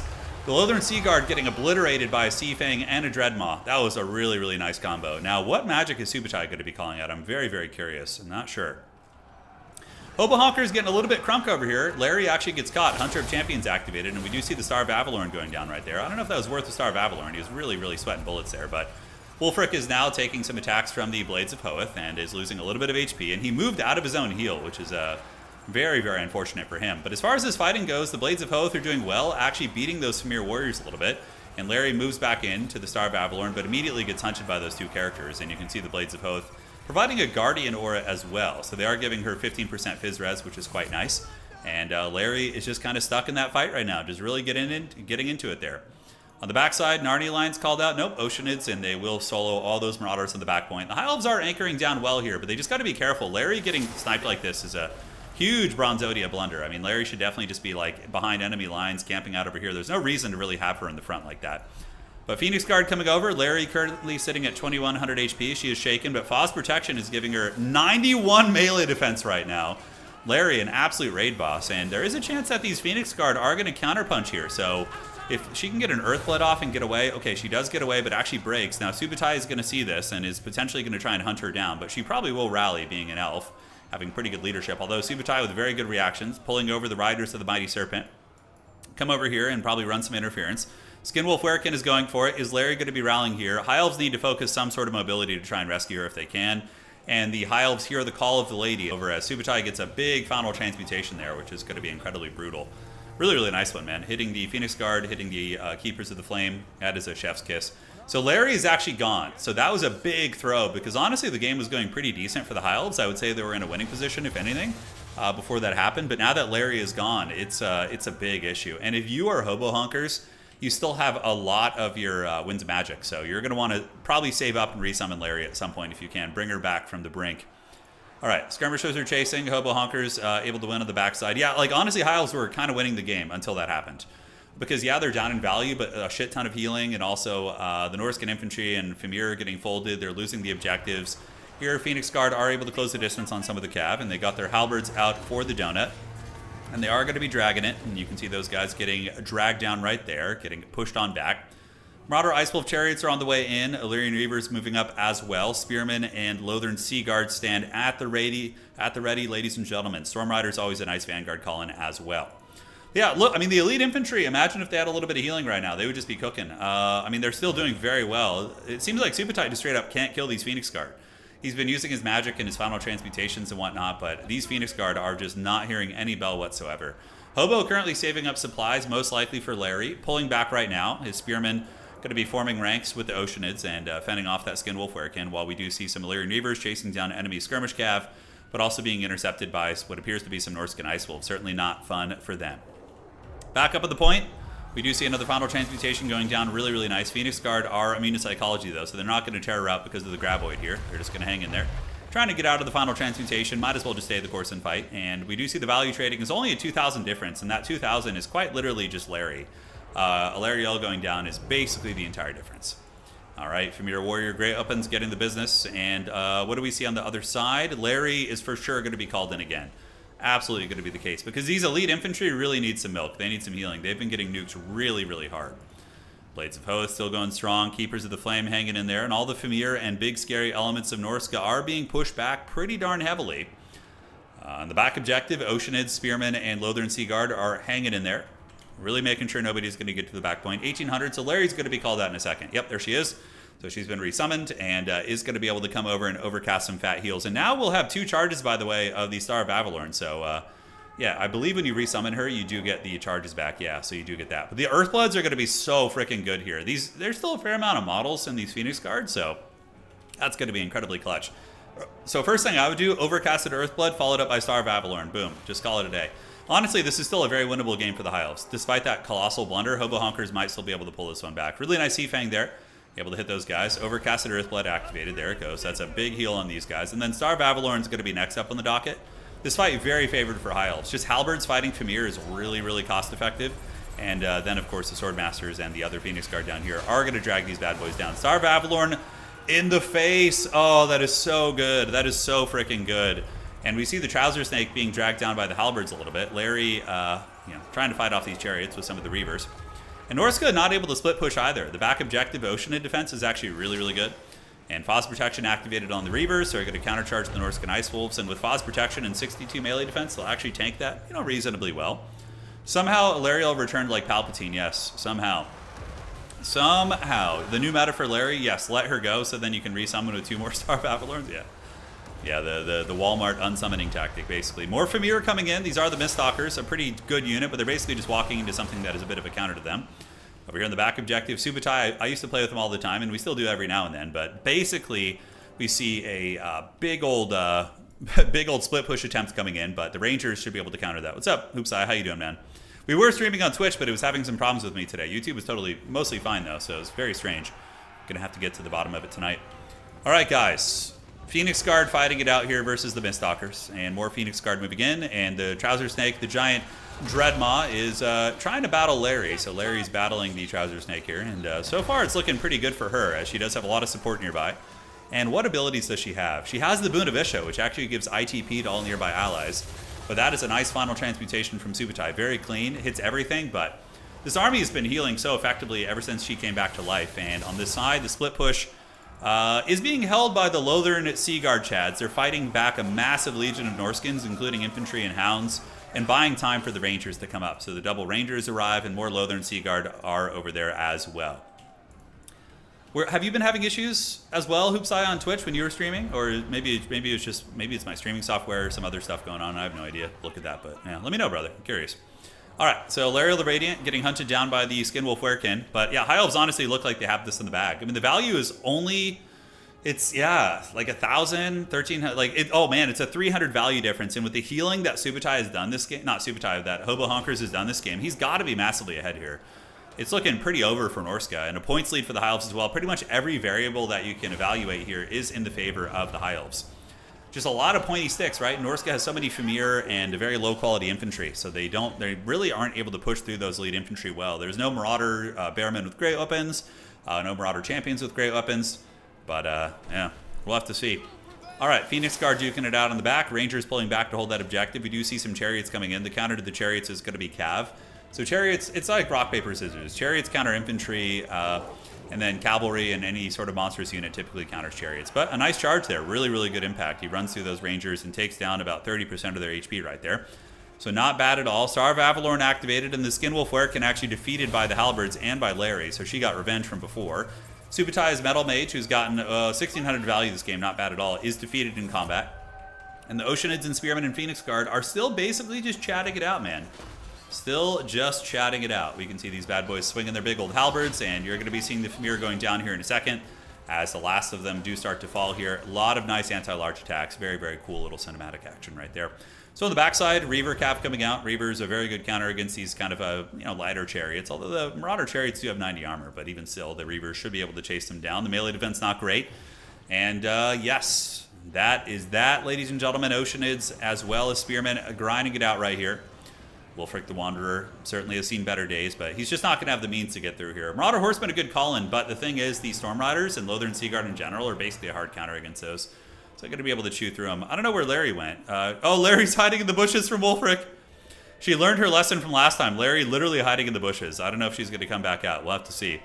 So Light Cav going to be engaging here, and we do see the Lothern Seaguard shooting right there. So ripping those shots and forcing the Cav to run. So the Marauder Horsemen fleeing the scene, as the Reavers are going to probably be able to harry them down. And Phoenix Guard defeating the Famir Warriors right here, while these Phoenix Guard and Spearmen are winning this fight. Keepers of the Flame going absolutely bananas. 3,100 value. Whoever said elite infantry can't be used in competitive games, man. You know, here you go. 3,100 value from these guys. Wulfric is down to about 1,100 HP. Has been losing out to those halberds. And the High Elves actually win the fight over here, too. They're able to push them back. We have Rangers coming in. Rangers will defeat Marauder Spearmen and Marauders very decisively in combat. So not bad at all. As the Reavers move up, more Rangers move up, and looks like Hobo Honkers, despite a lot of adversity earlier in this battle, has been able to come back and show why he is the true Hobo Honker. GG, well played. High Elves with a victory against Norsca. I'm sure Anticity will be interested in seeing that, because he said he was really struggling with this matchup. But also the map allowed for that. Like a bigger map, that wouldn't have worked as well. This map was designed for that type of play. And it worked out well. But very, very GG there. That was great. All right. So Phoenix Guard, look at the value. 3,200, 1,500, 2,000 value, 1,300 on the swords. Let's look at the other elite units. And yeah, the Fireborn were in reserve but didn't get used. But overall, yeah, 3,000 value on the Keepers of the Flame is super, super good. All right, guys. Time for the grand finals. Let's go ahead and get it, man. It's going to be good. Yeah, I know. The Elves are always a menace to face. The one elf faction I don't like playing against is Wood Elves. Just Way Watchers are just so annoying. It just like ruins your whole game. Just 1 second, one misplay, and you just get karate chopped, you know? Wulfric is still very angry. He has no armor piercing. Yes, he is. All right, let's do that and that. We're going to do this. Let's get Hobo Honkers in the grand finals.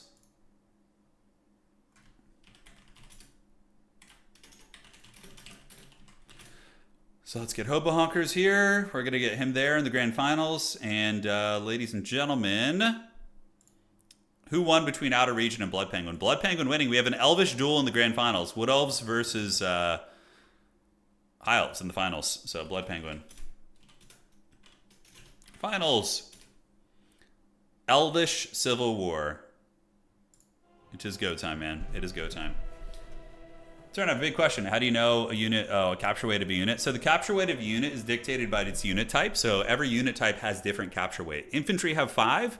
Cav have 4. Single entities, including characters and monsters, have 3. Chariots and monsters infantry also have 3. And then siege and artillery equipment has 2. Capture weight has flying units have 0 capture weight. So that is how that goes. That is what is on the docket. Oh. Yeah, that's funny. Oh man, yeah, we had an unsiege battle. This is the time Time of Heroes. All right. There we are. Yeah, this is an interesting one. Plague Penguin not on his beloved Bretonia, actually. He's playing Wood Elves today. We cast him in round 1. I think he defeated a Slaanesh player. Yeah, so that was how that went. Maybe we'll do a siege battle. We'll see. We'll see. Depends on how long this goes. I wanted to try and figure out what's going on with the tech stuff, so I'm very eager to kind of get a look at that and try and figure out the settings. What do you think is the most impactful change to multiplayer in this patch? Nurgle having its abilities actually spread is very good. I think that we could actually just pull up the patch notes and look real quick. So, Total War. All right. So, yes. Battle changes. The Slaanesh nerfs, I don't think were enough, personally. But it's still a step in the right direction. So, I mean, all this is significant for sure. Like, any sort of nerfs you can get on Slaanesh is good at this point. Yeah, Ninja Jack for sure. We'll do more. Yeah, I mean, it's too early to really see which ones are the most impactful. Items and abilities. Yeah, there's been a couple various things changing. I know they made some changes to shooting. Like, apparently, like, shooting is better now, people have been saying. They, like, fixed some line of sight issues. I don't know if that's true yet. If that is true and shooting is more impactful, then that's going to be massive, right? It's got to be massive. We'll find out. It's too early to say, man. Stream still smooth from Scotland. Hell yeah, man. I'm not sure out of region. We'll see. We'll see. We're gonna play it by ear.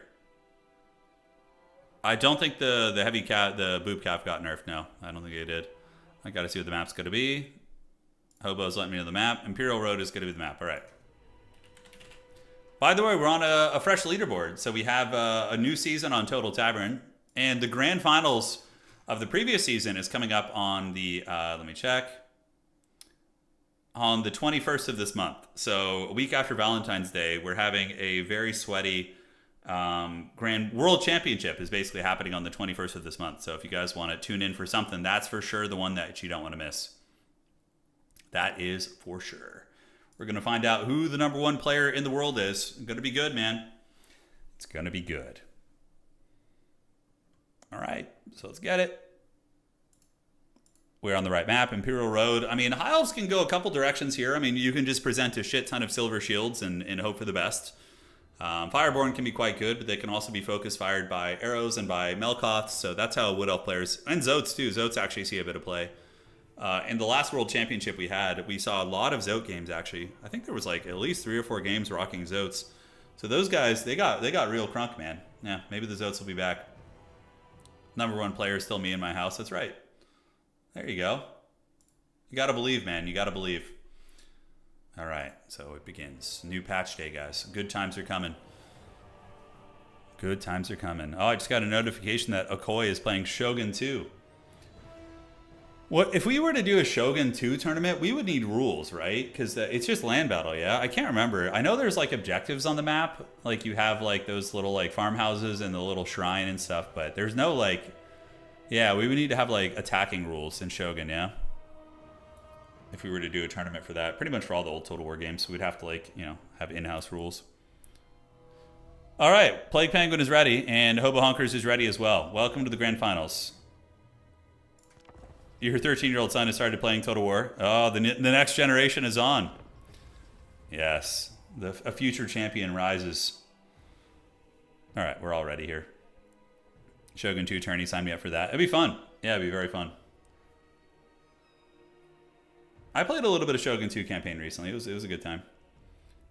All right, guys. So we have Sea Lord. Oh, dude, Sea Lord is here with double Mist Mage, the Forbidden Sauce. Fasten your seatbelts, guys. Get ready to go, and let's have some freaking fun. I wonder if someone could mod Shogun 2. You don't even need Domination mode, Mac. You just do Conquest for Shogun. Probably would be fine. Yeah, that would work well. Because I vividly remember playing Shogun 2 a lot on ladder. Like I played Avatar Conquest quite a bit on Shogun 2, and I don't remember there being like a lot of issues with like draw kiting and corner camping, at least in my experience. Whereas with Warhammer 2 and Warhammer 1, there was a shit ton of that. Like if you try and play ladder like land battle, you're gonna get trolled by people doing that kind of stuff. No, CA is not going to add anything new, of course, to Shogun. The game's ancient. Anybody who has the machine spirits who worked on that game are long gone. You know, they're long gone. Yeah, many moons ago. All right, ladies and gentlemen, let's go ahead and break it down and give you the builds here. Welcome to the Grand Finals. And spawning in on the north side of the map, it's going to be our Wood Elf champion. It's going to be 3 Dryads.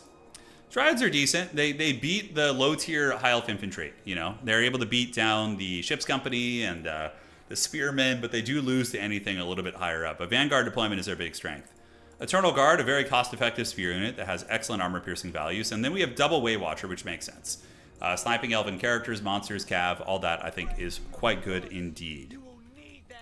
All right, Eternal Guard and Hawkeyes of Drakira here as well. So it's a very classic Wood Elf build, basically using Waywatchers. There's going to be 3 of them in total. We have an Arrows of Kurnus caster, and the Lord is going to be a Dark Magic, a Doombolt. Interesting. So he's going all in on the sniping, basically using the triple Waywatcher with Doombolt to try and cheese out enemy lords and heroes. That's fun.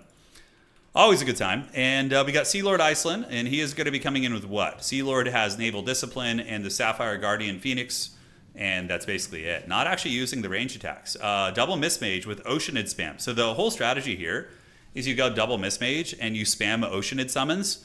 You're going to get 4 of them in total, but more importantly, then you can use the Null Stone. So after you cast a spell, you use this, and it makes it so nobody on the board is able to cast anything, including your opponent. It silences everything, so it's kind of an interesting tech. It's a strategy that we've seen popularized in, I would say, the past like 2 or 3 months. I wouldn't say it's like the strongest strategy in the world, but it absolutely can, against some builds, can be incredibly devastating. So we talked about how there's a couple ways that the High Elves can approach this, and one of the ways they can approach this is with a ton of shielded units. So all these shielded boys going to be coming forward. You can see them all getting ready to party right there, while Sea Lord is lurking up on the objective. And foot characters are really difficult to snipe, but it's still possible. If they're standing perfectly still and those Waywatchers catch them slipping from a good angle, they can absolutely drag them down. They can absolutely drag them down. All right, so the battle is on. We do see these bad boys moving up. Dryads and Eternal Guard on the horizon. Spellweaver of the Dark is there with Doombolts. And I wonder what the first target's going to be. Is it going to be Sea Lord? Is it just going to go for a Lord Snipe? Sea Lord has armor, but does not have any sort of a shield against archers. I think he's dual-wielding swords. So, yeah, obviously not super happy about that. A lot of Elves waiting in the wings. Mistmages in the bushes. I would imagine they will probably flank up and through the side here when the fighting actually starts in earnest. But what are the High Elves going to call in to fight this Elven army? I'm curious. Are they just going to do a full court shield, shield push? But yeah, it's not easy, right? Like Wood Elves, you're like, oh yeah, I'm just going to push them. But Wood Elves have some really good killy infantry as well, as we do get the, the War Dancers in here. War Dancers will butcher these High Elf units. Like these Ships Company and these basic Spearmen going to get eradicated really, really badly there. But the Oceanid summons might help. I don't know. I don't know if they will. I can't help but feel this is kind of a hard one for the High Elves, right? You could go with a mass Lothern Seaguard Silver Shield push with like basic High Elf archers. I think that could actually work. But what ends up happening is the Waywatchers just methodically shoot them down one at a time. Yeah, there's a reason why I think Wood Elves are probably top 3 factions in the game. I think you have Slaanesh and Norsca, and then I think Wood Elves are literally number 3. Yeah, they're just such a menace. And honestly, like, I don't know. Are Wood Elves better than Norsca at the highest level? They might even be so. They're not as good as Slaanesh, that's for sure. But like, I think there's an argument to be had that they're maybe better than Norsca. I don't know, man. Like when you have them in the hands of a player like Penguin or Charix or Anticity, Wood Elves are so hard to play against, man. It is so freaking hard. Double Weight Watcher, yeah, that's right. So Hobo's doing a build-up. He's basically not attacking yet. He's calling in more units. You see Rangers getting thrown in the mix, and he's going to put them behind his ranks, it looks like. And he's just getting a big army before he pushes. And we see some Spearmen coming up. And the Elves in the back, the High Elves, not looking like they're going to want to push up. Yeah, it doesn't matter if you have a Silver Shield. 3 Waywatchers will delete you. Exactly, Dusty, exactly. Pleasure Seekers are an interesting one if you're talking about them not getting nerfed. They're incredibly devastating, but also very expensive in glass cannon. So it's kind of an interesting paradigm with those units. They could probably, it's a weird one with them.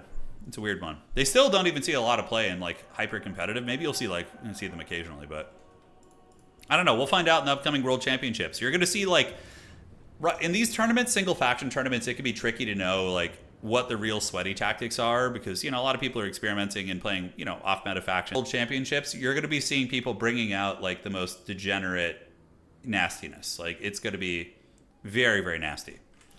All right. So we do see the Silverin over here. A couple Silverin lurking back here as well. And, yeah, the Wood Elves are going to be moving up a little bit of capture weight here. So we do see the Spellweaver as well as the Waystalker moving up there. And they are threatening the capture, but that's an easy counter. You basically just move your own Spearman right there, and yeah, that will counter that. But Hobo's going to have to push. You know, he's going to have to push eventually, and it looks like he's on the way to doing it. He's got his Spearman moving through the woods. The Mist Mages probably going to want to move out too. These guys are you're going to have to commit everything at once if you want to try and fight against this army here. I mean, look, I guess if he presents enough bodies that maybe there won't be enough arrows in the quivers of the Way Watchers to deal with all these units. I mean, that's absolutely a possibility. The Mist Mages are going to be working through the trees.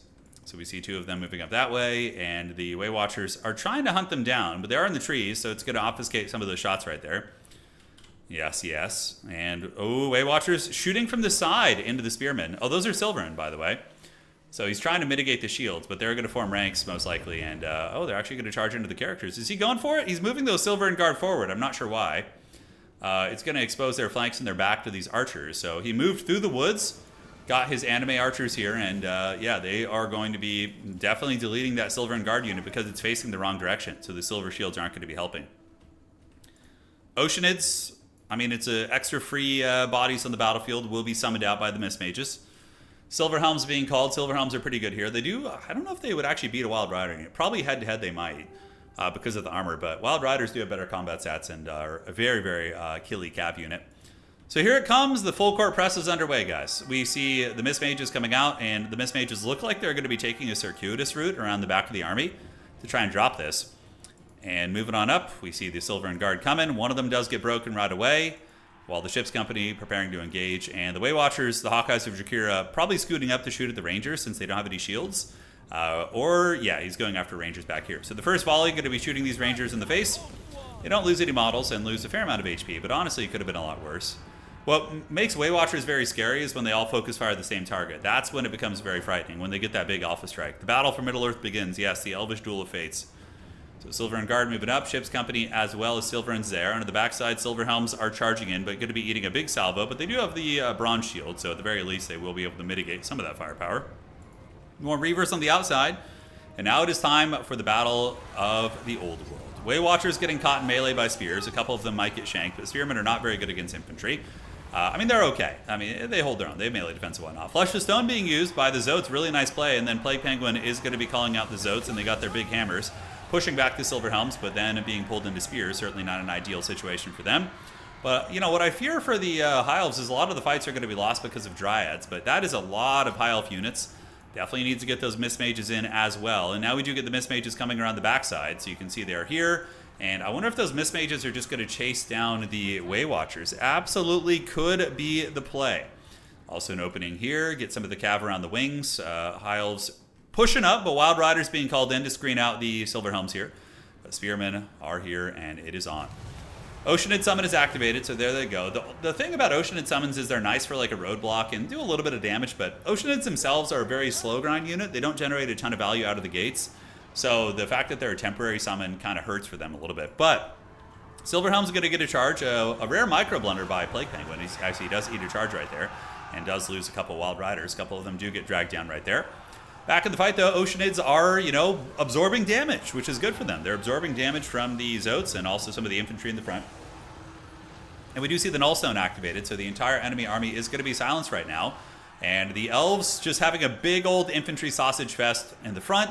We do see Silverin Guard moving up to battle against these guys, and I really like that Hobo's trying to threaten the back objective against these guys. I think it's quite good.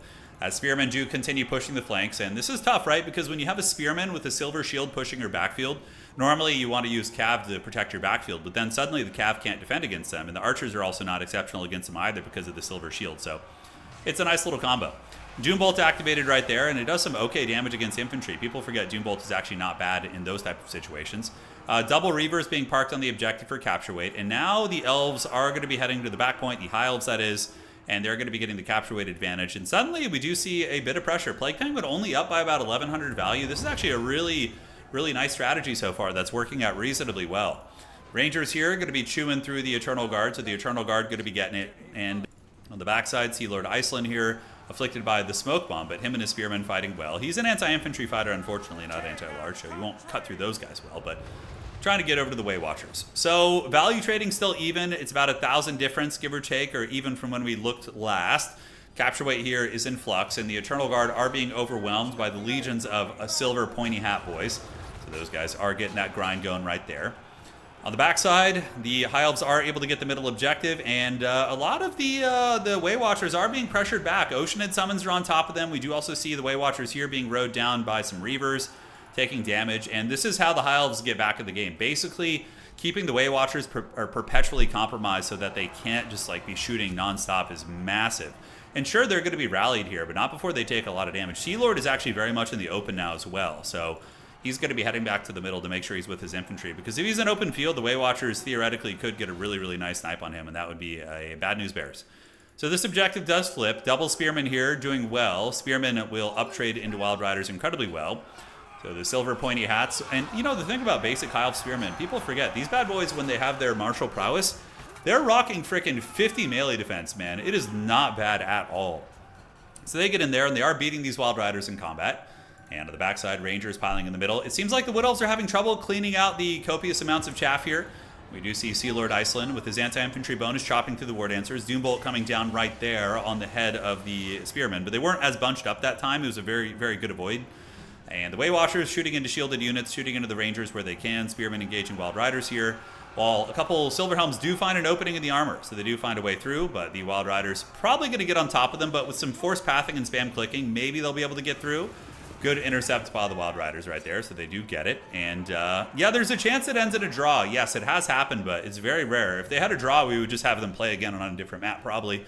But we don't get draws terribly often. It's pretty uncommon. So the Giga Chad Spearman and the Illyrian Reaver is getting it done back here. Hobo Honkers really seems like he's been putting a lot of effort into his high elf builds, right? He is playing very, very well today.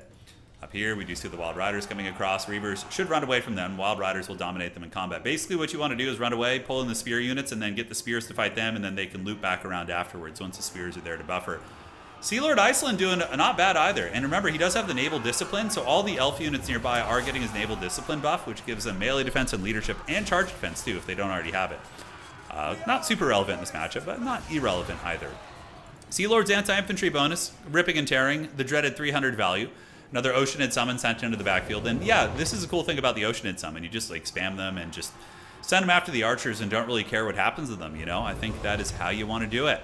Value trading is pretty close. It looks like there is going to be another Doombolt cast here. And is that going to be going after the Mist Mage? A little bit hard to tell. There it goes, and it does hit the Mist Mage right in the face. Probably should have used that on Sea Lord, right? Trying to wear him down. The Mist Mages are pretty expendable, I think. All right, so the middle objective is being fought over very heavily. We do have Zotes here. We have the Wild Riders, a couple Eternal Guard as well. Spellweaver of the Dark, and a Waystalker here. I hear the Shroud barking. The beast is alerting me to the presence of an invader. On the back objective, those two Spearmen that were sent there earlier still hanging out. There are some Dryads there. Dryads will probably be able to solo those two Spearmen units. And the Way Watchers, the pressure is finally gone. So it looks like the Way Watchers are up. We have 3 of them ready. And the Wood Elves know they need to take some ground, so they're going to be calling in some hard hitters here via the War Dancers. Another Cav being dove in there. And honestly, Silverhelms are really good against War Dancers too. War Dancers are pretty terrible against Cav and lacked armor piercing to get through their 100 armor. Wild Riders, though, especially the Wild Hunters of Kurnus, do not have that problem. The Wild Hunters of Kurnus collapsing in the flank and getting a lot of anti-large damage here. So we see those Silverhelms getting Shadow Realms a little bit, being sent back. And ladies and gentlemen, it is getting real dicey here. But looking at the points, who is ahead as it stands? Currently, the Penguin is actually up on points, so he did have that double cap for a long time. Is it going to be a triple cap situation? Are we going to get into those quarters of the game? I think as of now, it is a very narrow victory for Hobo Honkers with just 2 objectives. So he basically just needs to find a way to hold on to the middle. And he's doing it. He's doing it. Ship's Company, Ship's Company, and Ship's Company. That is 15 capture weight. That's another bunch of capture weight back there as well. The Oceanid summons are probably out of steam at this point. Sea Lord Iceland, he's fighting in the pits, man. He's anchoring his people. That naval discipline for the leadership and the melee defense, pretty badass, actually. I don't hate that. I don't hate that. 2 Spearmen still fighting over there. And now the Ship's Company have arrived. And I don't know if the Wood Elves are going to have the meat to get through this. Guys, the value is actually even. the Giga Chad Sea Lord on foot. Looks like the Doom Bolt did miss right there. Maybe hit something else. But he is really, really anchoring his people. And on the backside, we do see more Spearmen being called in. Wild Riders are being used to run interference. So using the heavy cav to block the reinforcements from getting up to the objective there, which is good. You know, depending on the current capture weight situation, that could be a game-winning play, but not in this case.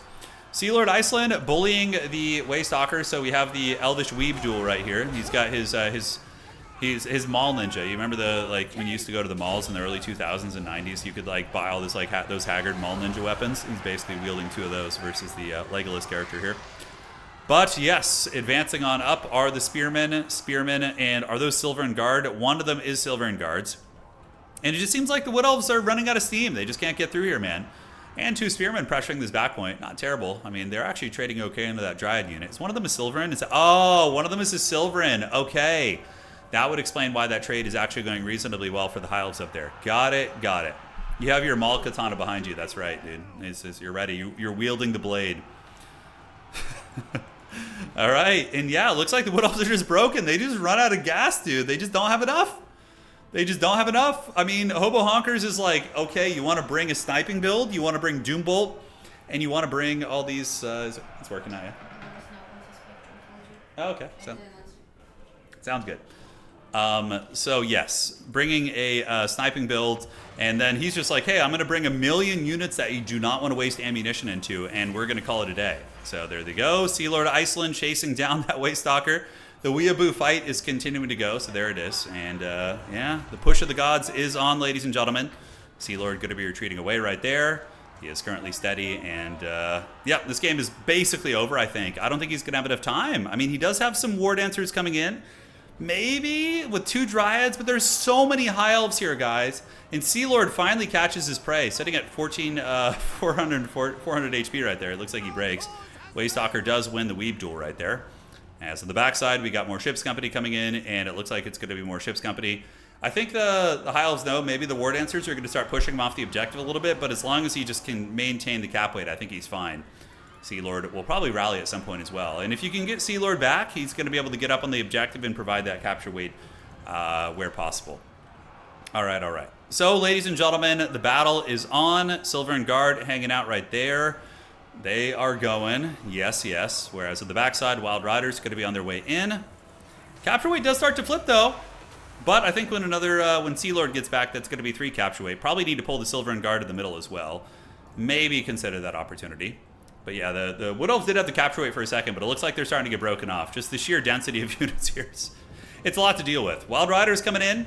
And we do see actually some capture shenanigans back here as the Silvern Guard get up on the point. But Wild Riders do come in and clear those bad boys off. So they do secure that. Sea Lord is at 1 leadership right. Oh, what a Chadley Lord. Fighting with 100 HP, just going to the bitter end. Finally breaking right there. Any chance of a flip here? We do see it. Oh my god, it may be a flipping opportunity. He needs to move these units. Oh man. Plague Penguin going for it. Move up. Move those guys up. Spam click. He's not spam clicking, is he? Okay, I think he gets up on the point, but now... Oh, Ships Company chased some units off the objective. Oh, God. The Wood Elves might be able to pull this back. Is he going to get up on the point on time? And the High Elves get they lose the objective, guys. They lose it. I think it's too late, though. I think it's too late. He's just too far ahead. Man, that's so freaking close. And we get double Wild Rider being called in as well. Oh, Doom Bolt finishing off Sea Lord in the 4th quarter. Wood Elves pulling the value back, ladies and gentlemen.